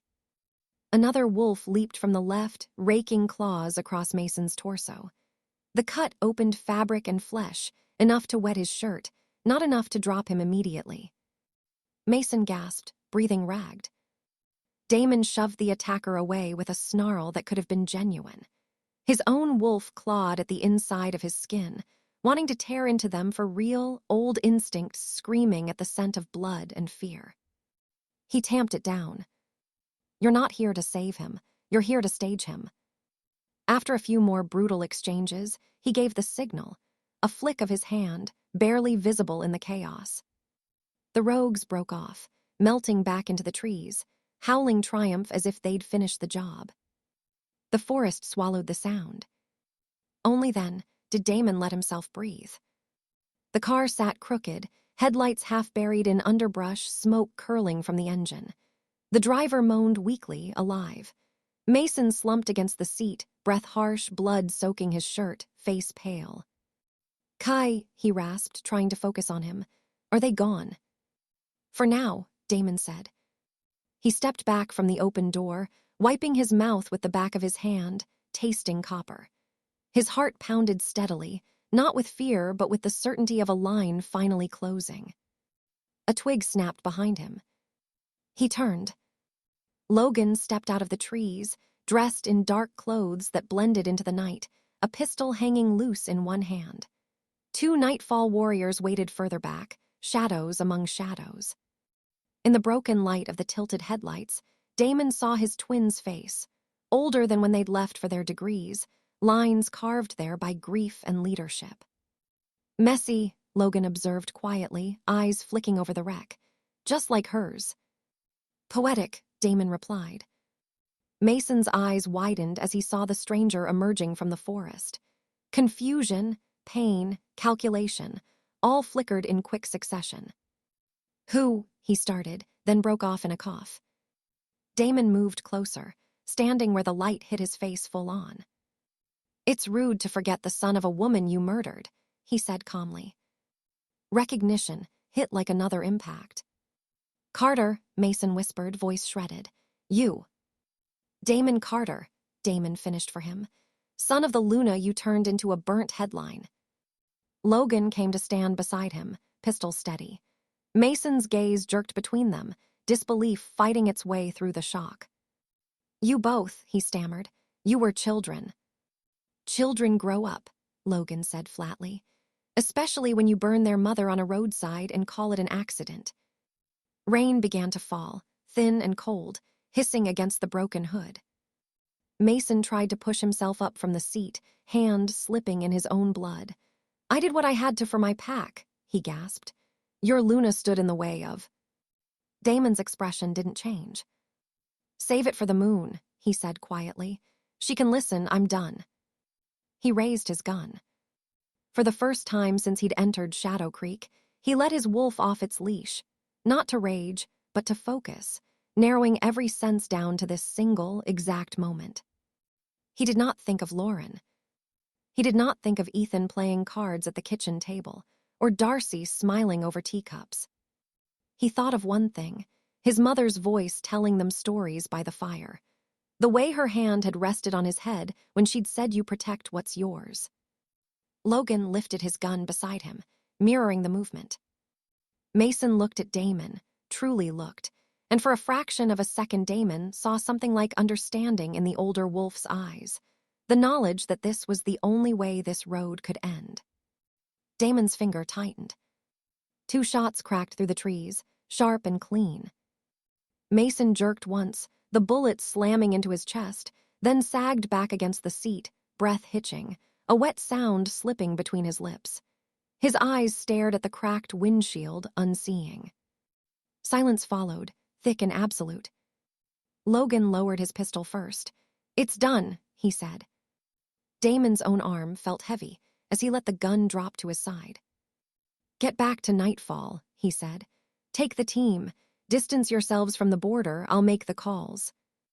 Logan hesitated. "Damon." "Go," Damon repeated, gaze fixed on Mason's still form. "They need you there. I'll handle this side." Logan studied his brother's profile, saw the steel there, and nodded once. "If anything goes wrong." "It won't," Damon cut in. "Mason taught me too well how to hide a crime." Logan's mouth tightened. He turned and melted back into the forest, his men following, their steps swallowed by the night. Damon stood alone with the wreck, the dead Alpha, and the unconscious driver. His ears rang from the shots. His chest felt both hollow and too tight. He shoved the feelings down the deepest well he had, then reached into his pocket and pulled out his phone. Time for the performance. He dialed emergency services first, voice clipped, urgent. "This is Kai from Shadow Creek," he said. "Our Alpha's car was attacked on the old forest road. Rogues, the car crashed. He's badly injured. I'm taking him to the hospital, but I need med staff ready. Now." He didn't say that the worst damage had come from his own hand. He pocketed the phone, then moved to Mason's side of the car. It took effort to drag the older man's heavy body out of the seat, to get an arm under his shoulders without revealing how useless it was now. "Almost there," he muttered, knowing Mason couldn't hear him. "You die under white lights instead of trees. That's the mercy you get." The car jolted into action.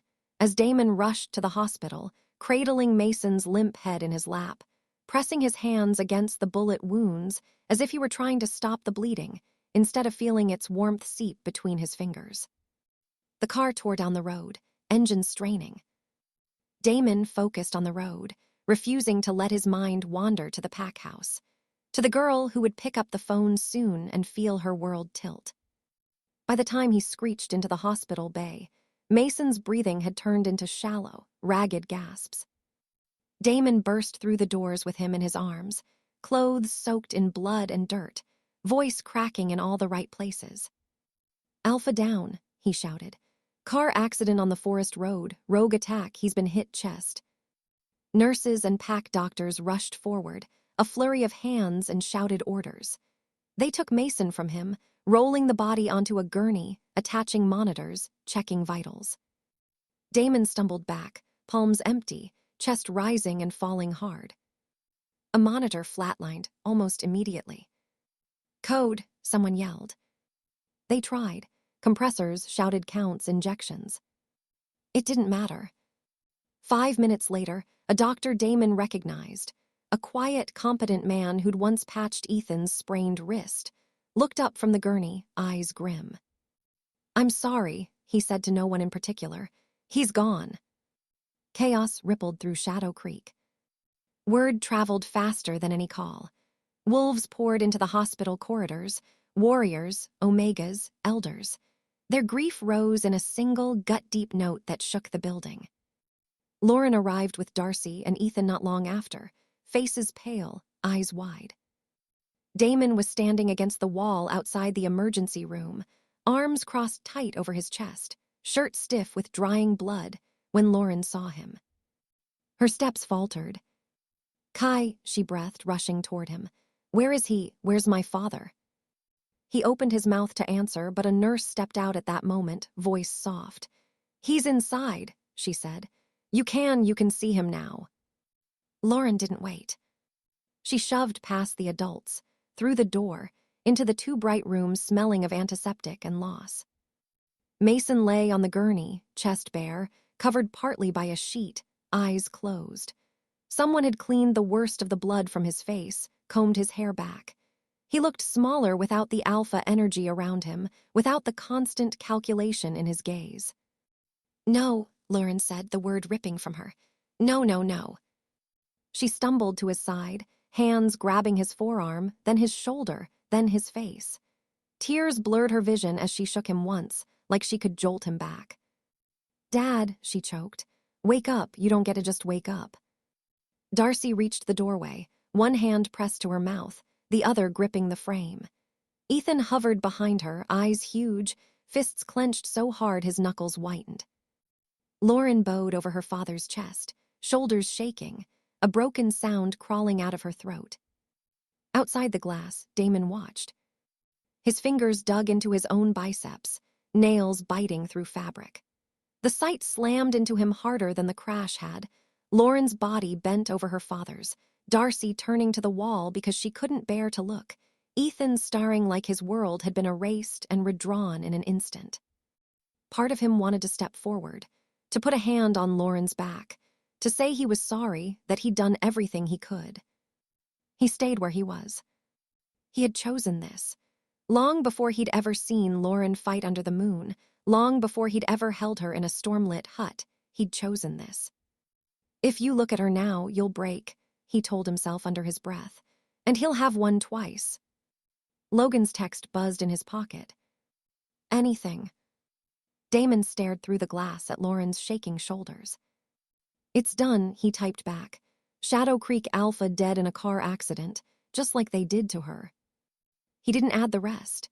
That the girl pressed against her father's chest was bound to him now by a mark and a lie, and that the worst betrayal was still ahead.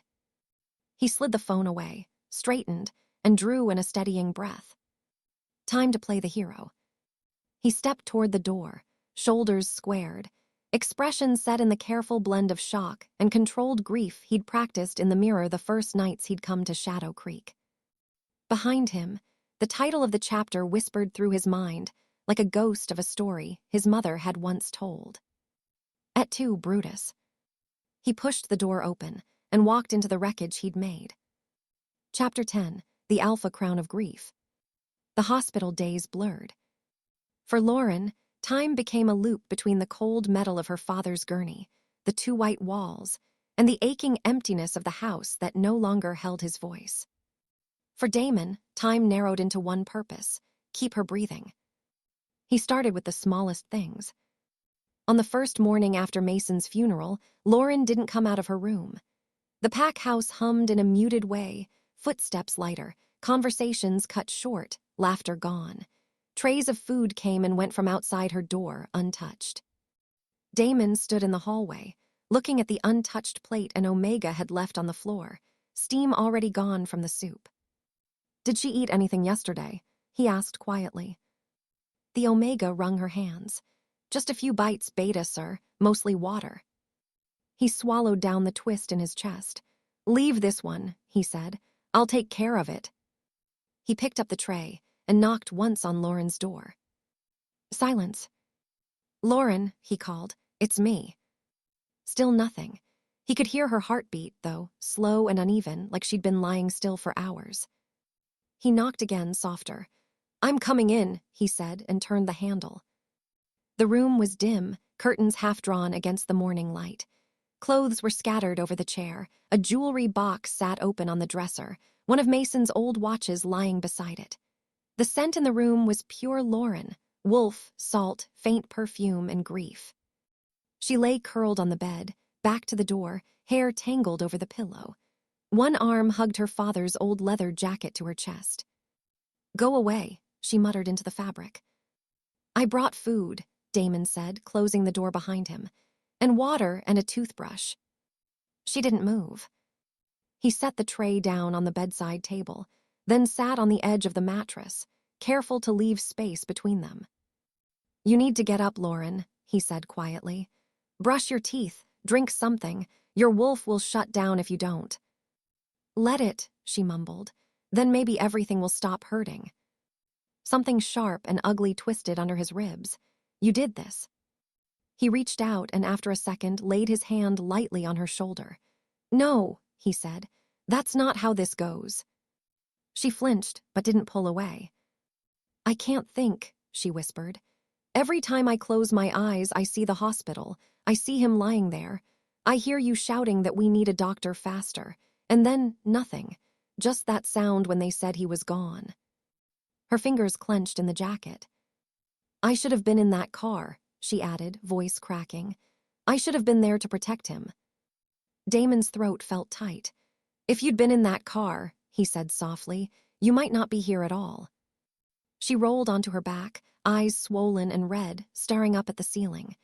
Then maybe we would all be together, she whispered. His hand tightened on the blanket. Get up, he repeated, gentler this time. Please, just to the sink. I'll leave you alone after that if you want. She turned her head, finally meeting his eyes. For a long moment she just stared, searching his face for something he hoped she couldn't see. You're bossy, she muttered. Occupational hazard, he said. Come on. He stood and held out his hand. She looked at it like it weighed 1,000 pounds. Then, slowly, she slid her fingers into his. He closed his hand around hers, steady and warm, and helped her sit up.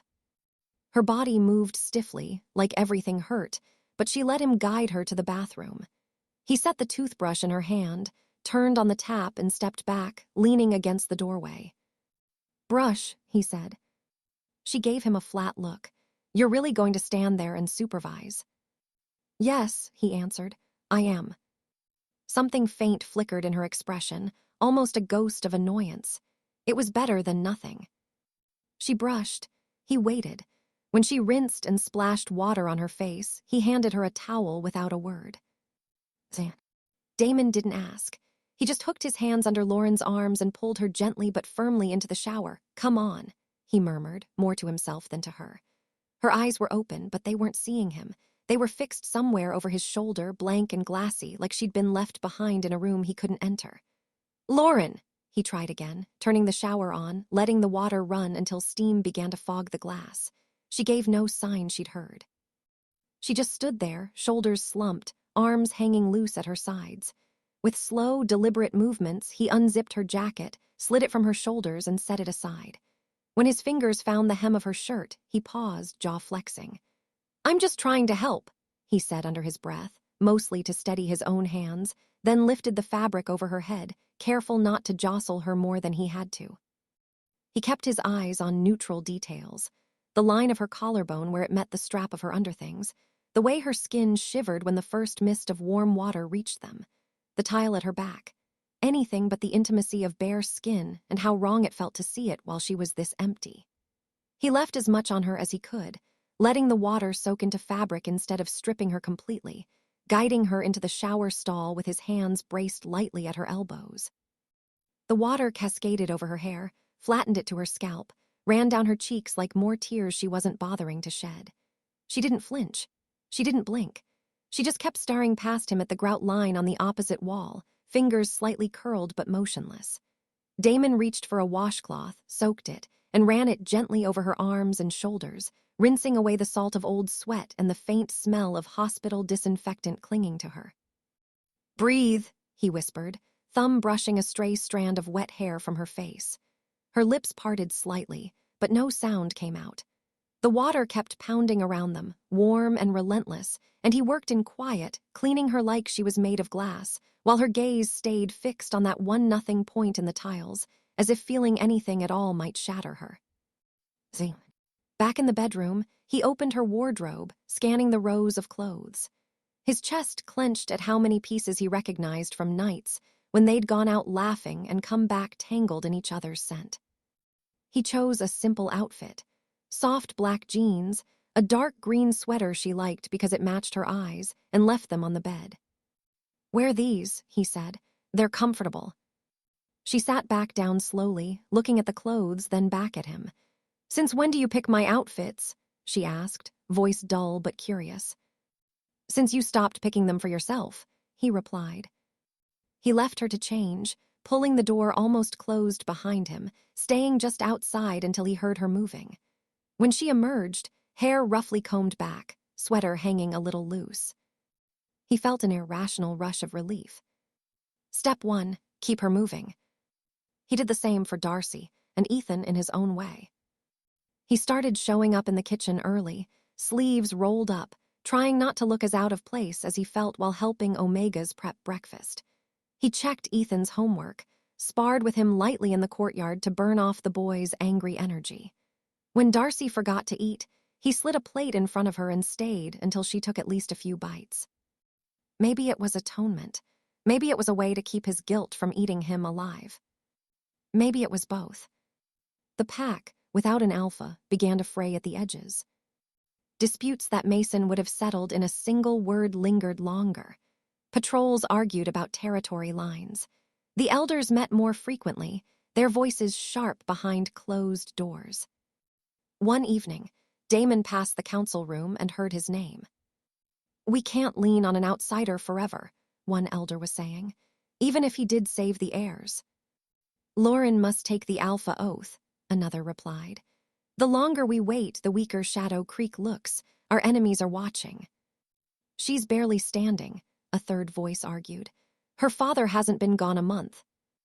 "And that is exactly why we need an alpha," the second shot back. "Grief or not, the pack is bleeding authority." Damon moved on before they noticed him, jaw tight. Later that night, he stood at the end of the hallway leading to Lauren's room. Her door was half open. She sat on the floor by the window, knees drawn up, staring out at the moonlight with empty eyes. Darcy's footsteps were soft on the carpet behind him. "She hasn't slept properly in days," Darcy said quietly, coming to stand beside him. "She keeps replaying that night in her head." Damon didn't answer. He had the same problem. Darcy followed his gaze. "You've been trying for her," she murmured. "For Ethan, for me, I see it." His throat tightened. "It's the least I can do," he said. She studied his profile, eyes gentle and exhausted. "You know she listens to you more than anyone right now," she said. "Even me. If you tell her to breathe, she breathes. If you hand her food, she eats." "That's not," he started. "It is," Darcy cut in softly. "And I'm grateful. But the pack can't wait in limbo much longer. The elders are right about that." He looked at her then. "I'm not asking you to push her like a general," Darcy continued. "I'm asking you to be honest with her, explain why it matters. Tell her the pack needs her to stand up, to wear the crown even if it hurts." He swallowed. "You want me to convince her to become Alpha," he said. "I want you to help my daughter remember she was born to lead," Darcy said, eyes shining. "If Mason were here, he would." Her voice broke on his name. Damon glanced back at Lauren's hunched shoulders. Guilt burned hot under his ribs. "I'll talk to her," he said. Darcy touched his arm, fingers light. "Thank you," she whispered, and left them alone. He knocked on Lauren's door and entered when she didn't answer, used to the silence by now. She sat with her back against the wall, head tilted, watching the moon through the glass. Her knees were hugged to her chest, sleeves pulled over her hands. "Kai," she said softly, recognizing his scent without looking. "You ever feel like the world should have stopped, but it did?" He closed the door. "Every day since my mother died," he said before he could stop himself. She glanced at him, surprised. "You never talk about her," she said. "There's not much to say, and I'm about to make you hate everything I could say." He walked over and slid down the wall beside her, stretching his long legs out. For a moment they just sat there, shoulders almost touching, breathing the same heavy air. "The elders want me to take the Alpha Oath," she said eventually, voice flat. "I know," he replied. She swallowed. "They think I don't hear the meetings," she went on. "But every wall in this house carries sound. They're worried, angry, and I'm just here, sitting on the floor, doing nothing."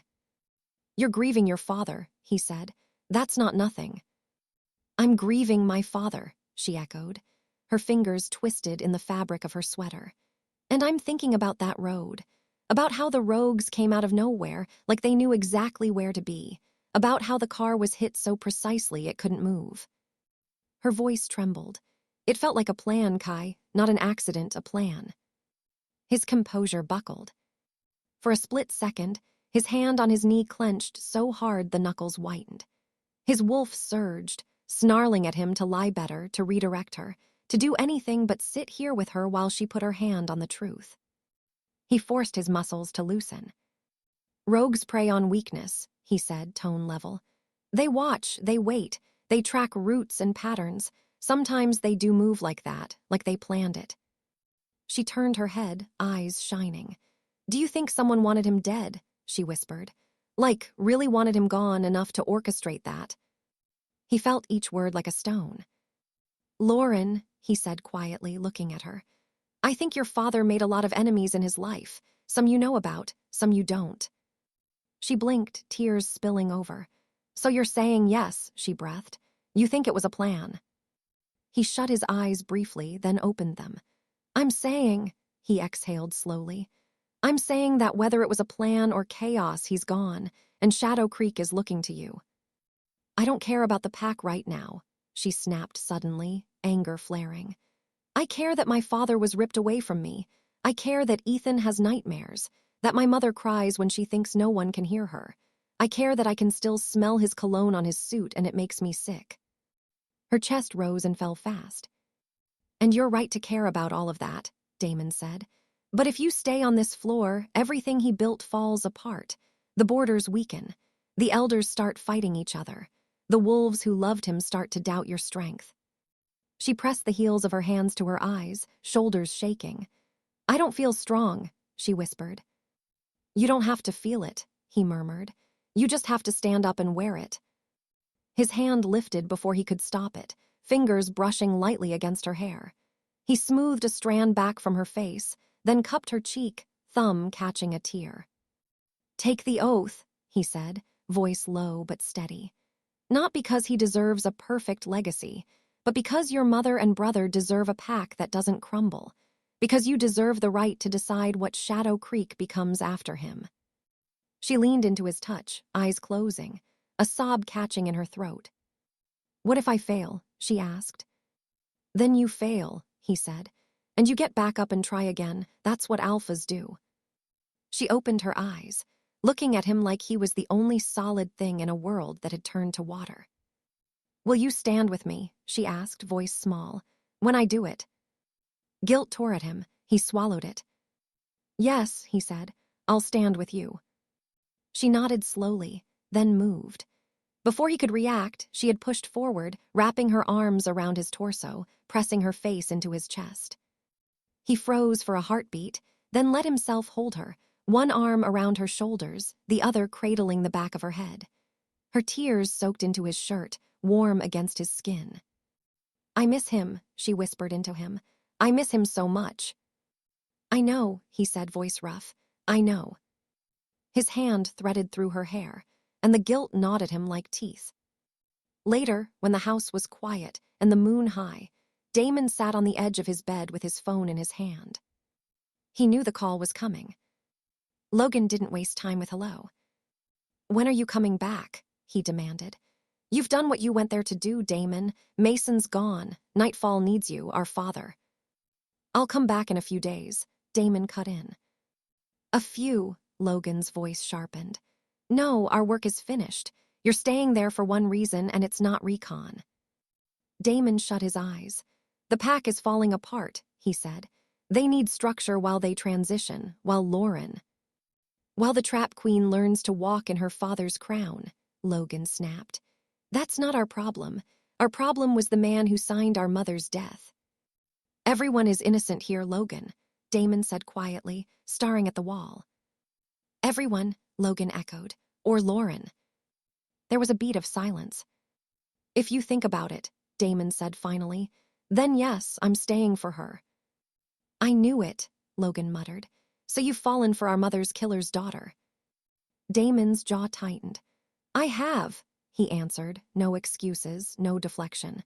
And I'm not leaving until she's back on her feet, until she doesn't look like the world ended every time she wakes up. There was only breathing on the other end for a moment. You can't hide the truth forever, Logan said quietly. You know that. Wolves talk, evidence cracks. Someone will put it together, and when that happens, Shadow Creek won't kneel. They'll kill you, Damon. I am not leaving, Damon replied. Don't you dare, Logan hissed. Don't you dare throw your life away because you suddenly grew a conscience in the wrong pack. Damon laughed once, humorless. Too late, he said. Conscience is already here. Logan exhaled, long and sharp. You're becoming her puppet, he said. The Trap Queen's puppet. So let it be that, Damon answered. If it means she doesn't break completely. You're impossible, Logan muttered. Fine, stay, but remember, the longer you stand in their light, the darker the shadow behind you gets. When the truth steps into it, don't say I didn't warn you. The line clicked dead. Damon sat in the quiet for a long time, phone loose in his hand. Then he stood, straightened his shoulders, and prepared for the next day. The council chamber was packed. Elders sat in their carved chairs, silver hair gleaming under the overhead lights. Warriors lined the walls. Omegas peered in from the doorway. The air buzzed with a tension that had nothing to do with battle and everything to do with history.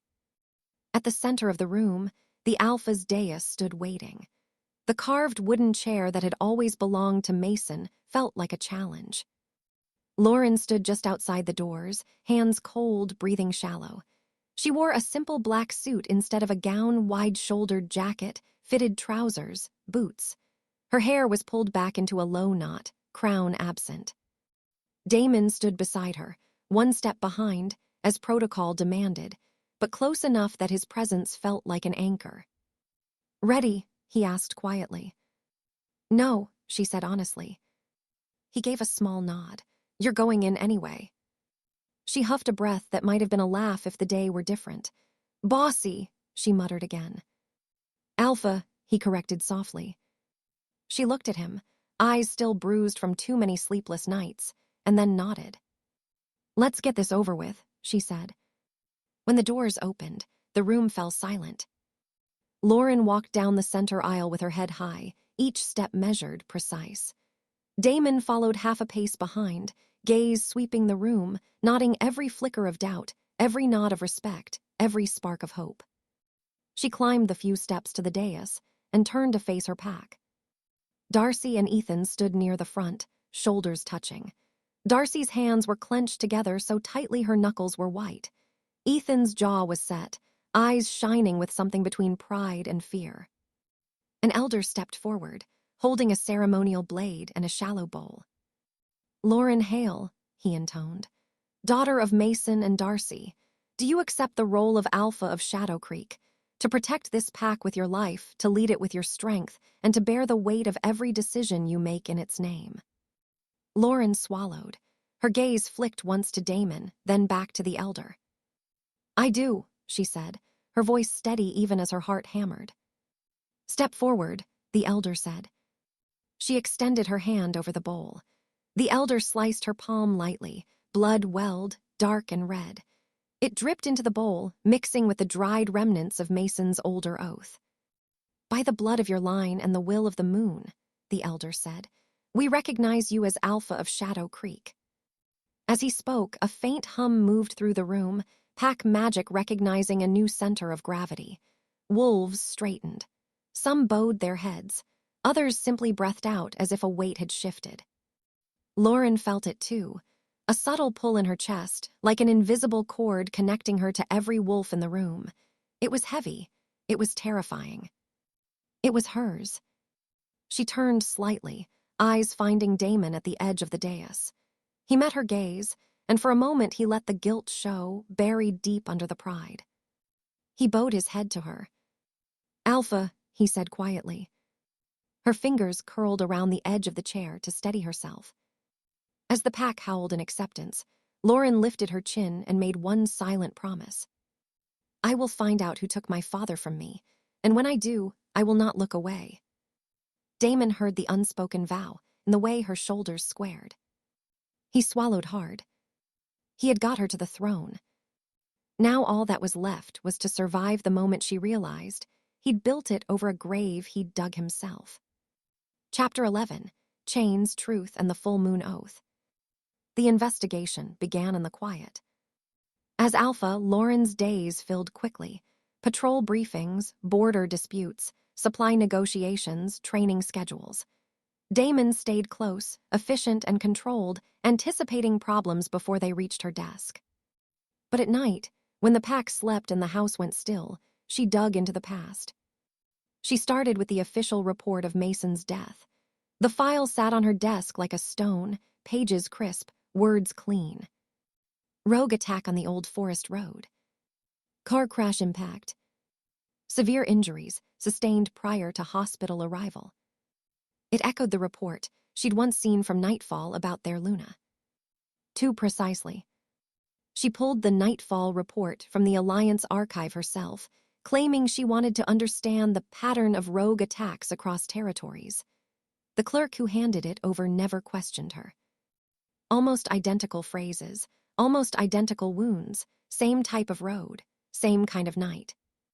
Her stomach knotted. She visited the crash site twice, each time with a different pretext, once to honor her father's last steps, once to inspect security weaknesses. Damon went with her the first time, staying a measured distance away as she walked among the broken branches and scarred bark. The second time, she went alone. She knelt by the tree where the car had hit. Her fingers traced the gouges in the trunk, then moved lower to the faint, almost invisible marks on a nearby rock. Bullet scars. Not wolf claws, not accidental debris. She stared at them for a long time. Later, she pulled the driver's statement and the hospital logs. She asked the pack physician who'd first checked Mason's body before the doctors took over. Wounds consistent with claws and impact, he said. And anything else, she pressed. He hesitated. There were some round entries, he admitted finally. I assumed debris, shrapnel, broken metal. You assumed, she repeated, eyes cool. He swallowed. Yes, Alpha. Back in her office, she stared at the board she'd set up behind her desk. A map of their territory, lines drawn where recent attacks had occurred, dates written in small, neat script. The old Nightfall attacks circled in one color, her father's in another. Her gaze snagged on a name in the old Nightfall file, Sebastian Carter, current Alpha, Luna deceased, 2 sons, Damon and Logan. There was a photocopied image attached, an old Alliance meeting photograph taken years ago. Sebastian, younger, stood in the center. His Luna smiled beside him, warm and steady. 2 boys stood in front of them, identical down to the stubborn set of their mouths, maybe 12 at the time. Dark hair, familiar eyes. Lauren felt her chest tighten. She took the photo to the mirror, held it beside her reflection. Beside the image in her mind of Kai, of Damon, looking down at her in a storm-lit cabin, blue eyes tormented and kind. The resemblance wasn't just close, it was undeniable. Damon Carter, she whispered, reading the small label under one of the boys. Her hand trembled. Her rogue hero had a last name he'd never shared. Her Kai had been Damon Carter the entire time. The son of the Luna her father had killed. She sank onto the edge of her desk, breathing hard. Pieces flooded into place in her mind. The precise route Kai had chosen, the way he'd always dodged questions about his past, the look on his face when Mason had drunkenly hinted that Nightfall's Luna had gotten what she deserved. You, she whispered into the empty office. You were there, you saw all of it, and you came here. She closed her eyes and remembered the crash, the rogues, Damon dragging her from the car. The way he'd positioned himself between her and death. The way he'd carried Mason into the hospital later. A hero. A killer. Both. Anger rose like fire in her veins, hot and choking. She slammed the file closed. By the time night fell, her decision was made. He was in his room when she came. Damon stood at the window, watching the forest for threats that would never reach the walls, not while 2 packs quietly adjusted their borders under the table, not while Logan fed him information from the other side. He heard her footsteps long before she reached his door. There was something in them, sharp, controlled, like a blade wrapped in fabric. He turned as the handle twisted. Lauren stepped inside, closing the door behind her. She wore simple clothes, dark leggings, and oversized shirt tied at the waist. No crown, no formal jacket. Her hair was down, a dark curtain over her shoulders. For a second, he let himself relax, thinking she'd come because sleep wouldn't come and she needed someone to lean on. You're awake, he said, a small smile touching his mouth. It's late, you should be. Her hand shot out, fisting in the front of his shirt. The slap cracked across his face before he could finish. His head snapped to the side, cheeks stinging. He blinked, stunned, not by the pain, but by the cold, blazing fury in her eyes when he looked back at her. The second slap landed harder. The third nearly knocked him off balance. Why did you do that, Kai? she demanded, voice shaking with rage and betrayal. Why? He didn't answer. Her hand dropped. She took one step back, breathing hard, chest heaving. Then she clapped her hands, the sound sharp in the small room. Within seconds, 2 guards burst in, eyes wide. Alpha, one asked, glancing between them. Lauren didn't take her eyes off Damon. Capture him, she said, voice flat and icy. Now. Damon didn't move when they grabbed his arms. He could have broken their holds in a heartbeat. He could have knocked them both out and been out the window before Lauren took her next breath. He didn't. I accept, he said quietly as the first cuff snapped around his wrist. I am your culprit, but I had a reason. She stared as if the words were acid. I don't care, she said. Take him to the prison. They dragged him out, chains clinking softly. He went without a struggle, eyes on the floor. Lauren stood in the doorway, watching. He didn't look back. The prison below the pack house was more functional than cruel. Concrete halls, barred doors, a faint smell of damp and old fear. It was meant for rogues, not men who had eaten at the Alpha's table. They made an exception.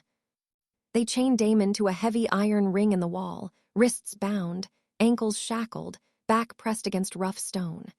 Someone hit him a few times, fists to the ribs, a blow to the jaw, asking questions he didn't answer. Why'd you do it? A warrior snarled, breath hot with anger. Why kill our Alpha? Damon simply stared at the floor, jaw clenched. He didn't raise his hands once to block. Let the pain come. It was nothing compared to the look in Lauren's eyes. Eventually, the beating stopped. He slumped against the wall, blood slowly drying on his lip and cheek, breathing shallow but steady. They left him in the dim light of the single bulb, alone with his choices. He wasn't alone for long. Darcy arrived first, Ethan at her side. They stood outside the bars, both pale, both trembling for different reasons. Damon lifted his head slowly. Darcy, he rasped.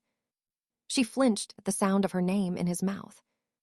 Damon Carter, she said, tasting the truth for the first time. Or whatever name you choose to wear, I loved you like my own. I let you sit at my table. I sent you food because I hated the thought of you eating alone. I trusted you with my children. His eyes dropped to the stained floor. Words lodged in his throat. And all that time, she whispered, voice breaking, you held the bullet my husband never saw coming. He swallowed. I'm sorry, he said hoarsely.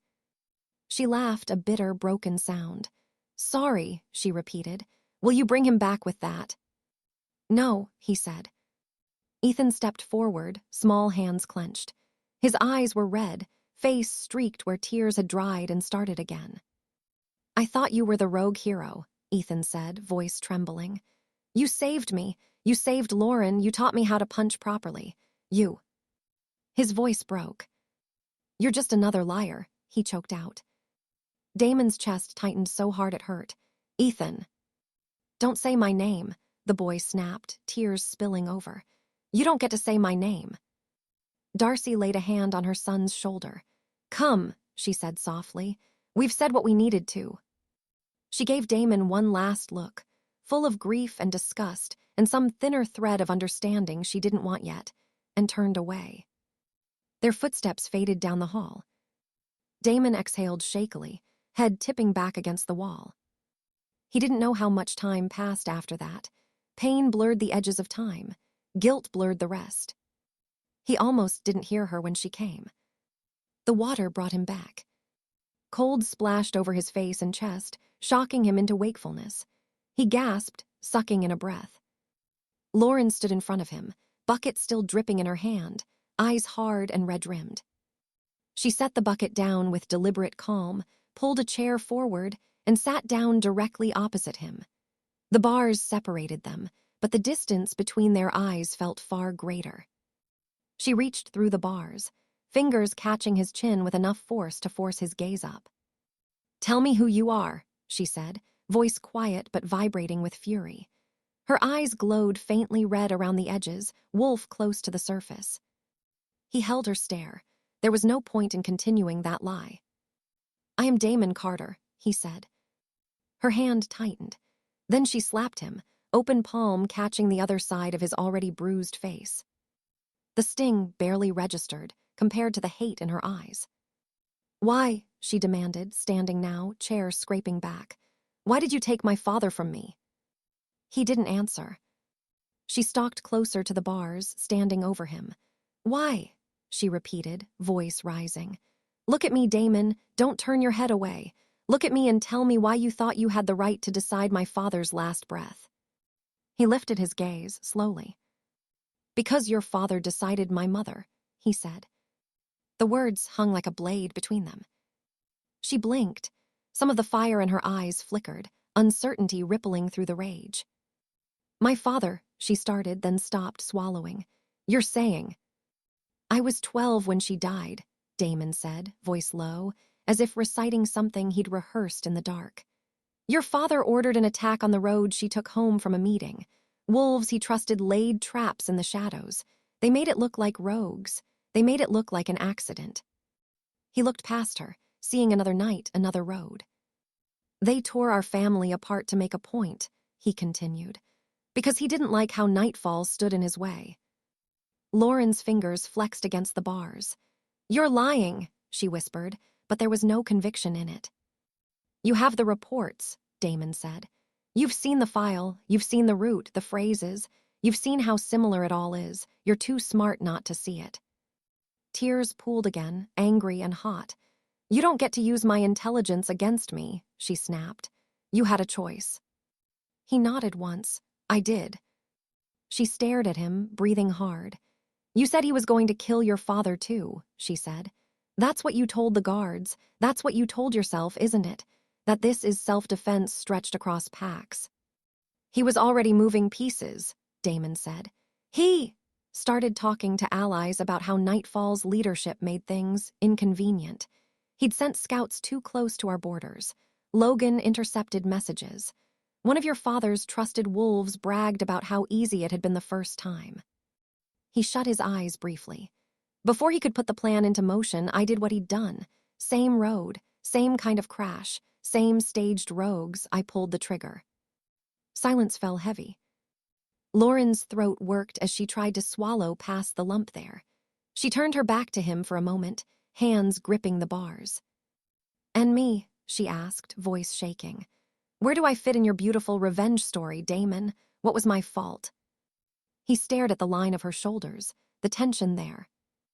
"You were never supposed to matter," he said quietly. "You were leverage, a way in, a weakness he didn't guard because he thought he was untouchable." She spun back, eyes blazing. "So you prepared the trap," she spat. "You staged the attack. You carried me out of that car, held me in that cabin, kissed me, let me mark you." Her voice broke. "Everything was planned," she choked. "Every touch, every promise." He flinched. "Not everything," he said. "Oh," she laughed, wet and bitter. "So which part was real, Damon? The part where you told your brother he'd be proud when I discovered I'd fallen for a villain? Or the part where you let me sob into your chest after you killed my father and pretended you were just as shocked as I was?" He had no defense for that. "I fell for you, Lauren," he said finally, each word dragged out of him. "I didn't mean to, I didn't want to, but I did." "I don't trust you," she whispered. "I don't trust a single word that comes out of your mouth." She stepped back, breathing short, chest rising and falling fast. He dropped his gaze. "I don't blame you," he said.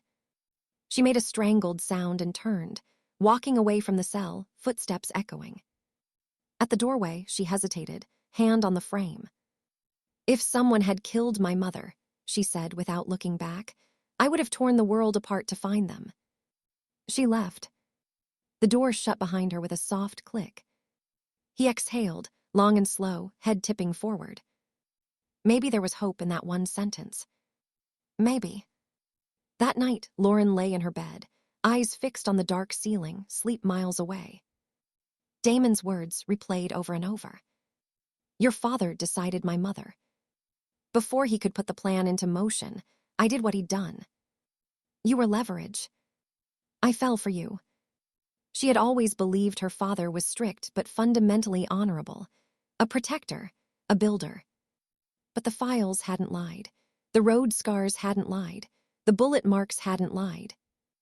And somewhere in her gut, something she didn't want to name whispered that Damon wasn't lying now either. She thought of Darcy's fear every time Mason had left for distant meetings, of the whispers in the pack about ruthless negotiations and Shadow Creek always getting the last word. She imagined, just for a second, a different universe where someone had killed Darcy on a lonely road, then brushed it off as an accident. Her wolf snarled at the thought. She realized, with a cold clarity, that she would have done the same as Damon, maybe worse. I would have hunted them, she whispered into the darkness. I would have watched them bleed. Her hand curled in the sheets. She saw it all at once. The mate bond, the way Damon had grown distant just before Mason's death, the guilt in his hands when he'd fed her, coaxed her to stand. The way he'd accepted the chains without a fight. He was a liar, a killer, a man who had used her heart as a door into her own home. He was also, impossibly, the only person who understood exactly how it felt to have a parent stolen by an alpha who thought he was untouchable. Tears slipped sideways into her hair. "What am I supposed to do with you?" she whispered. Morning came without sleep.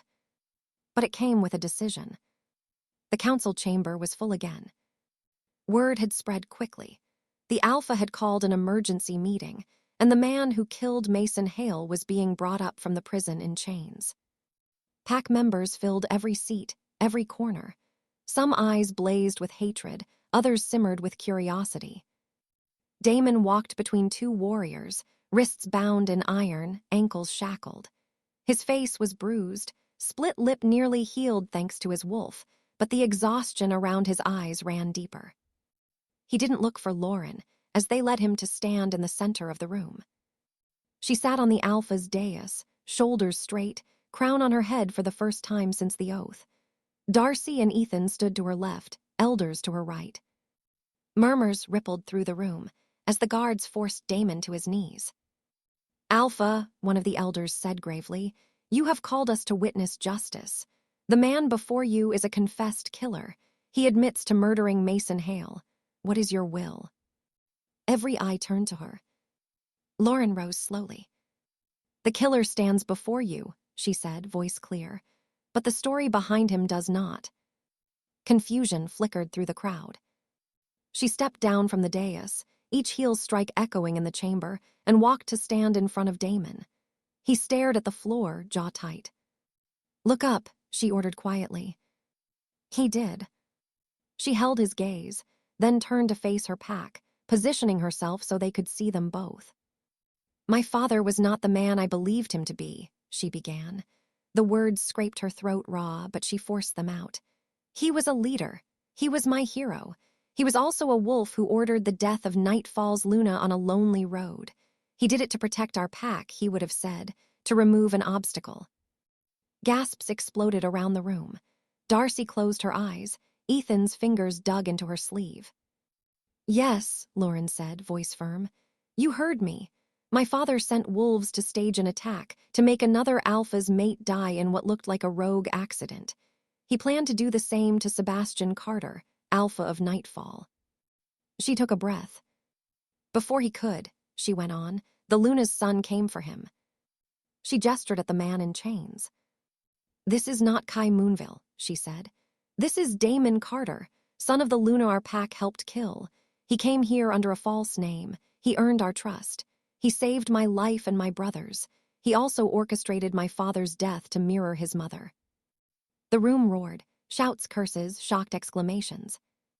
An elder stepped forward, face red.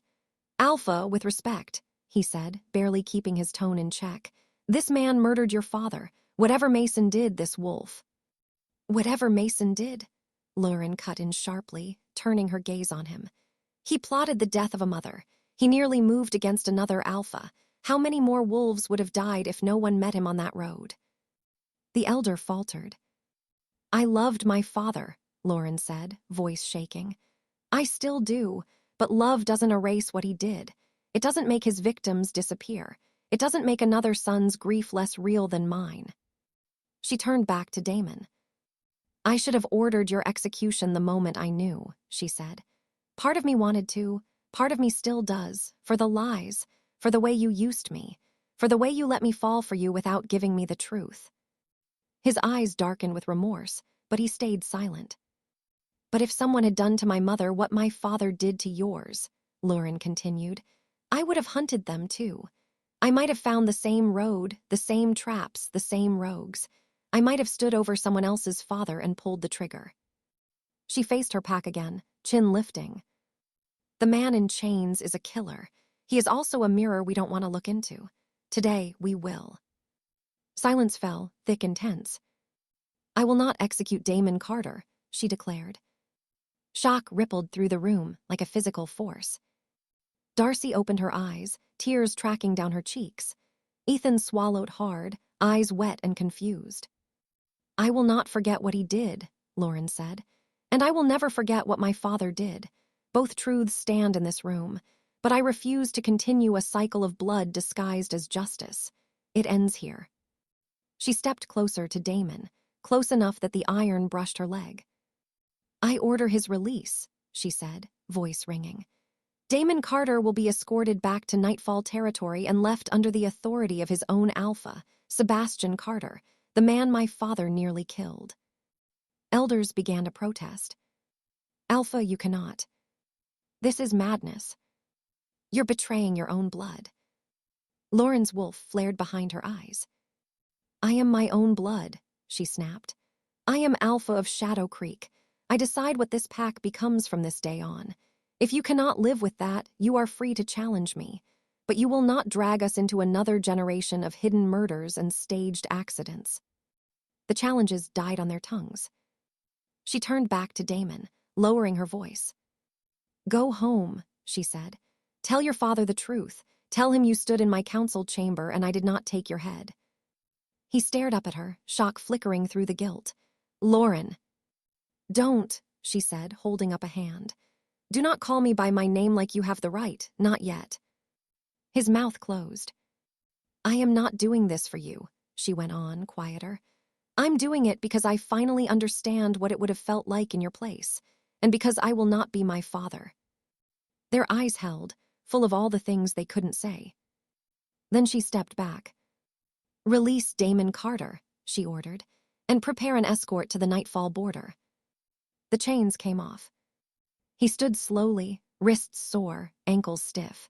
For a moment, he just stood there, such a tall, solid figure in the center of the room that it was easy to forget how close he'd come to dying in it. He bowed his head, to her, not to the pack. Alpha, he said hoarsely. She didn't answer. He let the guards lead him away. Weeks later, the forest between Nightfall and Shadow Creek looked different. Not because the trees had changed, but because the wolves walking under them had. Lauren stood at the edge of the neutral ground, flanked by her highest-ranking warriors. Her alpha aura sat differently on her now, no longer heavy with fresh grief, but tempered, like metal that had seen fire and cooled. Across from her, Sebastian Carter approached with his own escort.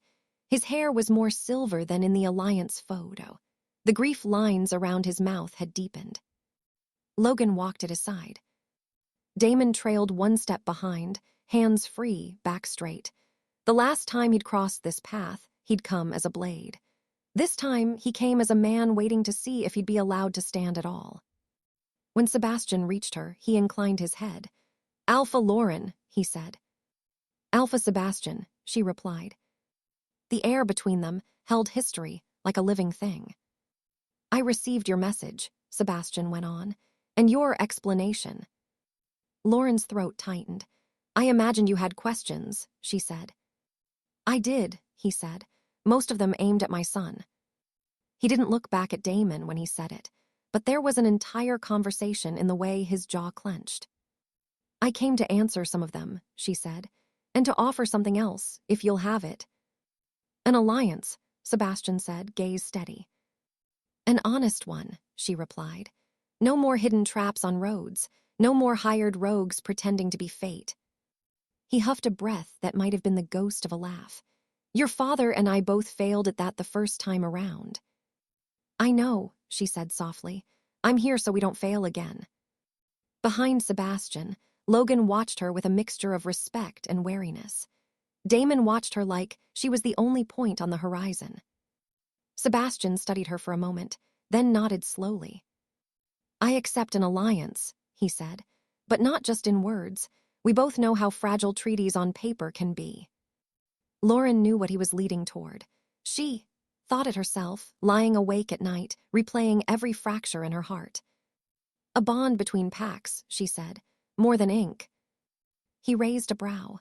"You suggested in your letter that you would be willing to tie Shadow Creek and Nightfall together in a more permanent way," he said.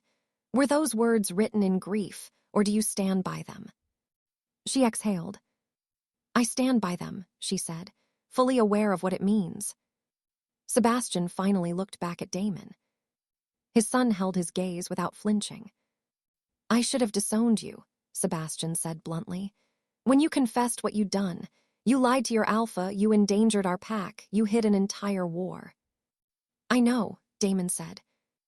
"I also remember what it felt like to bury your mother," Sebastian added quietly. "And I know exactly what kind of man it takes to pull the trigger on the wolf who made that happen and still come back to confess it." His voice softened a fraction. "I won't pretend I approve of every choice you made," he said, "but I understand why you made them." He turned back to Lauren.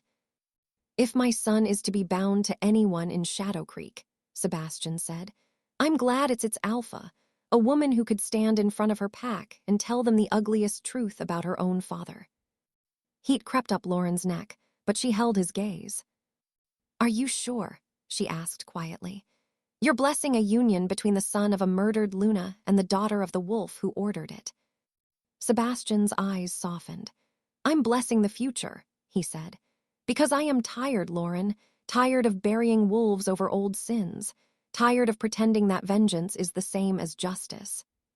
He stepped aside, making space. Damon moved forward on instinct, stopping a few feet from her. Up close, the bruises were gone. The scars remained. "Lauren," he said, just her name. "No titles."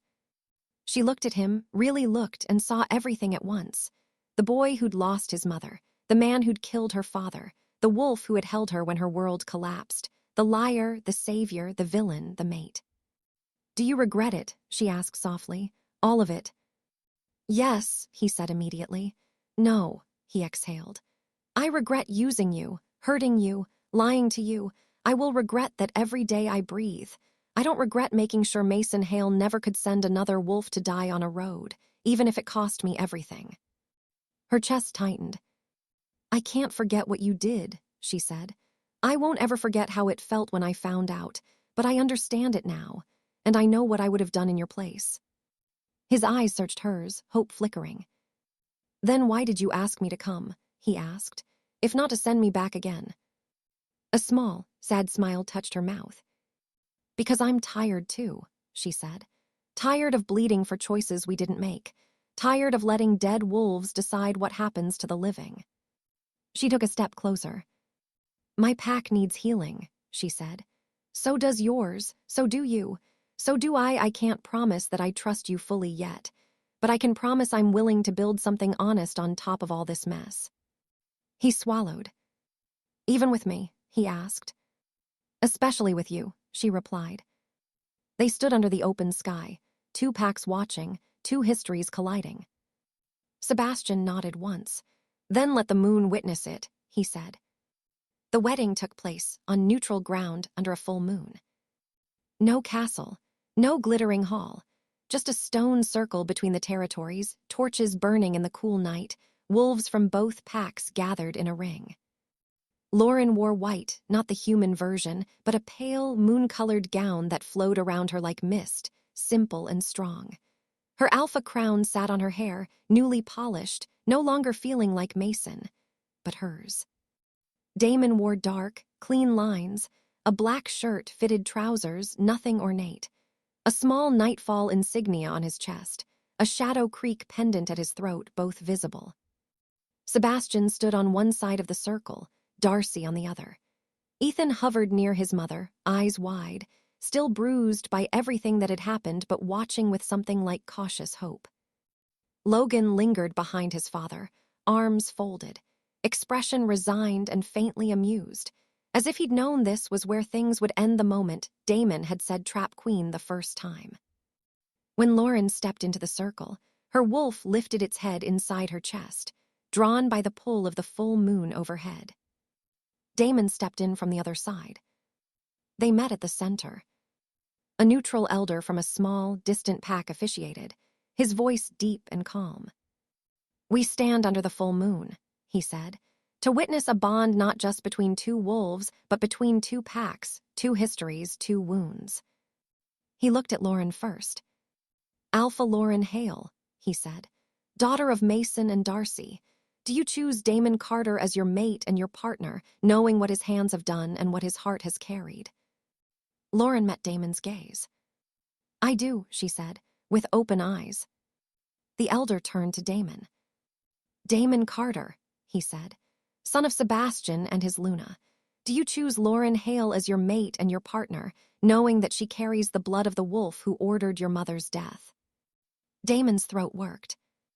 "I do," he said, with open eyes. They joined hands, her small but strong in his fingers wrapping around hers like they'd been shaped for it. The old mate mark on his shoulder warmed, answering something inside her.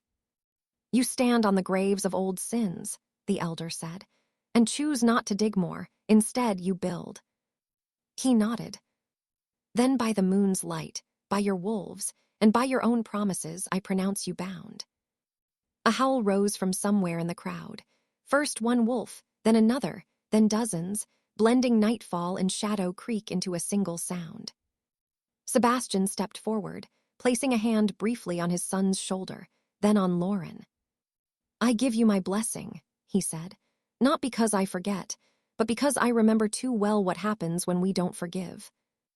Darcy came next, eyes full of tears that held every kind of feeling at once. "I don't know how to feel about you," she admitted to Damon, voice shaking. "Maybe I never will completely, but my daughter has chosen you, and I promised myself I would not stand in the way of the healing she's trying to give this pack." She leaned in and pressed a brief, soft kiss to his cheek, then cupped Lauren's face. "Be better than we were," she whispered, "both of you." Lauren nodded, tears finally spilling over. When the formalities faded, it was just the two of them under the moon, the world narrowing to the warmth of his hand in hers, the feel of his breath against her forehead as he leaned closer. "This isn't a simple happy ending," she murmured. "No," he agreed. "It's a complicated beginning." She huffed a small, wet laugh. "Figures." He brushed a thumb over her cheek, catching a tear. "Thank you," he said quietly, "for not killing me." "Don't thank me," she replied. "I'm going to make you work very hard to earn every piece of trust back." "I was hoping you would," he said. She looked up at him, at the man who had destroyed her world and now stood ready to help her rebuild it. "Damon," she said softly, "I love you and I hate you, and I think that's okay for now." He closed his eyes briefly, then opened them, blue burning under the moon. "I love you," he said, "and I'll spend the rest of my life making sure you never have to hate me again." The moon watched as they finally closed the last inches between them, sealing their messy, imperfect, fiercely chosen bond with a kiss under the full, bright sky. Around them, two packs held together for the first time, not for war, not for vengeance, but for something rarer. A future neither of their parents would have ever imagined.